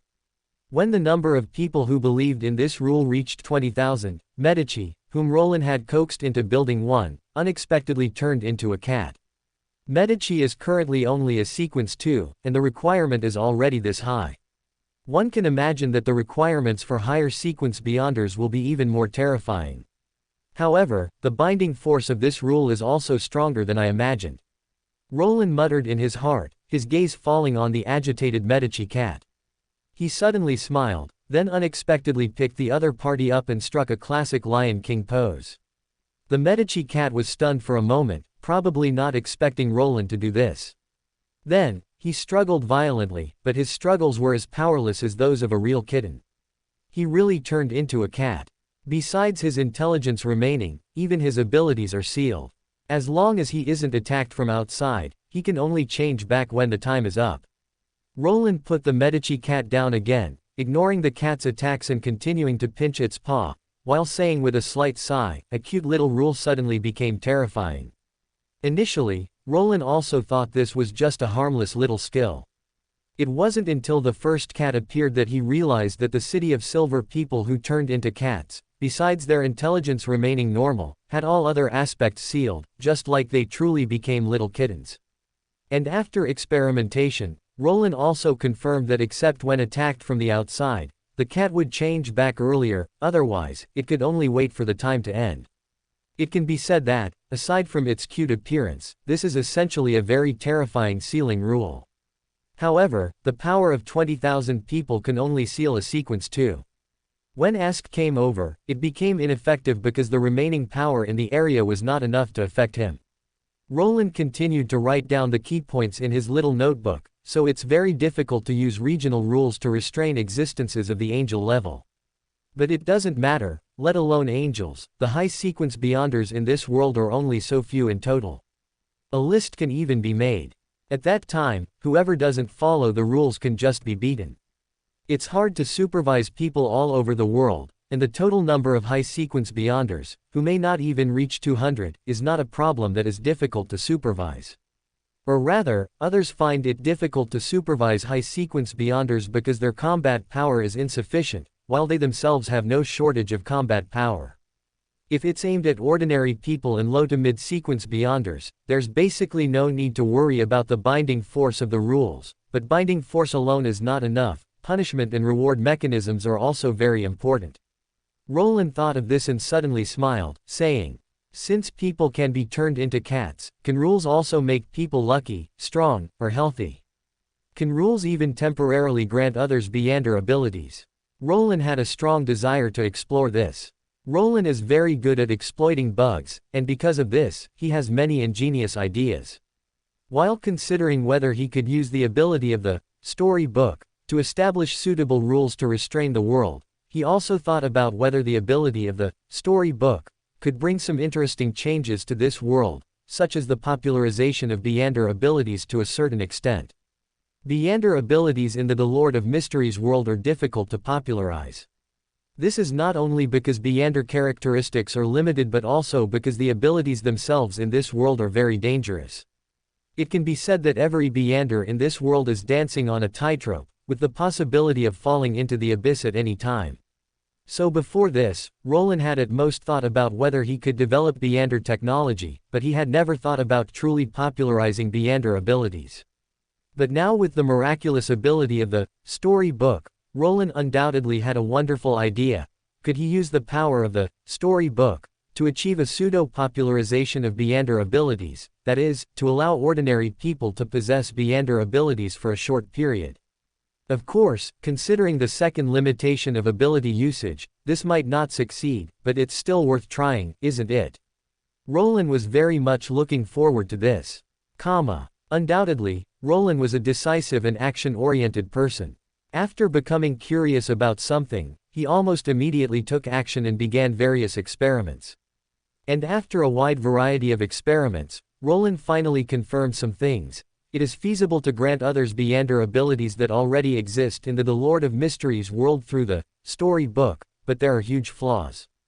Abilities obtained through regional rules can only be effective within that area, and abilities granted to a specific group can only last for a very short time.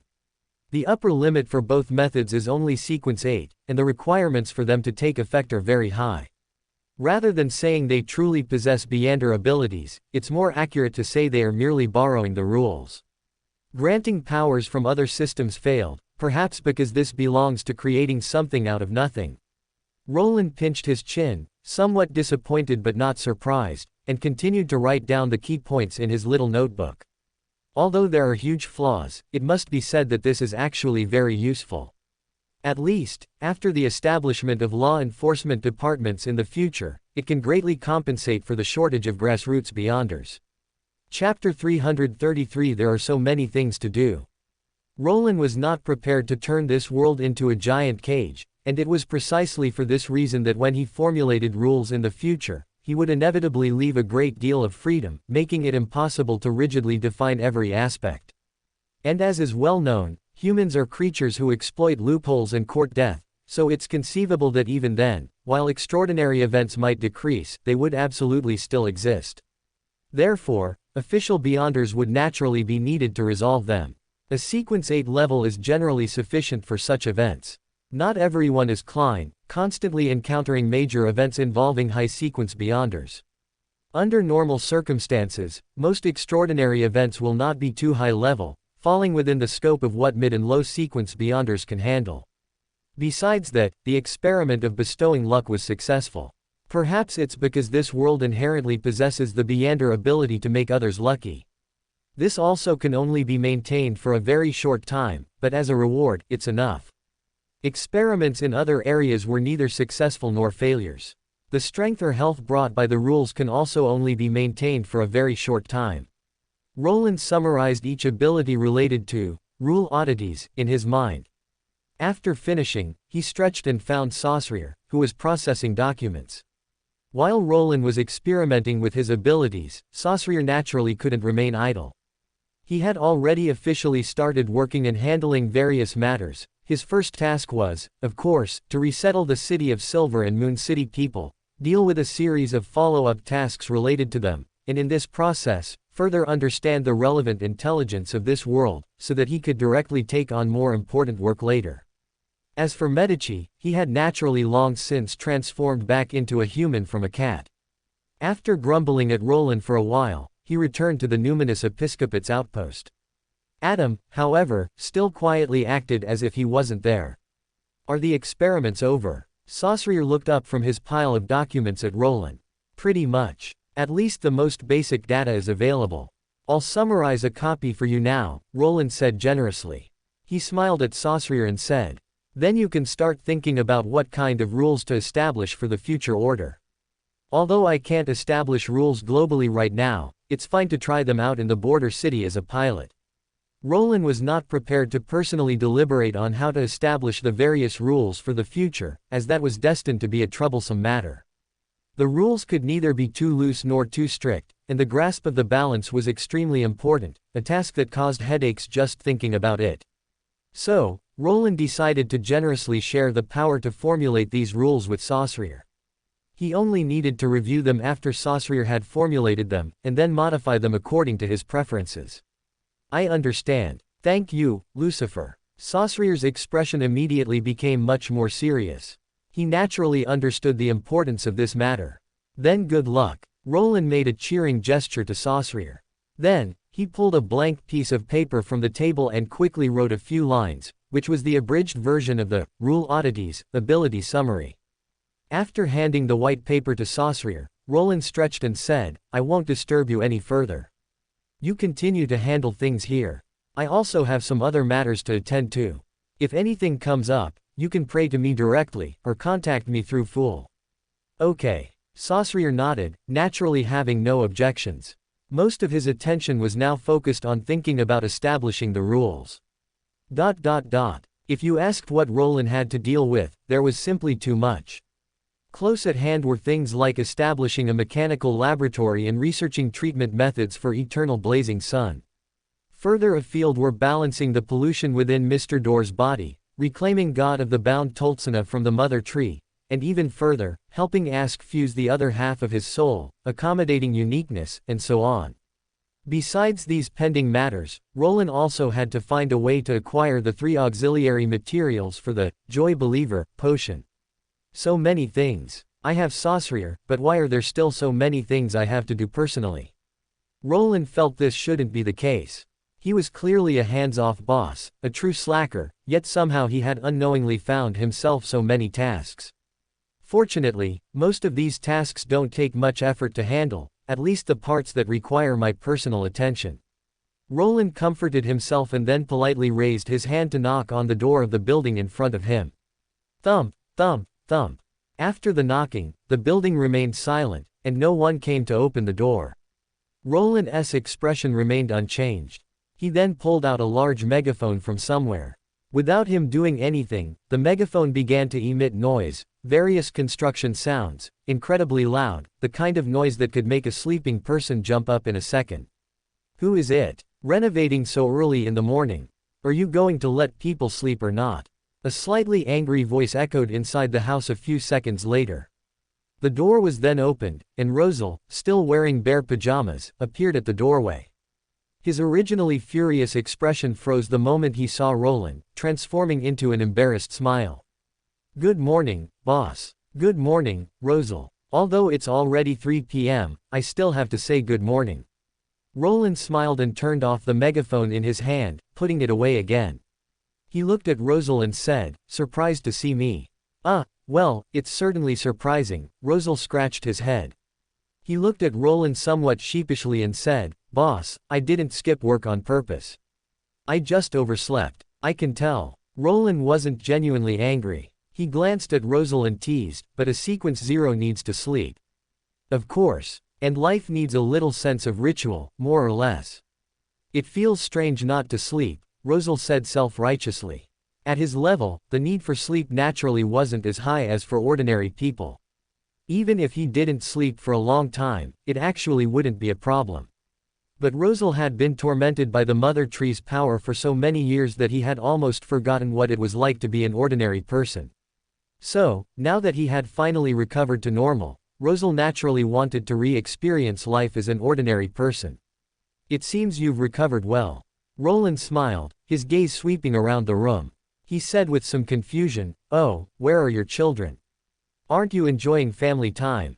Bernadette and Bonneva went out to see an opera. Rosal clearly knew his children's itinerary inside and out. At this point, he sighed and said, "I originally wanted to go with them, but they're watching The Phantom of the Opera." You know that's a bit awkward, so I didn't go." Chapter 334 When will Russell retire? Upon hearing Rosal's words, Roland immediately understood and gave Rosal a sympathetic look. The Phantom of the Opera was one of the works Rosal had plagiarized. It would have been fine if Bernadette and the others didn't know about it, but the truth was Bernadette was already learning Chinese from her old father. Whether she knew about it now or not, she would inevitably find out in the future. In this situation, it was indeed a bit awkward for Rosal to go watch it. "This is what you call instant gratification from plagiarizing, followed by a cremation ground," Roland shook his head and commented. Rosal's expression instantly became even more awkward.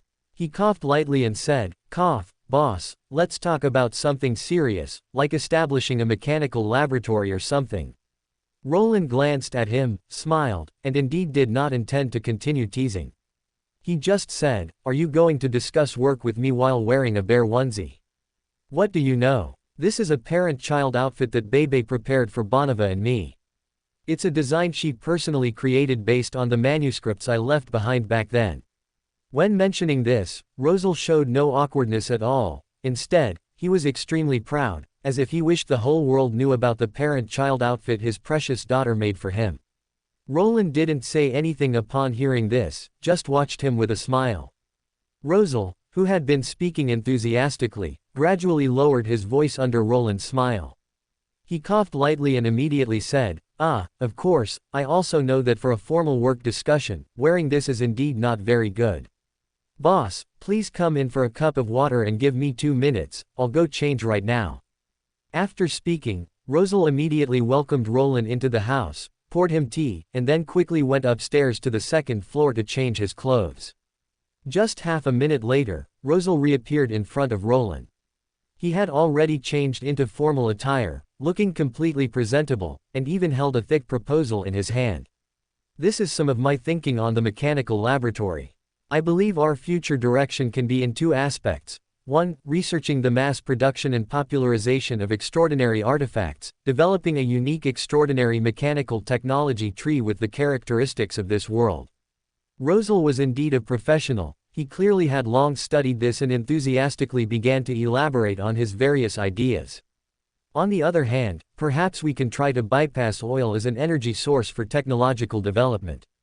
This might not be possible for ordinary civilizations, but our world, after all, has a pre-civilization as a reference, so we might not be unable to skip oil and develop a technology tree centered on nuclear energy. And regarding the initial research projects for the laboratory, I already have several plans." Roland listened quietly, occasionally interjecting to discuss with Rosal. Although he couldn't match Rosal in professionalism, thanks to his relatively broad imagination, Roland undoubtedly also provided several interesting directions for future technological development. By the time their discussion ended, it was already dark.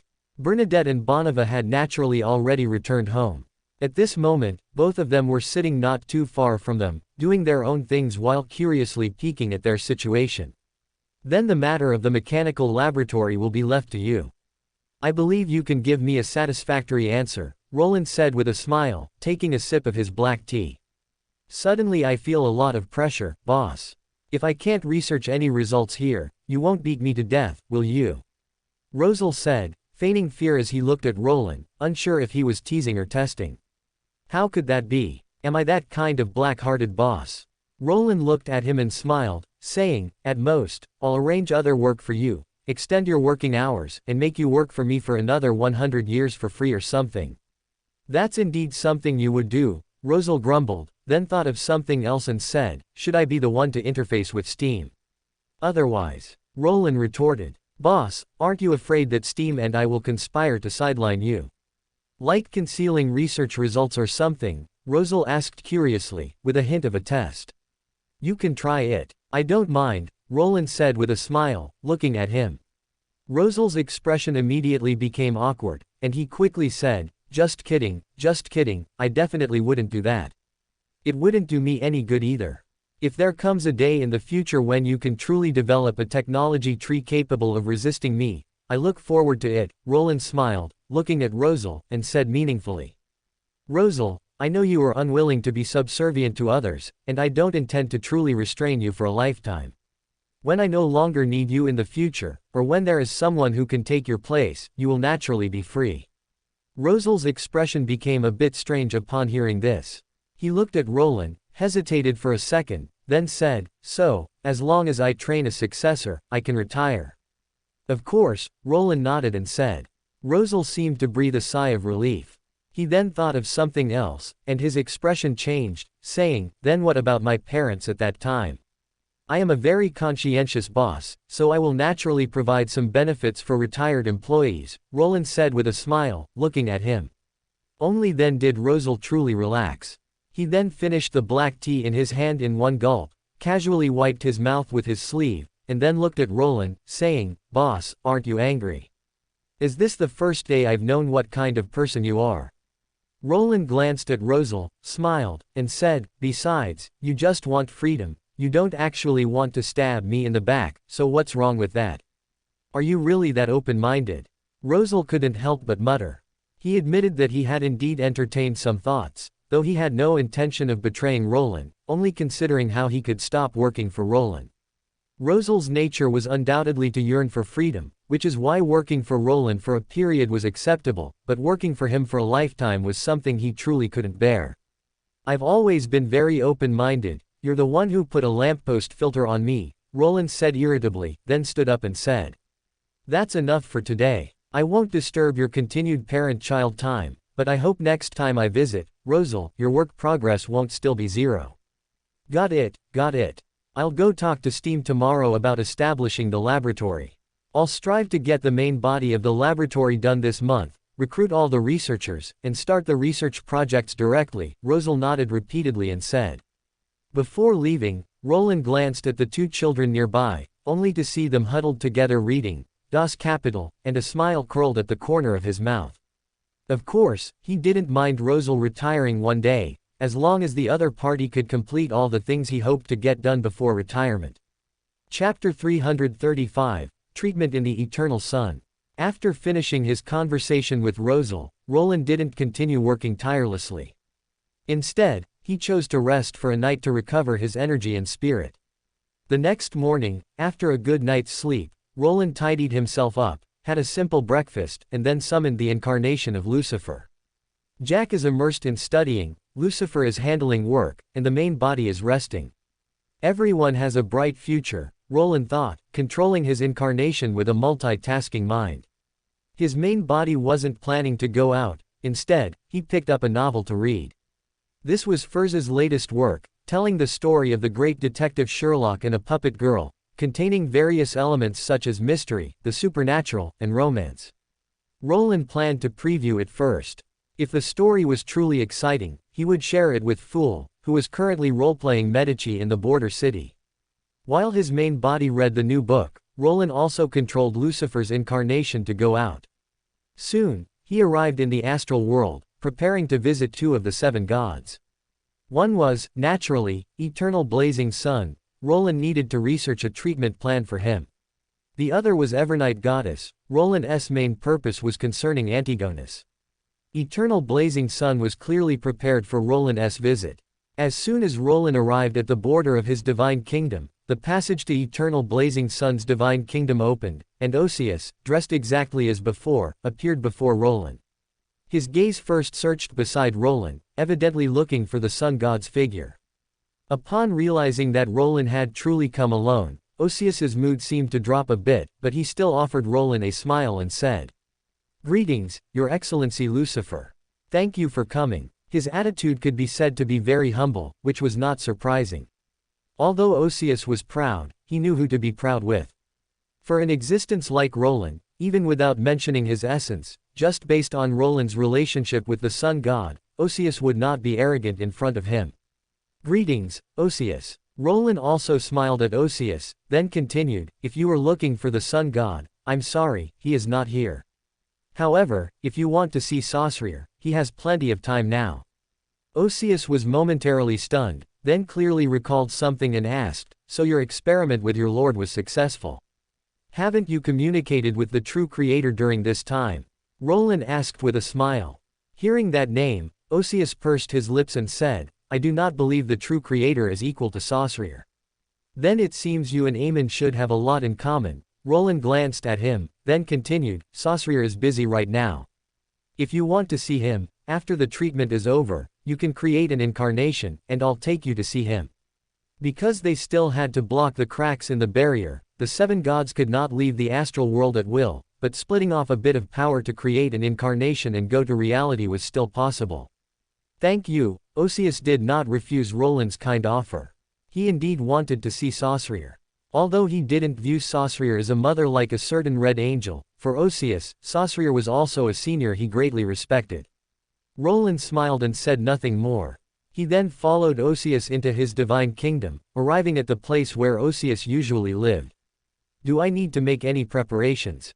Even Osius couldn't help but feel nervous at this moment.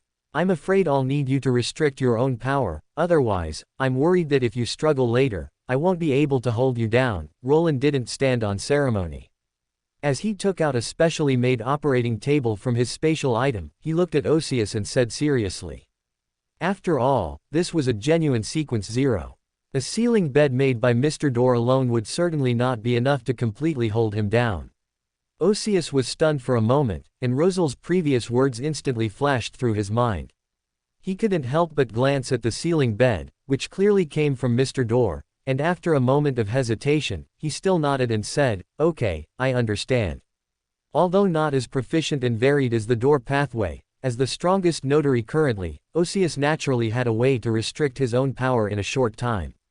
But it had to be said, this feeling was truly strange, like he was sending himself to the guillotine. Once Osius had sealed his power, Roland didn't waste any time. He had him lie down on the ceiling bed and activated the bed's sealing effect. "Be mentally prepared, Osius. But don't worry, I won't let you go mad, nor will I let you die." Osius saw Roland give him a reassuring smile. This was the last relatively clear memory he had of this period. Because in the time that followed, Osius's memories became distorted and fragmented. The only relatively clear impression he retained was of darkness and chaos. Osius also had an illusion that at a certain moment, he was thrown into an bottomless abyss, and within the abyss existed a terrifying, unnameable existence. Osius couldn't remember if he had clearly seen the appearance of that existence, only remembering an indescribable madness. This madness made him unable to help but grin, making him unable to help but laugh out loud. Ha ha ha ha ha ha ha. Osius also had an illusion that during this long, seemingly endless distortion, he would occasionally forget who he was, occasionally feeling that he was another existence. This made him hear soft laughter, somewhat familiar, yet somewhat strange. Who was it? In a daze, Osius seemed to have a name about to blurt out, but before he could truly say it, someone covered his mouth. "Don't forget who you truly are, Osius. The familiar name brought Osius back to a moment of clarity, interrupting his previous thoughts. Osius suddenly couldn't remember which name he had been about to say, but his body, for some reason, couldn't stop trembling. Chaos, distortion, and prolonged darkness. When Osius opened his eyes again, he couldn't even remember who he was, nor what had happened before. How do you feel now? It wasn't until Roland's voice sounded beside him that Osius came to his senses as if waking from a dream. He finally remembered everything about himself, yet still couldn't recall what had just happened. His soul's instinct told him that it was something he never wanted to experience again. Osius opened his mouth, his voice dry and hoarse. He looked at Roland and said, "What just happened?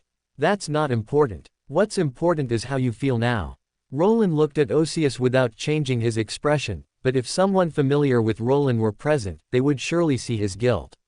Roland was indeed a little guilty. After all, he had just almost practiced an upgraded version of, "The original one has awakened within me." On Osius, Nyarlathotep has awakened within me. Nyarlathotep's chaos had severely infected Osius's soul, almost turning him into another Nyarlathotep. Fortunately, Roland discovered it quickly and promptly nipped the bud, finally relying on very trendy techniques to successfully pull Osius back, otherwise, Osius's consciousness would have been completely destroyed.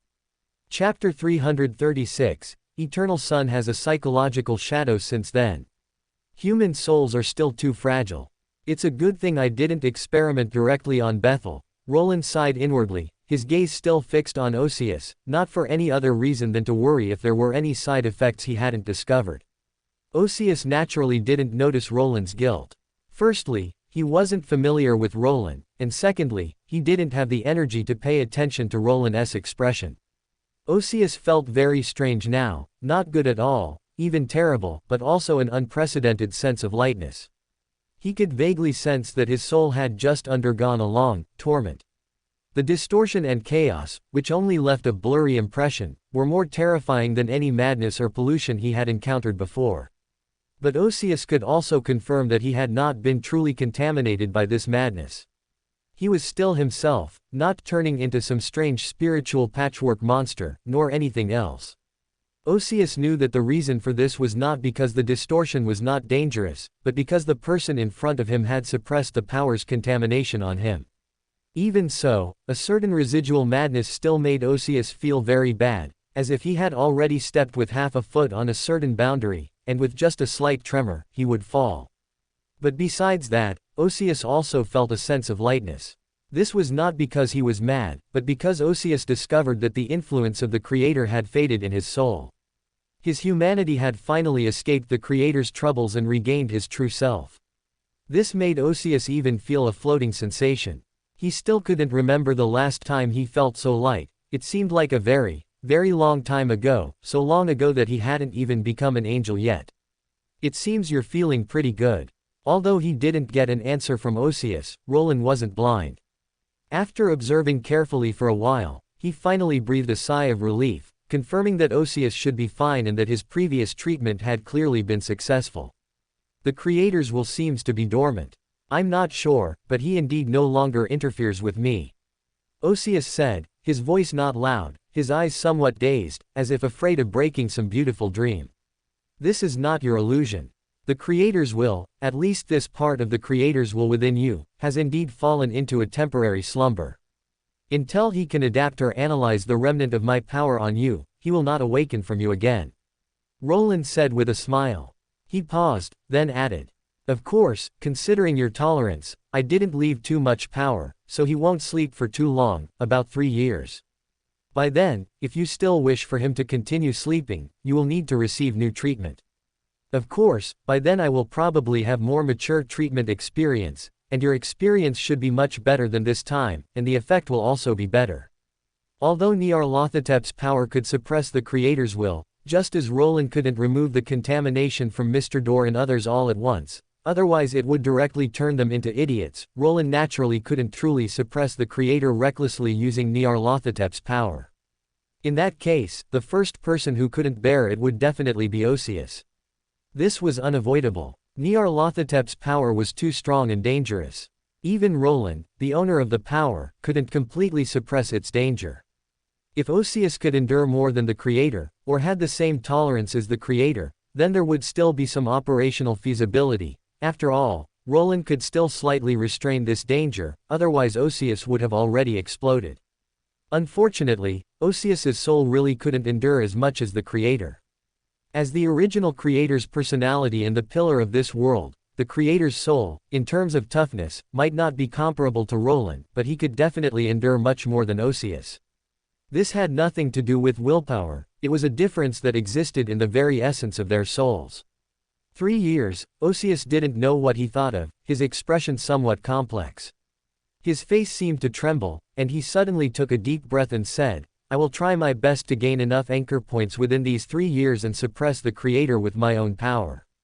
Roland glanced at him, not surprised by this answer. He just blinked, and then suddenly said, "Was the experience of this treatment really that bad?" Roland could, of course, tell Osius's resistance to the possibility of future treatments. Clearly, the recent treatment had left him with a deep psychological shadow. Osius fell silent upon hearing this. His face twitched again, as if trying to suppress some instinctive fear, and his eyes were somewhat unfocused, as if he had been gone for a while. "Mr. Lucifer." Osius's voice was dry, his tone at this moment even had a hint of pleading. "I am very grateful for everything you have done for me, but, can we skip this topic?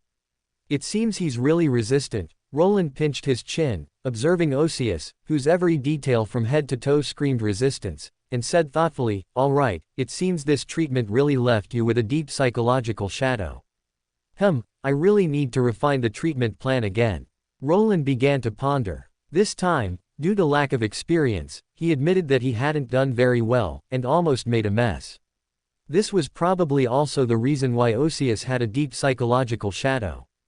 Even if he no longer remembered what happened during the treatment, his soul still remembered the fact that he was almost contaminated by Nyarlathotep. However, Roland had always been someone who was good at summarizing experience and improving upon it, just like his increasingly skilled method of removing contamination from outer gods. So, with this experience, Roland could still guarantee that the next time he took action, he could at least make the whole process safer and more harmless, not as terrifying as this time. Unfortunately, Osius was out of luck. Who should be the next guinea pig? Why not ask Lilith? Her situation, in some sense, seems quite similar to Osius's. Roland's expression was eager. He was actually a very curious person, and now Roland's interest was clearly in how to use Nyarlathotep's power to suppress the will of the ancient gods. But Lilith might not agree. "I still need her as an ally, and it's not good to force her into surgery. Are there any other guinea pigs?" Roland recalled a series of guinea pig names in his mind, thinking about suitable candidates, then suddenly thought of something, and his eyes lit up.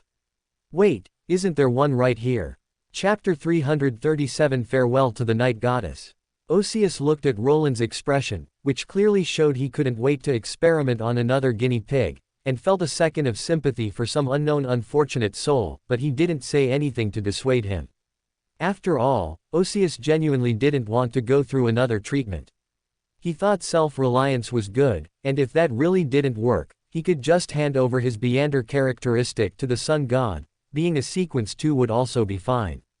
Osius was unwilling to bow to Adam or the true creator, but for the true sun god, he was genuinely willing to offer everything. At worst, even if he clashed with an outer deity, it wasn't entirely out of the question. Osius's thoughts couldn't help but drift away. He rarely evaded something like this, but there was no helping it. Some fears were etched into the soul, indistinguishable from instinct. Roland, who had already decided on the new guinea pig in his heart, looked up at Osius for a second and immediately saw what he was thinking, which made him shake his head and say, "Since your treatment has taken effect, I won't stay long.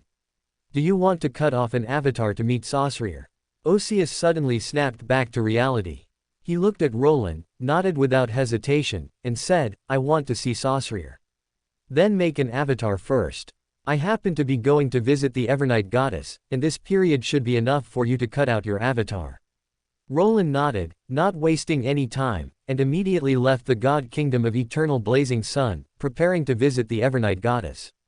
However, on his way to the Evernight goddess's god kingdom, Roland saw two familiar faces, Rosal and the god of steam and machinery. The last time they met, they were fighting fiercely, but this time, the atmosphere between them seemed much better. "Are you two taking a walk?" Roland immediately looked at the two walking side by side with a gossipy gaze. "What kind of look is that?" Rosal immediately saw what Roland was thinking, rolled his eyes exasperatedly, and said, "Boss, can you please wash your CP brain thoroughly? Steam and I are simply discussing the establishment of a mechanical laboratory. This is work you assigned us." The god of steam and machinery didn't say anything beside him, perhaps because he didn't understand. Oh, Roland wasn't angry, he just smiled and said, "Discussing work not within the god kingdom, but running outside. That's because we're preparing to visit the god of knowledge and wisdom." Rosal completely couldn't understand what kind of mentality his boss had to insist on shipping him with someone, and said exasperatedly, "Although he isn't specialized in the mechanical domain, in the field of mysticism, he is more professional than steam. We plan to complete some information through him. Each has his own specialization. Although both are gods specializing in knowledge, the domains of the god of steam and machinery and the god of knowledge and wisdom are different, and the authorities they control are also different, so naturally, there will be differences in the knowledge they possess." Rosal intended to develop the extraordinary technology tree, and for this reason, besides knowledge in the mechanical domain, he naturally also wanted to thoroughly understand various mystical knowledge. Setting aside the hidden sage, who was an enemy, the god of knowledge and wisdom was clearly a suitable choice. Tisk. Hearing this, Roland clicked his tongue, seemingly a bit regretful. He looked at Rosal and the other person in front of him, then suddenly sighed and said, "Is that so? Then you two go quickly. Ship fewer CPs, and if you must, ship something nutritious. Don't just eat any kind of fanfic," Rosal said, finally unable to bear it, exasperated. The god of steam and machinery, however, seemed to discover something and whispered, "Mr. Lucifer, did you just visit Osius?" The god of steam and machinery was quite familiar with Osius, as they were allies. Roland wasn't surprised that he could tell. After all, when he was treating Osius just now, his power almost went out of control more than once. Although it didn't cause any harm to Roland, it still left Roland covered in the power of the sun pathway. So Roland nodded and said, "I just treated Osius. If you care about him, you can visit him on your way. He is in a fragile state of mind right now and probably needs your care very much." Roland was serious when he said this. After all, Osius was indeed in a relatively fragile state right now, and the god of steam and machinery should somewhat be considered Osius's friend. In Roland's perception, at this time, care from a friend should make Osius feel better. At worst, mockery from a mischievous friend could also distract Osius from the terrible treatment memory. The god of steam and machinery's expression immediately became strange. He was quite familiar with Osius, so he understood how proud this sun god was. Eternal blazing sun, with a fragile mind needing care. Is that true? Rosal, however, clearly recalled something, his body trembled, and he showed sympathy. It seems Osius's experience was even more tragic than his. Roland didn't plan to chat with them anymore. After saying a few more words, he bid farewell to Rosal and the other person and continued towards the god kingdom of Evernight Goddess. After he left, Rosal and the god of steam and machinery, who were still standing there, looked at each other. Several seconds later, the god of steam and machinery spoke, "Shall we go visit Osius then?" Let's go. Why not? I can't wait to mock him." Rosal replied immediately without a second of hesitation. He had always remembered the other party killing him. Although Rosal didn't plan to retaliate, he didn't mind at all making things difficult for the other party. While Rosal rushed to the god kingdom of eternal blazing sun to mock the other party, Roland finally arrived near the god kingdom of Evernight Goddess. The Evernight Goddess had clearly been paying attention to Roland, this special individual, so when Roland arrived near the god kingdom of Evernight Goddess, before he even knocked, he saw the Evernight Goddess, who had probably been waiting for a while. "Should I say, nice to meet you for the first time, Lady Evernight Goddess." Roland smiled at the Evernight Goddess in front of him. Although they had met in dreams before, this was indeed their first meeting in reality. The last time Roland came to the astral world, he didn't specifically go to see the Evernight Goddess. "Nice to meet you for the first time, Mr. Lucifer." The Evernight goddess also showed a gentle smile, choosing to address him by his alias instead of his real name. After all, the Evernight goddess had noticed that when Roland used this persona, he clearly preferred others to address him directly by his alias. Roland indeed preferred to be addressed that way, and his smile became even more genuine. The Evernight goddess then welcomed Roland into her god kingdom, and the two came to the place where the Evernight goddess usually entertained other gods. Chapter 338 Naya's Instinct. Perhaps you don't mind trying some floral tea, the Evernight goddess said, as she prepared a cup of floral tea for Roland, adorned with deep sleep flowers. Roland smiled, picked up the floral tea, and took a sip, saying, "It has a very unique taste. I imagine it will probably bring a good dream." The Evernight goddess smiled, not denying it.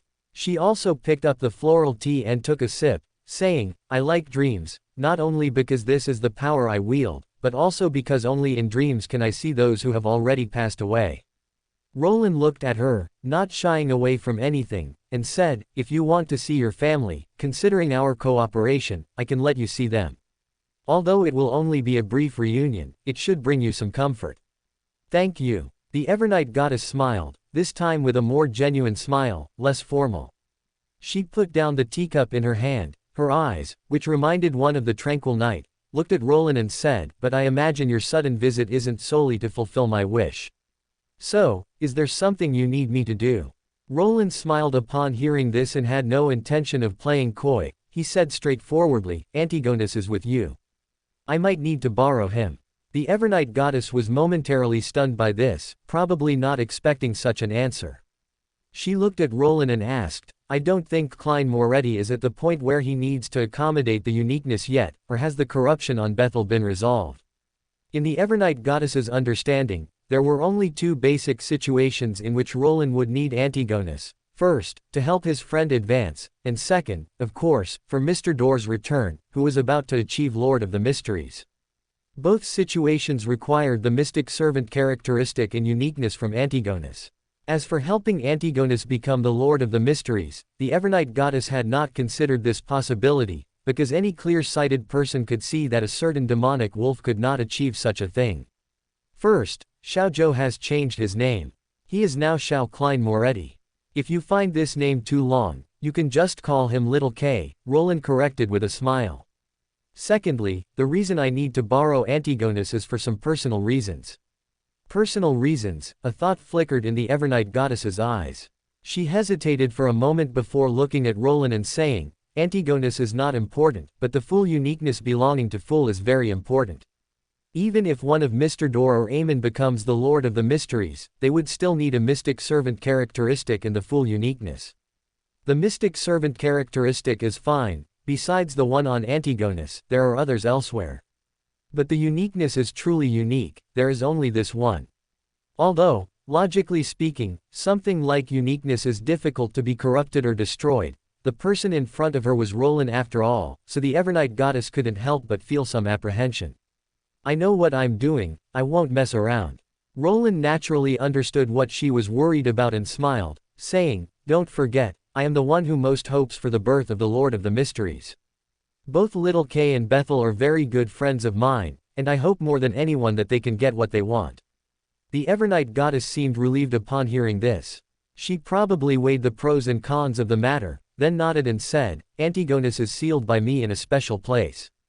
You might know where that is." Then, the Evernight goddess flipped her hand, and a key appeared in her palm. It was probably a freshly condensed key, with a brand new feel to it. "This is a key condensed from my power. You can use it to freely enter and exit there. The coordinates are," the Evernight goddess handed the key to Roland and also informed him of the coordinates of Mist Town. "Thank you," Roland said politely, then looked at the Evernight goddess and asked, "So, what do I need to pay for this?" "No, you don't need to," the Evernight goddess shook her head and said, "You have already paid for it, haven't you?" Roland smiled. He knew what the Evernight goddess was referring to, it was naturally about letting her briefly reunite with her family. Thus, Saussurier, who was originally engrossed in work at the City of Silver and Moon City's external outpost, abruptly returned to the past. What happened? Saussurier was a little confused, but he could also guess that Roland had cancelled the summoning, perhaps because something needed to be handled by others. You're back. How are things? The sun god gently asked beside him. He was very concerned about the results of this experiment, so he had been staying by Saucerier's side during this time, even uncharacteristically helping his poor deputy with some work. Only then did Saucerier remember that because Roland had only just cancelled the summoning, his will had remained in the future and had not yet returned to the past to inform his main body about the success of the experiment and Roland's proposal to establish rules. Thinking of this, Saucerier quickly looked at the sun god and recounted everything that had happened in the future exactly as it was. Even the sun god, after listening to Saucerier's words, couldn't help but fall silent. After a long while, he finally spoke. We should all be grateful that he chose humanity. What Saucerier could see, how could the sun god not see? He even saw it more comprehensively. I think so too. Saucerier nodded, agreeing with his main body's view, and added, this power is very dangerous, but no matter what, it is indeed an opportunity. I know. The sun god did not deny it. His golden eyes were slightly lost in thought, as if recalling some past events, some already blurred memories. A moment later, the sun god looked at his deputy again and said, your choice was not wrong. We need this power, but at the same time, we must restrain ourselves. The sun god looked at Saucerier and said, don't trust Roland's self-control too much. He certainly doesn't want the world to become stagnant, but he wouldn't mind using this matter to observe us, to observe human nature. Saucerier's body trembled, understanding something. If Roland were here to hear the sun god's words, he would probably be very pleased, because the sun god truly understood him. Roland certainly wouldn't want the world to become stagnant, wouldn't want everyone to live as puppets of rules, but if the sun god and others didn't realize the trap in this power and truly lost control, he indeed wouldn't intend to stop them. Because Roland respected his friend's choices, even if those choices were the result of his deliberate guidance. And because Roland possessed the power to cancel rules at any time, for him, a temporary stagnation of civilization was completely acceptable. He would be very willing to pay such a small price to observe the sun god and their loss of control, to observe what choices humans would make in such a world, whether to choose a silent and stable life, or to resist for freedom. This was a deep-seated flaw etched into his soul, an instinct belonging to Nyarlathotep. Even Roland couldn't completely wash away this instinct, he had only learned to resist it, but this self-control wasn't always effective. So sometimes, all it took was a push from the side, like the fall of a good person, and Roland would embrace this instinct. Chapter 339 That's why he didn't fall. Therefore, the sun god's vigilance towards Roland was necessary, because no matter what Roland's feelings were towards humanity and humans, the part of him that belonged to Nyarlathotep was still pulling him, hoping to transform him back into it. Such an existence, moreover, truly possessed the ability to destroy the world. Once Roland chose to fall, this world would inevitably fall with him. The sun god saw this point, so he chose to hold on to him as much as possible, helping him fight against that instinct, and preparing for the worst. When Saucerier saw Roland again, his expression couldn't help but become somewhat complex. What's wrong, Saucerier? Are you angry? Roland looked at the complex-faced Saucerier in front of him and asked curiously, or did my sudden cancellation of the summon disrupt your work rhythm? No. Saucerier shook his head. He looked at the young man in front of him, thought for a moment, and then said, I just suddenly realized that I probably don't understand you as much as Lord does. Roland raised an eyebrow at this. He gazed at Saucerier, then suddenly laughed, seemingly understanding something, and said, I've never hidden my personality, Saucerier. You shouldn't think too highly of me. I do like good people like you, but precisely because of that, I will respect your choices. Even if that choice is wrong. Saucerier looked at him and said, even if it's wrong. Roland did not deny it, nodding. He looked at Saucerier and suddenly smiled, saying in a joking tone, so I'm really a very, very evil little crow. You should be vigilant, Saucerier. Saucerier was stunned for a moment when he heard this, then he seemed to understand something, smiled, and said, that is indeed very, very evil. But, Saucerier's tone shifted. He looked at Roland and said, as long as our choice is correct, you will also be a very, very good little crow, won't you? Ah, of course, after all, I myself am still relatively inclined towards a good ending. Roland did not deny it. If Saucerier and the others fell into a trap, he certainly wouldn't mind watching a tragedy of The dragon slayer eventually becomes the evil dragon, but since they avoided the trap, Roland truly didn't mind helping them make this world better. For Roland, a beautiful story was always more anticipated than a tragedy. I understand. Saussure nodded, taking a deep breath, seemingly making some kind of decision. Roland couldn't help but smile when he saw him like that. It was precisely because such humans existed that he had never truly fallen. Sometimes Roland felt very lucky. Many times he handed the future over to such people to choose, and they always gave him an answer that satisfied him. And these answers collectively forged the current Roland, making him, when given a choice, more willing to choose the beautiful ending rather than blindly dragging everyone down. Roland sometimes also thought, if he had met those humans who chose to fall, then perhaps he too would have become one of the countless Nyarlathotep, choosing to create countless tragedies and enjoying seeing others fall. That's why I like good people. Roland couldn't help but exclaim in his heart. He should have fallen, but these people held him back. So even if Roland still couldn't become the god who loved the world, he didn't mind giving these people a hand when they needed it.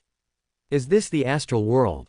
Saussure, who had made a certain decision, came back to his senses and found that he didn't seem to be in reality. Yes, because Osius wants to see you. Although I've already prepared a clone for him, after thinking about it, wouldn't it be more meaningful to meet in person? Roland smiled and said. Hearing this familiar name, Saussure paused, his expression also slightly more complex.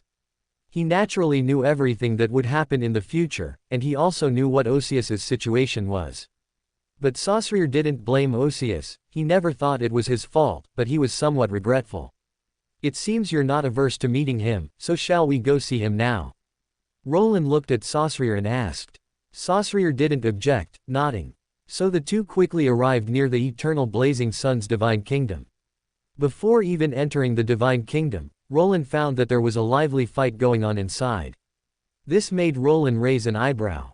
He took Saussure and peered inside, quickly realizing that the ones fighting were indeed Osius and Rosal, while the god of steam and machinery was siding with one party, meaning, he was constantly helping Rosal fight Osius. Besides the three of them, Roland also saw an Amon nearby.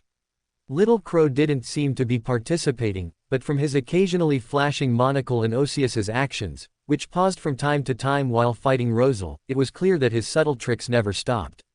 It could be said that the scene looked like a 1v1, but in reality, it was a 3-on-1. Of course, Roland could tell that none of them were fighting for real, it was more like playing or venting than an actual fight. However, given the current situation, it was hard to say if they would truly get angry if they continued fighting. Is that all? Osius, haven't you eaten? Or has so many years passed that your strength hasn't improved at all, but instead has regressed? Rosal taunted loudly while dodging Osius's attacks.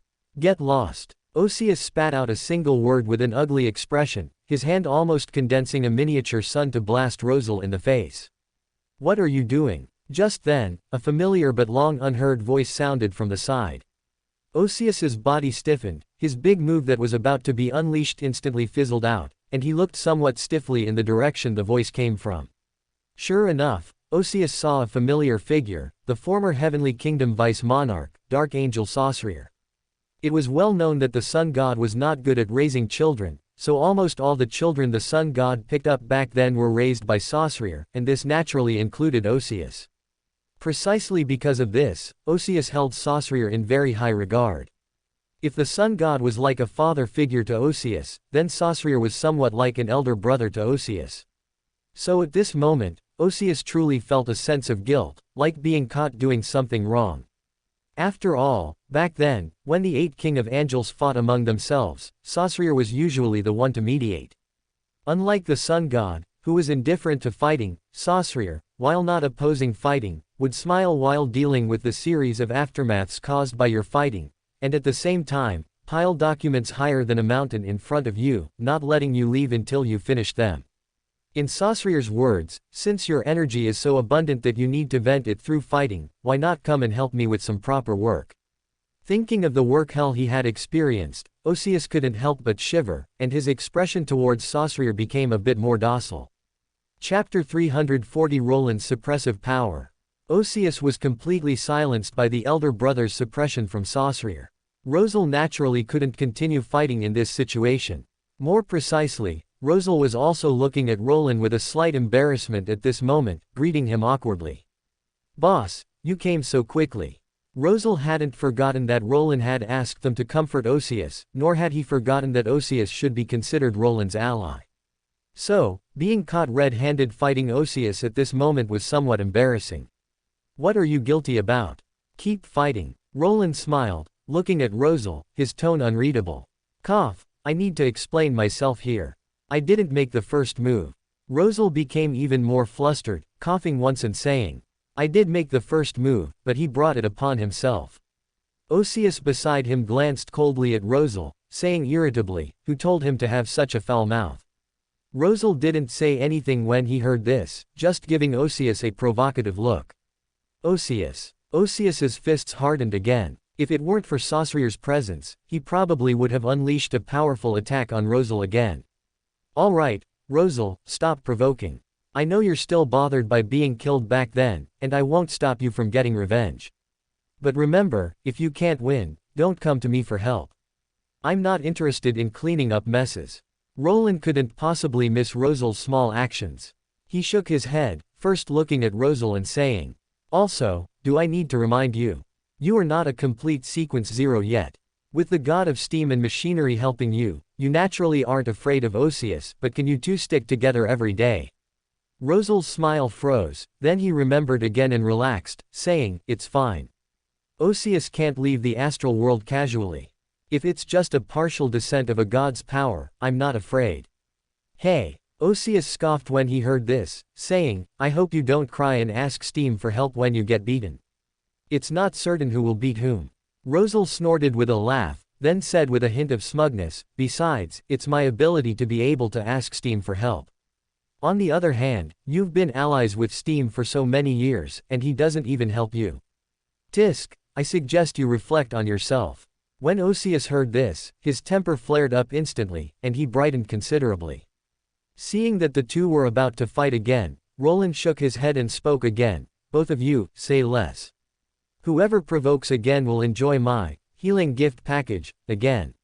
I happen to be very short on guinea pigs for practice right now."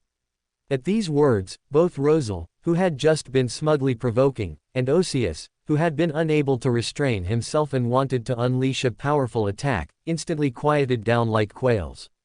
It was clear that both of them had a deep psychological shadow from Roland's treatment. Roland nodded with satisfaction at the sight. He actually didn't care about the conflict between Osius and Rosal and even enjoyed it, but when it was time to suppress, he still had to suppress. After all, neither Osius nor Rosal were easy to deal with.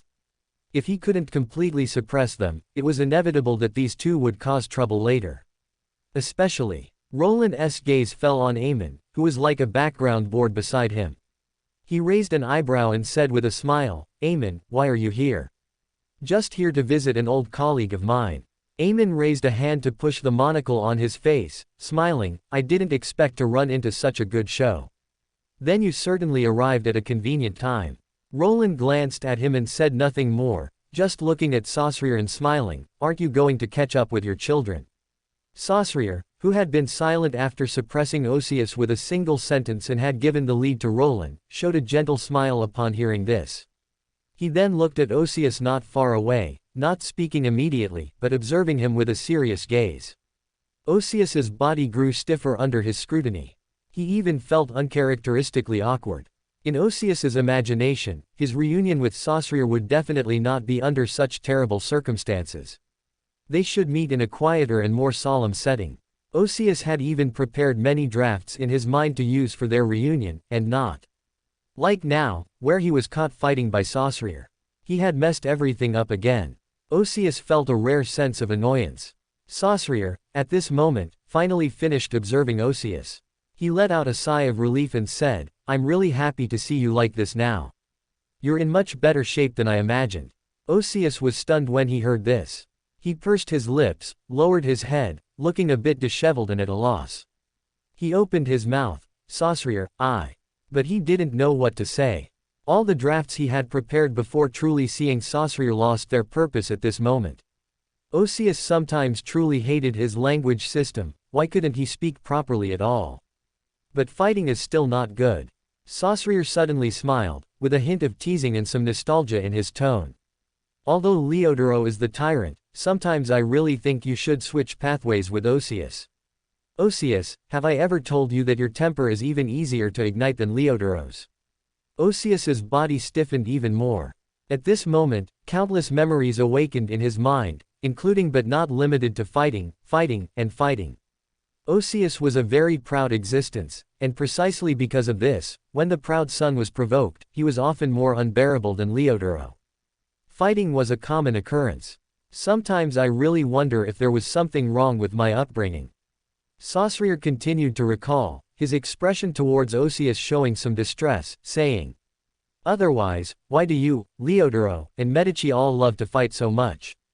In this regard, perhaps only Ouroboros is a bit better.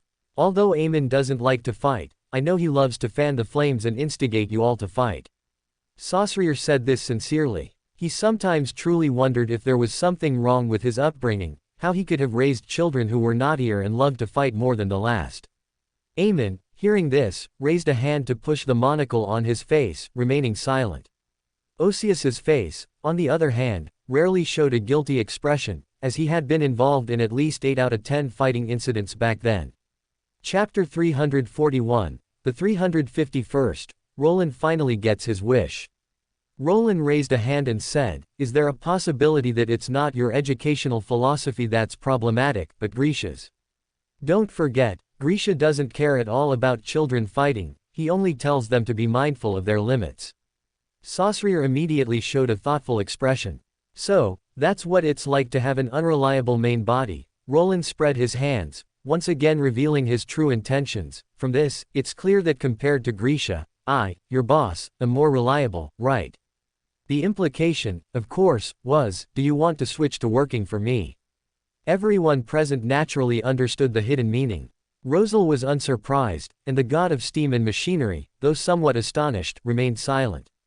Amon, meanwhile, thoughtfully observed Saussure, who this time did not directly refuse, and said with a hint of disbelief, "Saussure, you're not really planning to betray father, are you?" Osius's eyes widened. He heard Amon's words and understood Saussure's reaction at this moment, practically blurting out, "You can't do that, Saussure." Saussure's expression was a little helpless. He first looked at Amon and Osius and said, "I think you probably haven't forgotten that I am also the sun god, have you?" Amon and Osius's gazes drifted upon hearing this. As staunch proponents of the different personalities mean different people school of thought, they clearly did not agree with that statement. Saussure sighed at their reaction, feeling a mix of helplessness and a headache. He paused before saying, "At least you should know that I won't go against the sun god's will, right?" As soon as he said this, Amon and Osius's expressions both became thoughtful. Roland, on the other hand, looked at Saussure with interest and said, "So old J really intends to sell you to me? Can he bear to?" Although Saussure was currently working for him, it was clearly more akin to a secondment than a genuine transfer to his employ. Only in this era, Saussure looked at Roland, his gaze gentle and steady. He said, "I need to watch over you, Roland." Wow. Roland blinked. He understood something, so he looked at Saussure, a brilliant smile curving his lips, and said, "What if I resurrect you in this era?" "I will work for you until the end of my life," Saussure replied. "What if the sun god is also resurrected in this era?" Roland continued. "He should learn to work for himself," Saussure replied very coldly. "I think with the sun god's charisma, he won't lack people to work for him.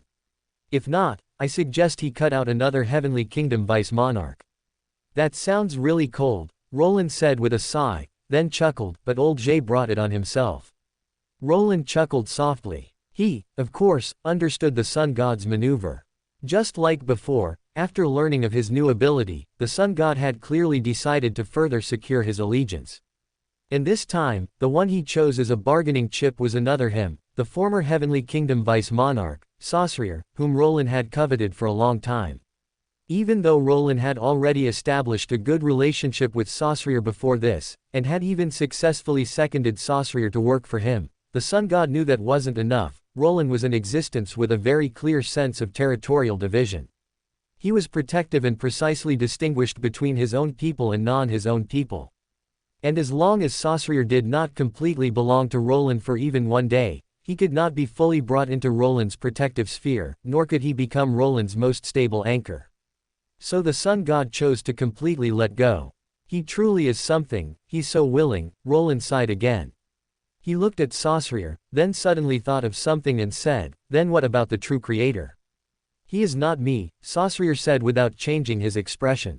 An expected answer, Roland raised an eyebrow, his expression not at all surprised, merely saying, how cunning.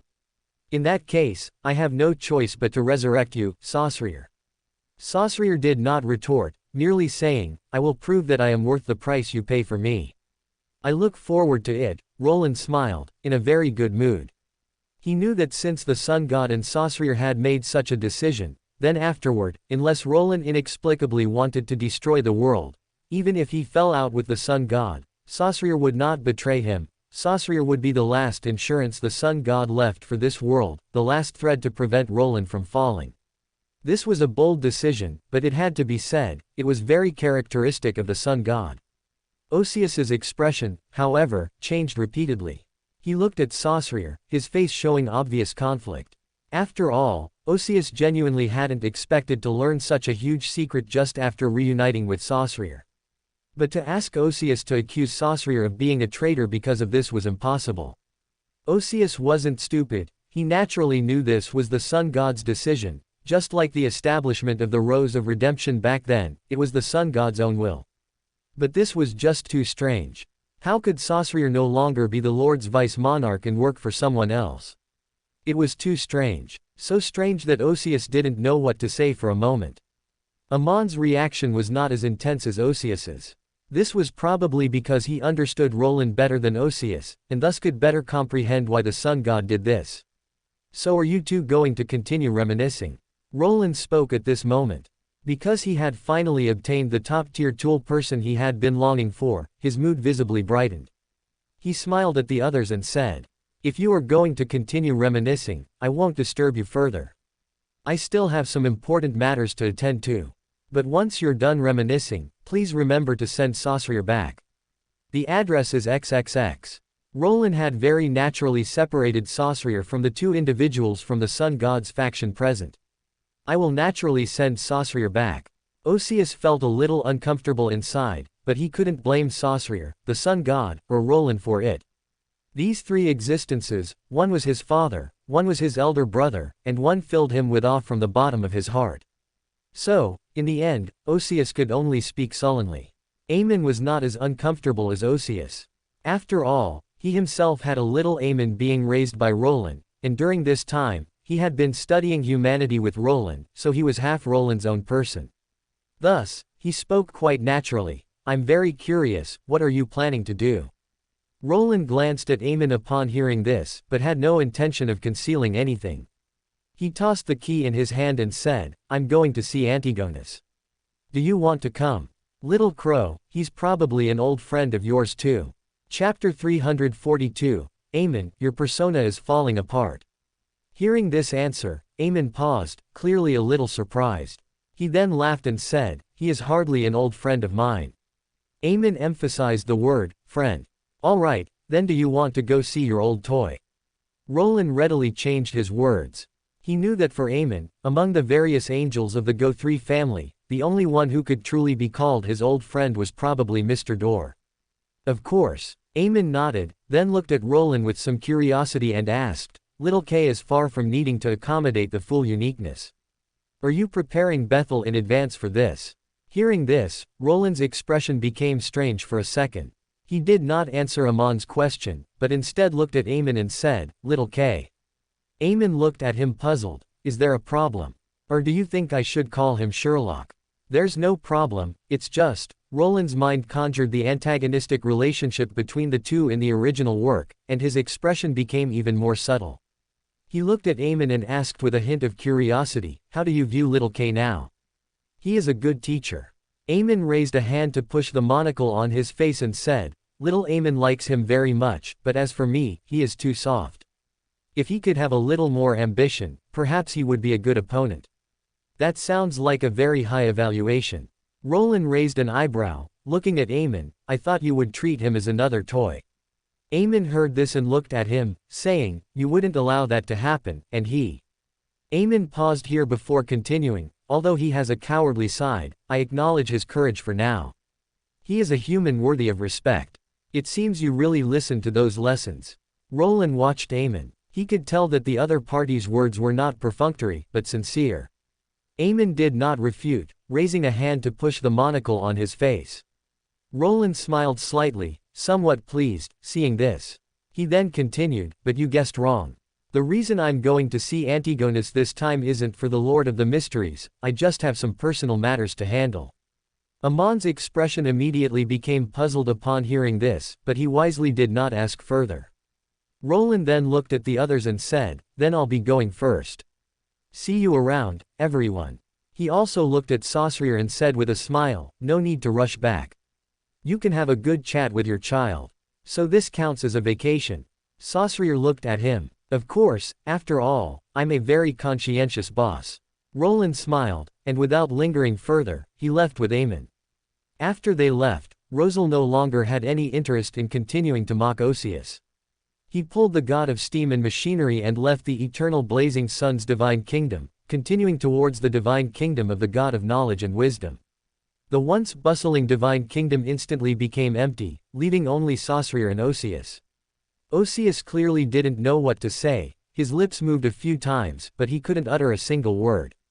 Saussure, however, smiled and said, do you mind telling me about your current situation, Osius? While everyone was doing their own thing, Roland and Amon successfully arrived at Mist Town. For ordinary Beyonders, this was undoubtedly a very dangerous area. A slight mistake could lead to being hung on the roof like cured meat, but neither Roland nor Amon would fear this danger. I knew Antigonus was imprisoned here a long time ago, but I never had the chance to come in, Amon said as he surveyed this place, which was actually not unfamiliar to him. Mist Town, where Antigonus was imprisoned, was once the Night Country a long time ago. As an existence who also worked for Tutor in the Fourth Epoch, Amon naturally would have visited the Night Country. However, compared to his previous visits, the Night Country now, apart from the buildings being largely similar, had undergone a complete transformation in all other aspects. Antigonus has always been a cowardly fellow. He didn't have enough ambition, nor enough strength, yet he insisted on occupying a treasure that didn't belong to him. Honestly, I'm not surprised by his fate. Perhaps recalling the past, Amon suddenly said with a touch of emotion. Roland glanced at Amon upon hearing this and said, if I'm not mistaken, Antigonus was able to accommodate the uniqueness because you and Adam helped him. That was an experiment. Amon did not deny it, nodding, and said, Antigonus could have given up. Clearly, he overestimated his own abilities. The reason Amon and Adam helped Antigonus accommodate the full uniqueness back then was certainly not out of kindness. Aside from some considerations for balancing the situation, it was more to observe the Lord of the Mysteries' activity level. And the experimental results proved that the Lord of the Mysteries in the Fourth Epoch was still very active, and any angel of the Go-3 family who became a god during that period had the suspicion of seeking death. Roland glanced at Amon and said with a smile, actually, he had no choice. If he didn't accommodate the full uniqueness, he wouldn't have been able to protect his Night Country in that era. Amon did not refute. He simply looked quietly at the corpse of the Night Country before him and said, he was too weak. In this world, the weak are destined to lose everything, everyone is the same. Including you. Roland looked at him, understanding the implied meaning of the sentence. Including me. Amon looked back at him, his black eyes carrying an indescribable emotion, so I truly envy you.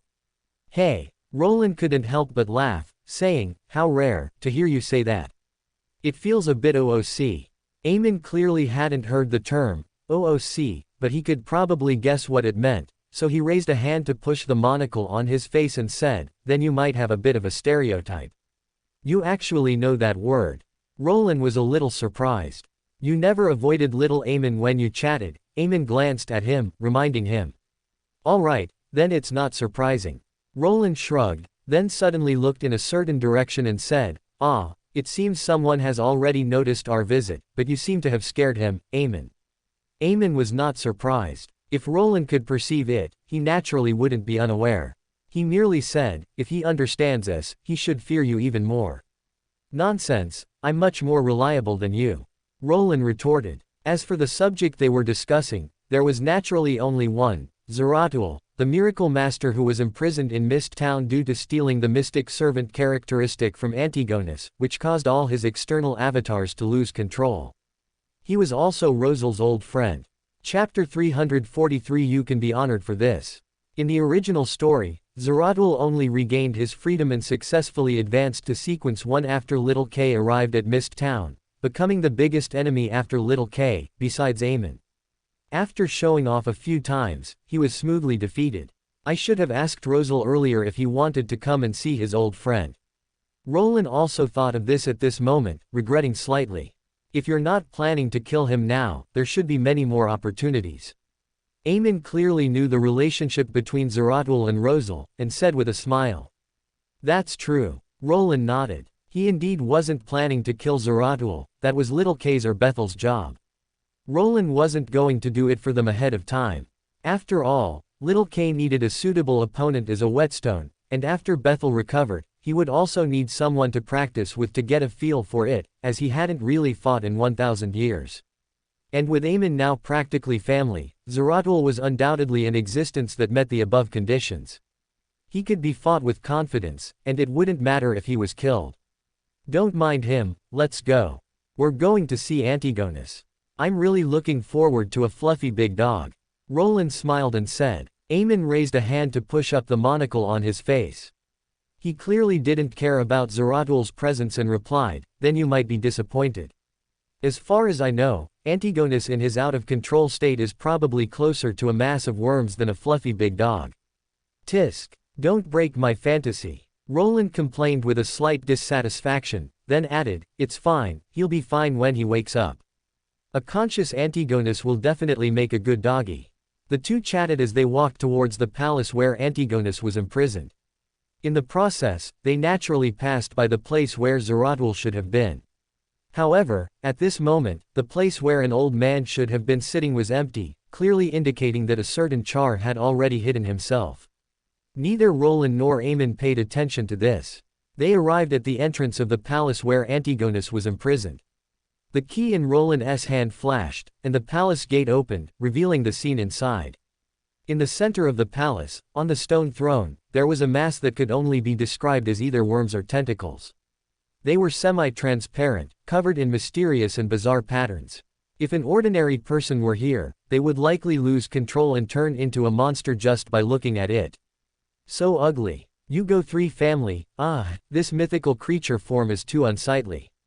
Roland looked at the wriggling mass, showing visible disgust and shaking his head. Amon was clearly used to this. He just looked at the wriggling mass, his expression a mix of nostalgia and harshness, saying, long time no see, Antigonus. Although I've long known that you were destined to fail, I must say you look truly ugly now. The previously quiet wriggling mass on the throne showed no extra movement due to Amon's words, indicating that he was truly mad. Roland, however, looked at Amon and suddenly smiled, saying, it seems you don't entirely treat him as a toy, as you claimed. Even a toy, after playing with it for a long time, will always evoke some feelings, won't it? Amon neither admitted nor denied, merely retorting. Perhaps. Roland smiled, not delving deeper into the topic. He just looked at Amon and said, do you mind helping me hold him down? I am currently just an ordinary Sequence 2. If he struggles too much, it will be quite difficult for me to hold him. What do I get in return? Amon slowly looked at Roland and asked. My goodwill. Roland blinked, looking at Amon and smiling, or, in the future, if you fail to contend for the Lord of the Mysteries, I'll spare your life. Given Father's sake, you wouldn't have killed me anyway. Amon pointed this out with a smile, then changed the subject, saying, however, your goodwill does have that value. Good eyesight. Roland smiled, then took half a step back, gesturing, then it's up to you, Amon. I'll be cheering for you. Amon glanced at him, feeling a rare sense of helplessness, but did not refuse. He simply walked towards Antigonus, saying, I'm very curious, if I weren't here, how would you hold him down? Probably by calling your father for help. Or simply calling the knight for help. Roland said openly, "You know, I have many friends." "Friends, hey." Amon seemed to have heard something amusing and chuckled, saying, "If the knight counts as your friend, then don't I also?" "You always have been." Roland nodded as a matter of course, then looked at Amon with some confusion, saying, "Although you're not as important as little K and the others in my heart, since I've taught you as a student, you certainly count as my friend." Amon paused in his movements. He probably hadn't expected such an answer, then he smiled and said, "Should I feel honored for this?" "You can feel honored for this, it's up to you," Roland said with a smile. Amon looked back at him, then suddenly smiled. Then he looked at Antigonus, who, due to Amon's approach, had clearly sensed danger and began to become agitated, his tentacles flailing wildly. "You truly are a lucky fellow." Amon looked at the increasingly smiling mass of worms before him, and said with a sigh, then he pinched the monocle on his face, and the power of the Marauder activated at this moment. Even among King of Angels, there is a difference in strength. Antigonus, even at his peak, was no match for Amon, let alone now that he was insane and had a mystic servant characteristic stolen by Zeratul, making him even less of a match for Amon. Because of this, in just a few minutes, the wriggling mass that had been flailing its tentacles had already meekly retracted all of its tentacles, forced to squeeze itself onto the narrow throne. "He's truly completely mad." Roland also came closer at this point. He reached out and poked the meekly wriggling masses, then looked at Amon with some curiosity, saying, "I thought you would take the opportunity to do something, like steal the full uniqueness or the mystic servant characteristic. And then get beaten by Father again." Amon looked at Roland, his expression calm as he said, "I'm not so foolish as to not see through your fishing expedition." Roland raised an eyebrow, not denying it, as there was indeed a hint of entrapment in his bringing Amon along. Unfortunately, Amon didn't fall for it. Roland didn't say anything more. He continued to look at Antigonus, then reached out and pressed his hand over the wriggling mass. "Then, let me see if I can awaken you, Antigonus." Chapter 344, The Weak, Pitiful, and Helpless Demonic Wolf. Yes, Roland was preparing to awaken Antigonus, or rather, suppress the celestial worthies will within Antigonus, thereby allowing Antigonus to regain consciousness. The reason Roland wanted to do this was simple. Firstly, it was part of the experiment, and Roland needed Antigonus as a guinea pig to practice on. Secondly, Roland needed to obtain memories of despair or feelings of sadness from Antigonus, requiring him to regain consciousness. As for what to do with the mystic servant characteristic and the full uniqueness belonging to Antigonus after he regained consciousness, that depended on whether Antigonus was obedient enough. If Antigonus was a sensible, good dog, Roland wouldn't mind having another King of Angels as a subordinate. Later, when little K or Bethel needed the full uniqueness, they could just have a fight to decide its ownership. Roland believed that neither little K nor Bethel would disappoint him in this regard. Little K had the Saphira Castle's enhancement, so he wouldn't be weaker than Antigonus once he advanced to Sequence 1, and Mr. Door could directly become a god once he got rid of his corruption. But if Antigonus wanted to be a bad dog, Roland wouldn't mind stripping him of the full uniqueness and the mystic servant characteristic right now. He could do it. For those with a large amount of Nyarlathotep's corruption in their bodies, Roland could actually control them, just like an outer god. He had already tested this when he performed surgery on Rosal. It's just that Roland normally wouldn't do this. For Roland, puppets were the most uninteresting things. He preferred vibrant life, because that often held infinite possibilities. "I hope you can be an obedient dog," Roland smiled, and Nyarlathotep's power was mobilized at this moment, silently invading Antigonus's soul. Antigonus knew he was dreaming. He had been dreaming for a very, very long time. Although the content of the dreams was chaotic, it always had the same theme: the destruction of the Night Country, his sister's disappearance, and his own uncontrollable self. Antigonus didn't know why he was having these strange nightmares, nor could he think about why. In these endless dreams, his consciousness was muddled, sometimes clear, sometimes chaotic. Occasionally, he could glimpse some strange scenes through the dreams. In those scenes, there was a palace familiar to Antigonus, but on the chair that originally belonged to him in the palace, a strange, twisted monster was perched. Antigonus was not fully conscious, he couldn't understand what this scene meant. He only occasionally felt anger. That was clearly his favorite chair. Even in his muddled state, Antigonus still remembered how he used to turn into a demonic wolf and lie on it to sleep, while his sister would laugh at his childishness and comb his fur. But now his favorite chair was occupied by a monster. Antigonus was a little angry, but he often couldn't stay angry for long before forgetting about it and continuing to sink into endless nightmares, unable to break free. But Antigonus wasn't always having nightmares. Occasionally, he would also have some good dreams. In those dreams, the night country was still that peaceful small country, and his sister was as usual. Antigonus would lazily lean somewhere to sunbathe, watching his weak but stubborn believers busy themselves with celebration activities whose meaning he himself didn't even know. Antigonus couldn't understand what his believers were thinking, nor could he understand the meaning of these things, but since they wanted to bother, Antigonus was too lazy to stop them. Only occasionally, Antigonus would feel sad, inexplicably sad.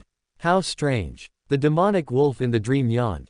He gazed at the night country in the dream, his muddled brain unable to perform complex thoughts. He could only stare with wide, confused eyes at the believers in front of him, trying to find the reason for his sadness. Naturally, Antigonus found nothing. However, for some reason, some strange scenes flashed through his mind: a collapsed church, believers lying in pools of blood, and his sister looking at him with an expressionless face. As a seer, Antigonus should have taken these scenes seriously, but the demonic wolf shook his head, driving everything away, and continued to lazily lean on the chair, gazing at the kingdom he had personally built and protected. It wasn't easy to find you, Antigonus. Just then, Antigonus suddenly heard an unfamiliar voice. This made him instinctively look over, only to find that an unfamiliar presence had appeared beside him at some point. It was a man who looked very refined, with slightly curly black hair and eyes as bright gold as sunlight. He wore a pair of gold-rimmed glasses, and he looked like an elegant scholar. But Antigonus knew that the other party was definitely not a scholar. Even though he was muddled and his rationality was almost completely lost, the seer's instinct still made Antigonus instantly perceive the danger of the other party. "Who are you?" Antigonus asked. "Me. You can call me Lucifer." The man, Roland, smiled. He looked at Antigonus in front of him and said unhurriedly, "But more than who I am, Antigonus, do you really want to continue indulging in this dream?" This was naturally not reality, but Antigonus's consciousness space, or rather, his dream.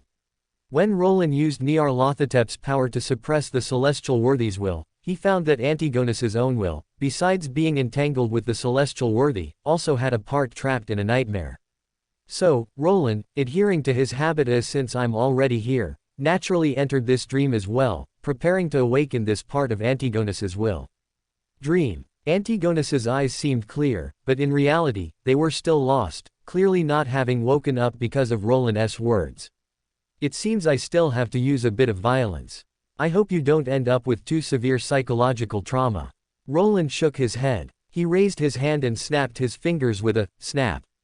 Crash. The sound of something breaking rang out at this moment, accompanying the collapse of this dream. But outside the shattered dream was not reality, but a terrifying expanse of distortion and chaos. Antigonus opened his eyes. Terror still lingered in his eyes. The once famous half-fool, at this moment, curled up like a startled little wolf, his entire body radiating helplessness, as if he was not a king of angels possessing uniqueness, but a weak, pitiful, and helpless dog. Awake. Chapter 345. He knew Amon was unreliable. Just then, Antigonus felt someone poke him in the back, which nearly made Antigonus jump up. Looking back in horror, Antigonus saw a familiar yet strange figure. He immediately couldn't help but shrink back, wishing he could shrink by half. "Are you awake or not?" Roland looked at Antigonus, who wished he could disappear immediately, and deliberately said, pinching his chin, "Ah, it seems he's not awake yet, so he'll need another treatment." No. I'm awake, I'm very awake now, I've never been so awake." As soon as these words were uttered, Antigonus spoke without a second's delay. Even the spirit worms on him at this moment spelled out the word, awake, showing a very strong will to survive. PFF'd. Seeing this, Roland couldn't help but laugh. He shook his head and said to Antigonus, "Since you're already awake, why are you still in this spirit worm form?" Antigonus. Of course, it was because he was scared before he even had time to regain his human form. Antigonus felt wronged, but Antigonus dared not speak. He could only silently control the spirit worms, and quickly reshaped his face. Thus, a shiny, formidable-looking demon wolf appeared on the throne. Whoa! Roland's eyes lit up. He sized up the handsome demon wolf in front of him, his hands itching, and couldn't help but ask, "Can I touch him?" Antigonus didn't make a sound, not knowing if it was a refusal or an acquiescence. Amon, beside him, raised his hand and pushed the monocle on his face, saying, "I didn't expect the famous Duke Antigonus to be reduced to selling his wolfish charm for a living." Alas! He even sighed dramatically, seemingly very regretful. Antigonus also noticed the presence of an old friend at this moment. His large wolf eyes instantly looked over, with some ferocity, as if in the next second he would pounce out, bite the opponent's throat, and deliver a fatal blow. However, the next second, a hand pressed down on the demon wolf's head. "Yes, that's the look, so handsome. I've wanted to raise a fierce and handsome big dog for a long time." Roland couldn't help but exclaim while ruffling a certain demon wolf's head. He genuinely loved fluffy things, whether cute kittens or fierce dogs, he loved them all. Antigonus's fierce gaze immediately transformed into one of resignation. He quietly glanced at Roland, who was engrossed in petting the dog, and after confirming that the other party probably wouldn't notice his small movements, Antigonus gave Amon a look. After all, they were both angels who had worked for Tutor together. Although Antigonus and Amon's relationship wasn't particularly good, there was still some tacit understanding between them, so Amon successfully received the look and understood the other party's meaning. "What do you know about this lord? What's your relationship with him? And what's the situation now?" But receiving the look didn't mean Amon had to answer, especially since Amon was certain that Roland would take in all their small movements. So Amon merely adjusted the monocle on his face and gave Antigonus a helpless look. Antigonus. Damn it, black-faced grass. He knew Amon was unreliable. The unreliable Amon refused to provide information to help his poor former colleague, which made Antigonus feel a bit stifled. But he wasn't the kind of fool who could only rely on others when something happened, so after Amon refused to help, Antigonus quickly started brainstorming, continuing to think based on the existing information. First, Antigonus could confirm that this guy who called himself Lucifer was a very terrifying individual. The other party's power still lingered within him, and the faint madness made him tremble. And the will of the celestial worthy, which should have largely awakened but was now dormant again, made Antigonus understand just how terrifying the person in front of him was. Antigonus was not some inexperienced Beander novice, even Sequence 0s he had dealt with many times. As for existences on the half-old one level, he had also encountered them, although he had only witnessed the sun god's actions from afar. Antigonus had indeed witnessed that level of power. It was precisely because of this that Antigonus understood even more the significance of Lucifer's suppression of the celestial worthy's will in forcefully awakening him. The other party was definitely in existence no less than an old one. Moreover, Antigonus felt the lingering madness in his soul. It was this madness that awakened him and suppressed the celestial worthy's will. Antigonus himself was a master of puppetry, so he could roughly perceive that this power could do more than just suppress the celestial worthy. As long as the other party wished, manipulating him with it would probably be an easy feat. It was just that the other party hadn't done so yet. This was also why Antigonus had been obediently letting the other party treat him like a dog. He knew very well that as long as the other party wished, he couldn't resist at all. Since that was the case, it was better for him to be proactive. And after analyzing the other party's strength, Antigonus couldn't help but analyze the other party's purpose. He secretly glanced at Roland, who was still engrossed in petting the dog, feeling a little unsure in his heart. Could it be that the other party saved him just to keep a pet? No, how could that be? He was an king of angels, after all. Antigonus dismissed this absurd possibility. It was at this moment that he suddenly remembered something and froze. Wait, saving him, what happened before? Long-lost memories finally resurfaced at this moment. Antigonus widened his eyes, belatedly realizing the current situation. He looked around. The familiar palace was as it always was, only there were many strange puppets on the roof. No, not strange. Antigonus looked up at the roof. He remembered the absurd dreams and the corner of reality glimpsed within them. Antigonus also remembered the night that made him lose everything. On that day, he lost his country, his believers, his sister, and he himself lost control and became a monster due to insufficient anchors. So, that monster occupying his favorite chair was himself. Antigonus thought in a daze. He finally understood where the sadness in those dreams came from. It was the lament of the demon wolf who had lost everything, wailing in his dreams. I remember now, the night confined me here. Antigonus looked at Roland. The other party, he didn't know when, had stopped being engrossed in petting the dog and was quietly looking at him. So why are you here? Antigonus asked. The little wolf, who had belatedly realized what he had lost, shed his docile facade at this moment, taking on a slightly dangerous, fierce glint. Chapter 346, Where is his mystic servant characteristic?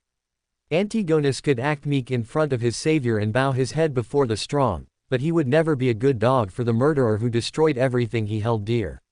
Unless, Antigonus thought of his older sister. He and his sister shared the same bloodline, which allowed Antigonus to vaguely sense his sister's condition. So Antigonus was certain that his sister had not yet fallen. Then where would he be? Was he also imprisoned by Night, like him? How could he save him? Don't blame the wrong person. While Night and I are indeed in a cooperative relationship, your tragedy has nothing to do with me. Roland smiled, looking at Antigonus, and said, I just made a deal with Night. He sold you to me. This was not a lie. Although not explicitly stated, under the tacit understanding between them, Roland had indeed reached a deal with the Evernight goddess. On the premise that the full uniqueness would go where it belonged, Antigonus would be at Roland's disposal. Of course, in return, Roland would also provide assistance when the Evernight goddess wished to see her family.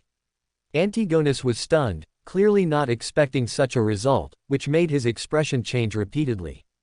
Then what do you want me to do? Antigonus took a slight breath, calming his complex emotions, and asked. I just need a good dog. Of course, I also need a subordinate, Roland smiled, speaking bluntly. After a pause, Roland added, of course, I only bought you. The full uniqueness and mystic servant characteristic within you do not belong to me, they will go to their rightful places in the future. Antigonus was stunned. Antigonus. He, such a large living demonic wolf, and king of angels closest to Fool, could actually have his characteristic and himself sold separately. Wait, how did he only have one mystic servant characteristic left? Antigonus hadn't even had time to be angry about being sold separately when he suddenly realized another bewildering fact: one of his sequence 1 characteristics was missing. For that, you might have to ask little Zeratul. Roland seemed to have seen what Antigonus was thinking and kindly reminded him, he stole your mystic servant characteristic while you were out of control. Antigonus. Little Zeratul. Who? Which descendant of Zeratul? Antigonus immediately felt like he was about to laugh from anger. As half of Fool, although Antigonus was at a disadvantage in front of Amon and Bethel, and acted like a good dog in front of Roland, in front of other seer pathway angels, Antigonus was an existence capable of crushing opponents. The old Zeratul died under the siege of Antigonus and Bethel back then. Now, little Zeratul had actually stolen one of his mystic servant characteristics while he was out of control. How could Antigonus tolerate this? He couldn't defeat Night, but he could certainly deal with a little Zeratul.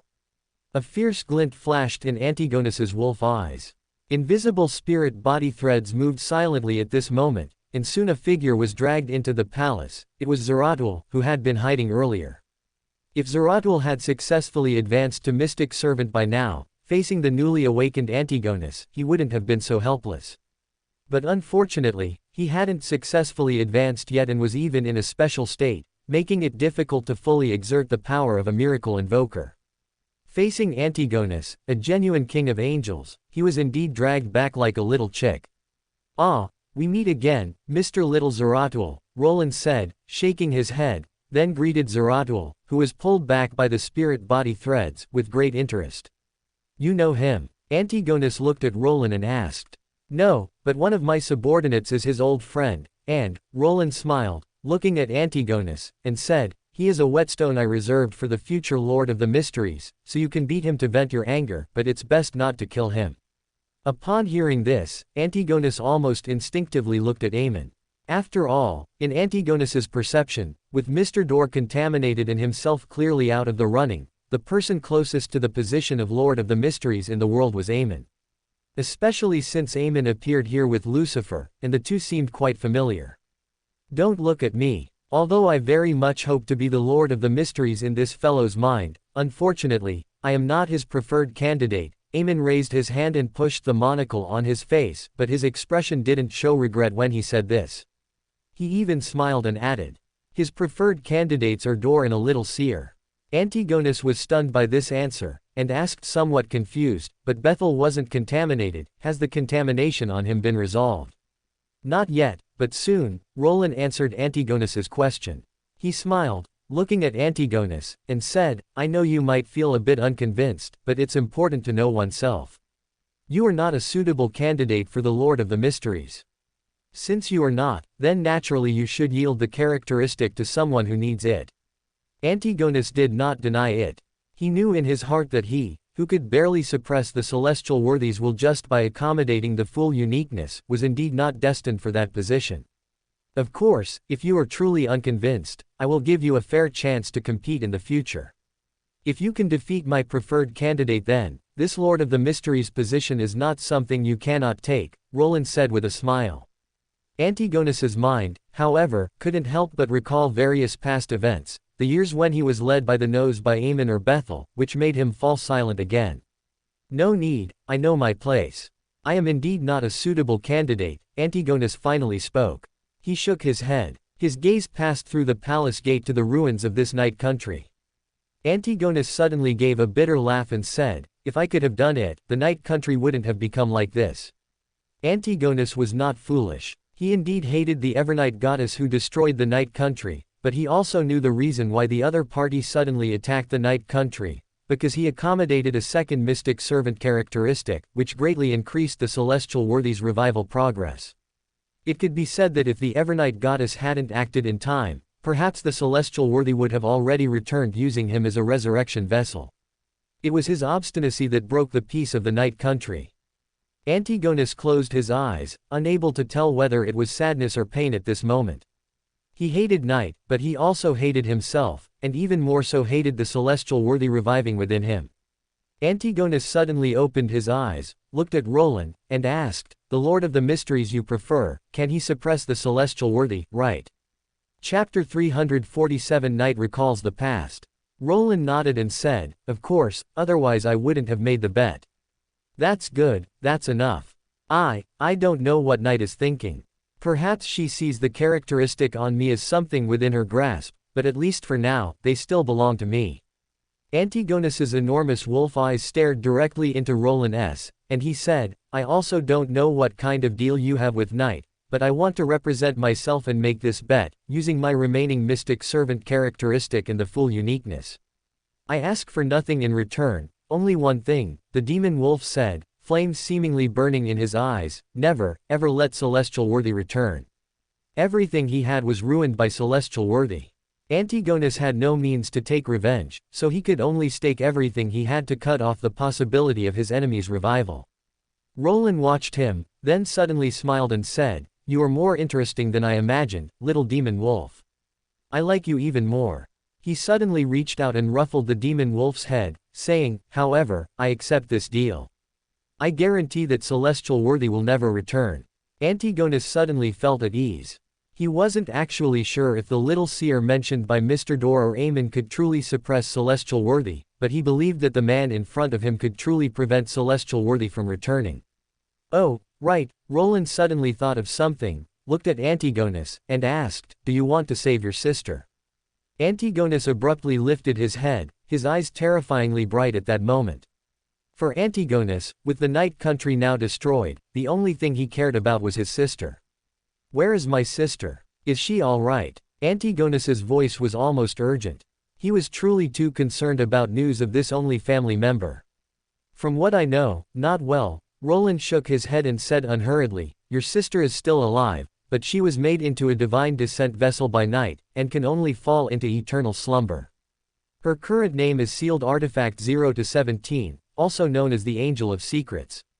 Antigonus opened his mouth. Perhaps due to the great emotional fluctuation, he couldn't even make a sound for a moment. After a long time, Antigonus finally squeezed a sentence through his teeth, "Knight." He then took a deep breath, looked at Roland, and asked very directly, "What do I need to pay?" "Work well for me." Roland smiled. He looked at Antigonus and said, "I am a very conscientious boss. As long as my employees work diligently for me, I don't mind giving them some rewards. As for how to get Mother of the Sky from the Evernight goddess, this was never a problem for Roland. Since Night had given up on Antigonus, it was naturally impossible for her to hold onto Mother of the Sky tightly, it was just a matter of another transaction. Roland didn't mind putting in a little more effort for his favored pet. Hearing Roland's words, Antigonus breathed a sigh of relief, then thought of something and said, "My sister is more capable than me. Although she's not as strong as I am, she used to manage the Night Country. After my sister is rescued, she will definitely become a good subordinate to the Lord." "You and your sister really have a good relationship." Roland glanced at Antigonus when he heard this. He could, of course, tell that the other party was trying to increase Mother of the Sky's value. "My sister accompanied me for many years," Antigonus did not deny it. He lowered his eyes, feeling a mix of nostalgia and melancholy. After his father, the destruction demon wolf, fell, Antigonus and his sister, Mother of the Sky, relied on each other. They went through the most difficult second epic together, hiding in the third epic, and finally welcomed the most beautiful fourth epic, yet everything came to an abrupt end. "You look like you're about to cry," Roland commented, looking at his dejected appearance. Then he smiled and said, "Do you want to beat up Zeratul? If you do, do it quickly. After you're done, we'll go see Night and talk about how to redeem your sister." The previously dejected demon wolf instantly perked up. If this were an anime, flowers would probably be floating around him. So a few minutes later, the previously bustling mist town became quiet again. Only Zeratul hung from the ceiling like cured meat. He had not been made into a Beander puppet, on the contrary, his consciousness was very clear, but he couldn't break free from the restraints on his body. He could only hang there helplessly. It was estimated that if no one let him down, he would probably be hanging there for many, many more years. "Zeratul. So why am I the one getting hurt? Although I had my suspicions before, I must say, you always manage to surprise me, Lucifer." In Night's divine kingdom, facing Roland's second visit and his accessory, the Evernight goddess's expression wasn't too surprised, but still held some emotion. Her gaze fell on Antigonus, who was crouching behind Roland in his demon wolf form, as if he were leaning on the former for support, but deep in his eyes, there was still fear. The Evernight goddess suddenly smiled. She remembered many years ago, during the second epic, Antigonus was not yet accustomed to moving in human form, so he maintained his demon wolf form year-round.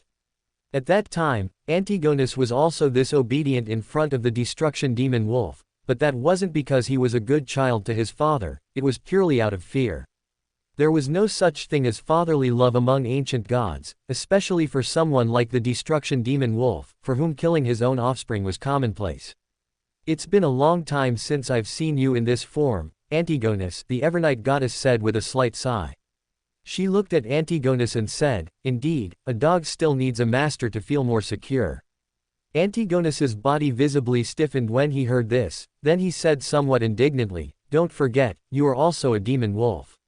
You were once your father's running dog, only you, this wicked dog, chose to devour your own master." "No, I am not a demon wolf. I always remember that I am human." The Evernight goddess didn't mind Antigonus's insolence. Her gaze at him was as if she was looking at an ignorant child. The Evernight goddess had indeed never taken Antigonus seriously. This youngest son of the destruction demon wolf was never in the Evernight goddess's eyes during the second epic. Even when he caused some trouble during the War of the Four Emperors, it didn't attract the Evernight goddess's attention, he was merely an experimental subject of Adam and Amon. The Evernight goddess was more concerned with that pair of divine brothers than with Antigonus.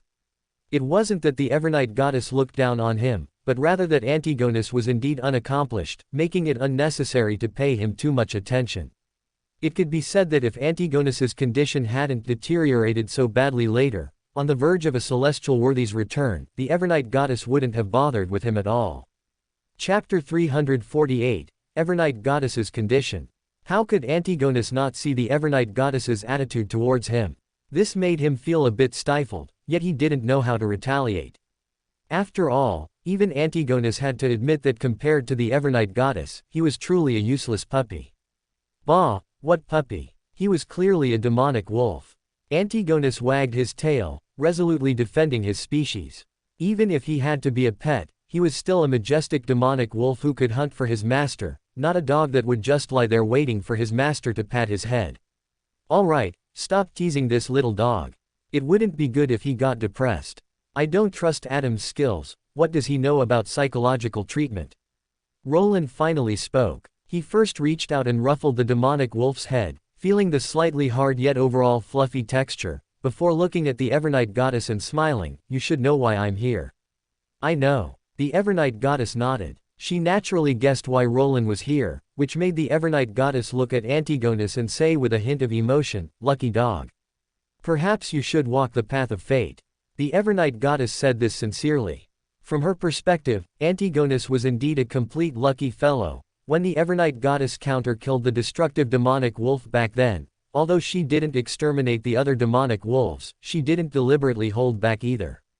In that situation, Antigonus not only survived but also obtained the Lord of Mysteries attendant and full uniqueness. What was that if not luck?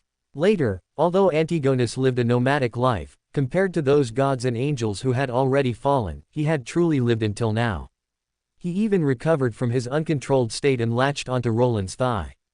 It seemed he could reunite with his family, and his future life had a backer. The entire wolf was a synonym for luck. Antigonus was stunned for a second in the face of such praise, completely unaware of where he was lucky.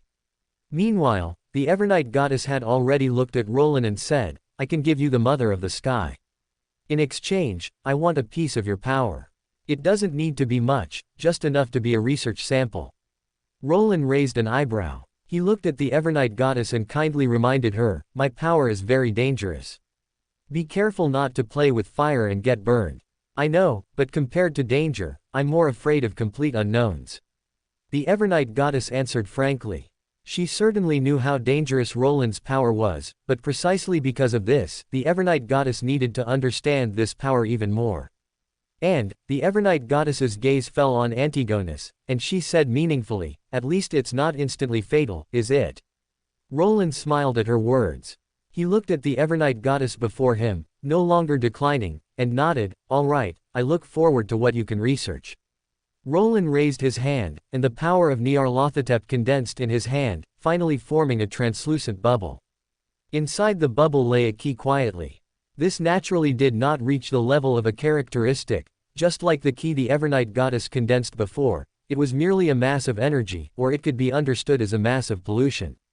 As for the bubble outside, it was a trace that Roland specifically separated from the power of Yog within his body, serving as an insurance to seal Nyarlathotep's power. Roland was not worried about what the Evernight goddess could research.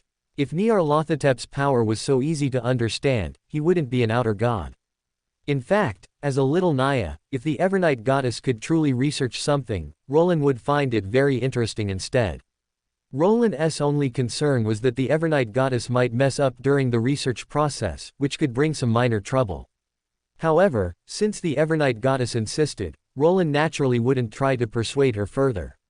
He smiled and handed the key to the Evernight goddess, saying, "Pleasure doing business. The outer bubble is a seal. As long as my power is within the bubble, it is safe." Pleasure doing business. The Evernight goddess took the key. She lowered her eyes, feeling the danger of the power in her hand, and pursed her lips.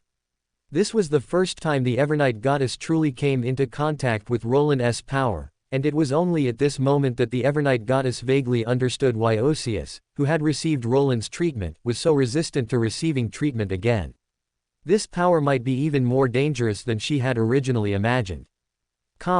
The Evernight goddess was a very trustworthy person, so after getting what she wanted, she naturally didn't delay and quickly released the Mother of the Sky as promised.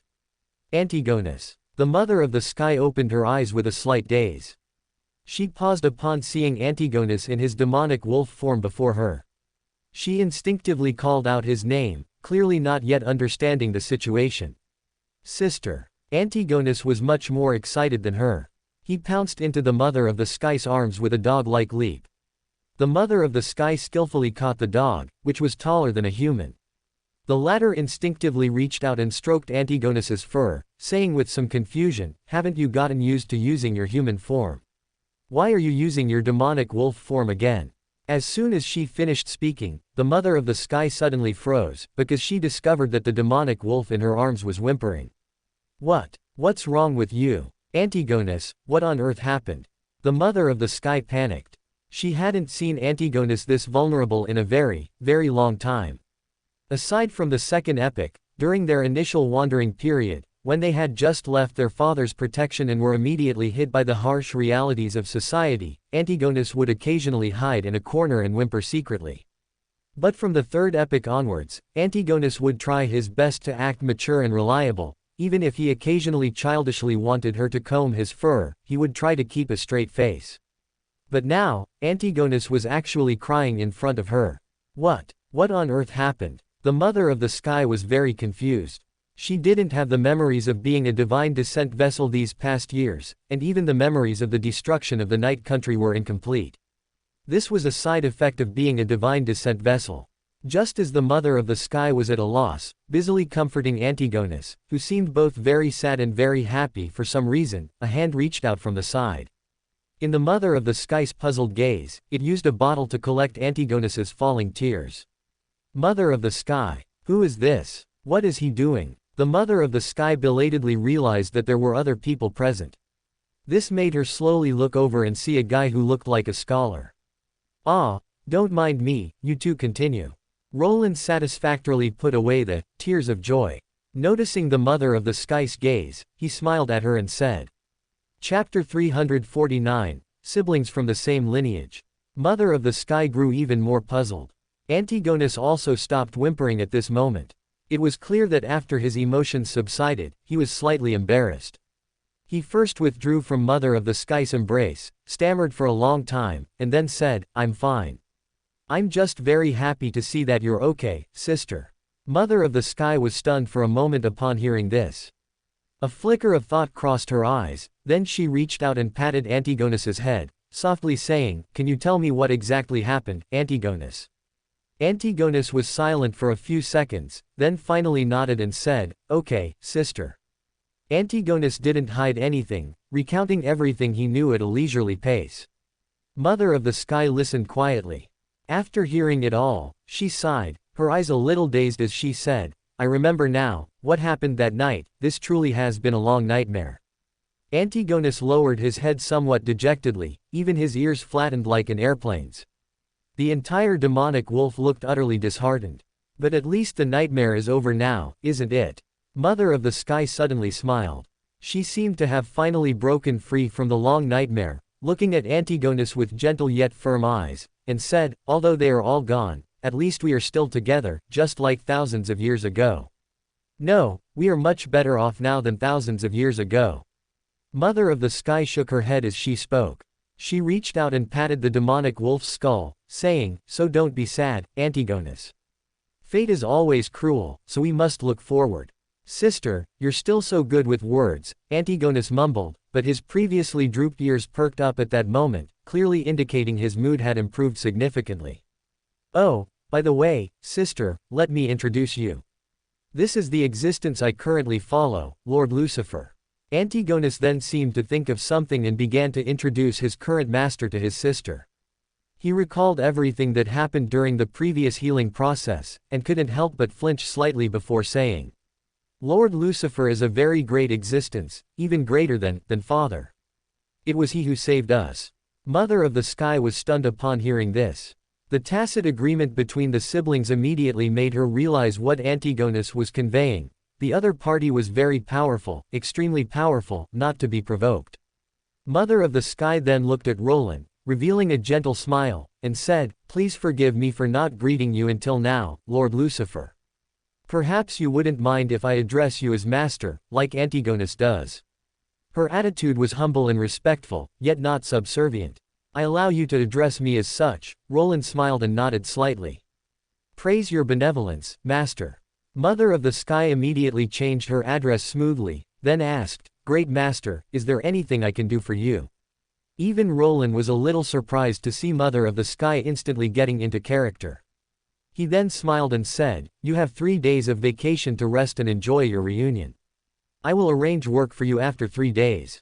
Furthermore, Roland paused here, took out a small booklet from his interspatial space, and handed it to Antigonus while saying, "I don't like people who don't follow rules. These are the rules you must obey if you are to follow me. You had best engrave them in your heart, otherwise, I wouldn't mind having another angel's characteristic as a collectible." This booklet was not something Roland hastily put together. It was one of the teaching materials he had compiled when reforming the numinous episcopate members. Considering that Antigonus and Mother of the Sky, as natural mythical creatures and old-timers from the 4th epoch, might have some undesirable habits, Roland simply made things clear to avoid any trouble they might cause later, which would make things difficult for him. After all, Roland was genuinely fond of his new pets and wasn't keen on replacing them anytime soon. Of course, Roland wasn't really worried. After all, neither Antigonus nor Mother of the Sky were the kind of brutal angels who enjoyed wantonly killing innocents. Even without a reminder, they wouldn't necessarily bother ordinary people. With a reminder, given the cautious nature of these two, it would be even less likely for them to do anything that violated Roland's bottom line. Antigonus's fur bristled when he heard this, not from anger, but purely from fright. He took the booklet without a second's hesitation, nodding repeatedly, "Please rest assured, we will definitely obey your rules and never violate them." Mother of the Sky, who was beside him, did not have the deep psychological shadow of Roland that her brother did, but she also said with humble obedience, "Your will is our will." Roland looked at the sensible demonic wolf siblings and smiled, saying, "You can come find me here in 3 days." He then gave them a few addresses and briefly introduced his honorific name, as well as Fool's honorific name, saying, "Of course, if anything happens during this period, you can also contact me through these 2 honorific names." The demonic wolf siblings nodded repeatedly. Roland also had no intention of disturbing the warm reunion of the demonic wolf siblings. He merely glanced at Amon beside him and said, "Are you planning to stay here and catch up with Antigonus?" "Why not?" Amon raised a hand to push up the monocle on his face, asking in return with a very frank attitude. "As you wish." Roland glanced at him, nodding indifferently. Even if Amon had some ill intentions, Antigonus was, after all, and king of angels with uniqueness, so he wouldn't even lack a chance to call for help. So Roland then left decisively. All the objectives of his visit to Antigonus had been achieved. Not only did he acquire a pet and a subordinate who seemed very skilled in internal affairs, but he even obtained a portion each of despair's memory, sorrow's emotion, and joy's tears. The first 2, Roland had conveniently taken a portion of when he healed Antigonus. Although these 3 items, all coming from Antigonus, could only have one used in the concoction of the Joy Believer potion, it at least gave Roland more room for error. And after Roland left, Antigonus's gaze immediately fell upon Amon. The demonic wolf, who had just been very docile, now showed a hint of danger, saying, "I don't think I have anything to talk about with you." "Don't say that, Antigonus. We can at least be considered old friends." Amon smiled and said unhurriedly, "And don't you want to understand the master you currently follow more deeply? Compared to you, I am much more familiar with him." Chapter 350. You are not Amon, who are you? When Antigonus heard this, he fell silent. He indeed desperately needed information about Roland, not for any other reason, but because he would be working under him later. If he didn't understand his boss and accidentally triggered some taboo, he would be finished. But Antigonus looked at Amon suspiciously and said, "Are you that kind-hearted?" Antigonus was not like those fools who had never encountered Amon. As Amon's former colleague, he understood Amon's wickedness too well. Would such an existence suddenly be kind enough to help him? Antigonus didn't know if others believed it, but Antigonus certainly didn't. "Your suspicion truly breaks my heart," Amon said, yet his expression showed no sign of sadness. He adjusted his monocle and said, "On this matter, I have no ill intentions, I just genuinely want to help you." Amon's words were not a lie, he genuinely had no ill intentions this time.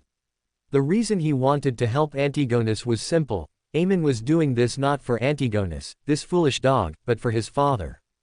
Amon knew that Sun God was working hard to create anchors for Roland, and Antigonus, this foolish dog, although Amon didn't know what Roland saw in him, he indeed caught his eye, even if it was in the form of a pet. Since that was the case, why shouldn't he give them a push and make the relationship between this master and pet even more harmonious? You, who are you? You are not Amon. Antigonus had no idea what Amon was thinking.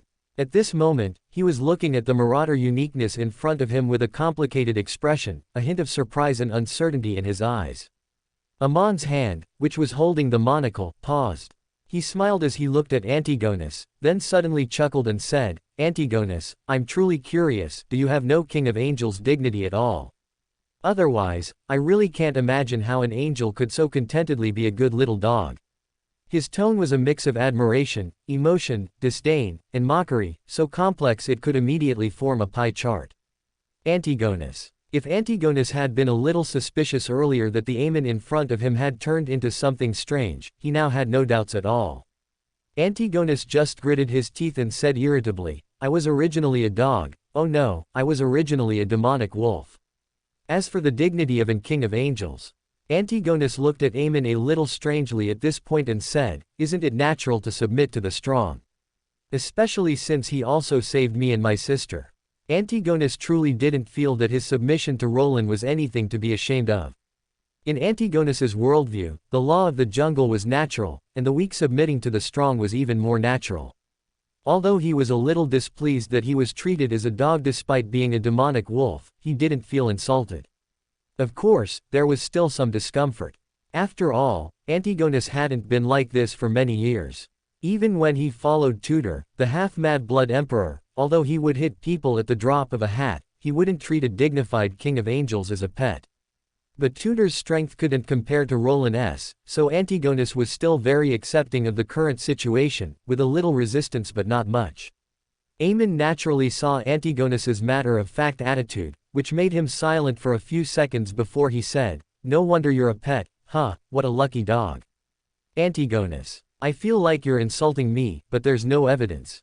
Hey. Amon suddenly chuckled, then continued, friendly reminder, the master you are currently following doesn't like to be called he. Lucifer prefers to be referred to as him. While Amon was giving Antigonus some tips for getting along with Lucifer, Roland went back to sleep.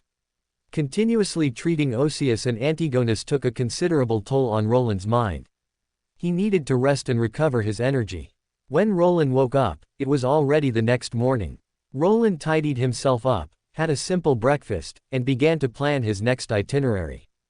Besides balancing Mr. Door's internal pollution, the more urgent matters left are only retrieving Little Two, digesting the scriptwriter potion, and collecting materials for potion preparation.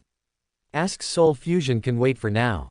Roland pondered for a few seconds, stroking his chin, then his gaze fell on the novel on the coffee table. It was naturally Furz's latest masterpiece, First Class Detective, also known as, Does Mr. Detective Dream of Doll Girls? After Roland's appraisal, this novel was written to a very high standard, especially the love story between Detective Sherlock and the doll girl Lensa, which was full of tension and truly delightful. It was well worth Roland's repeated urging for drafts of this book.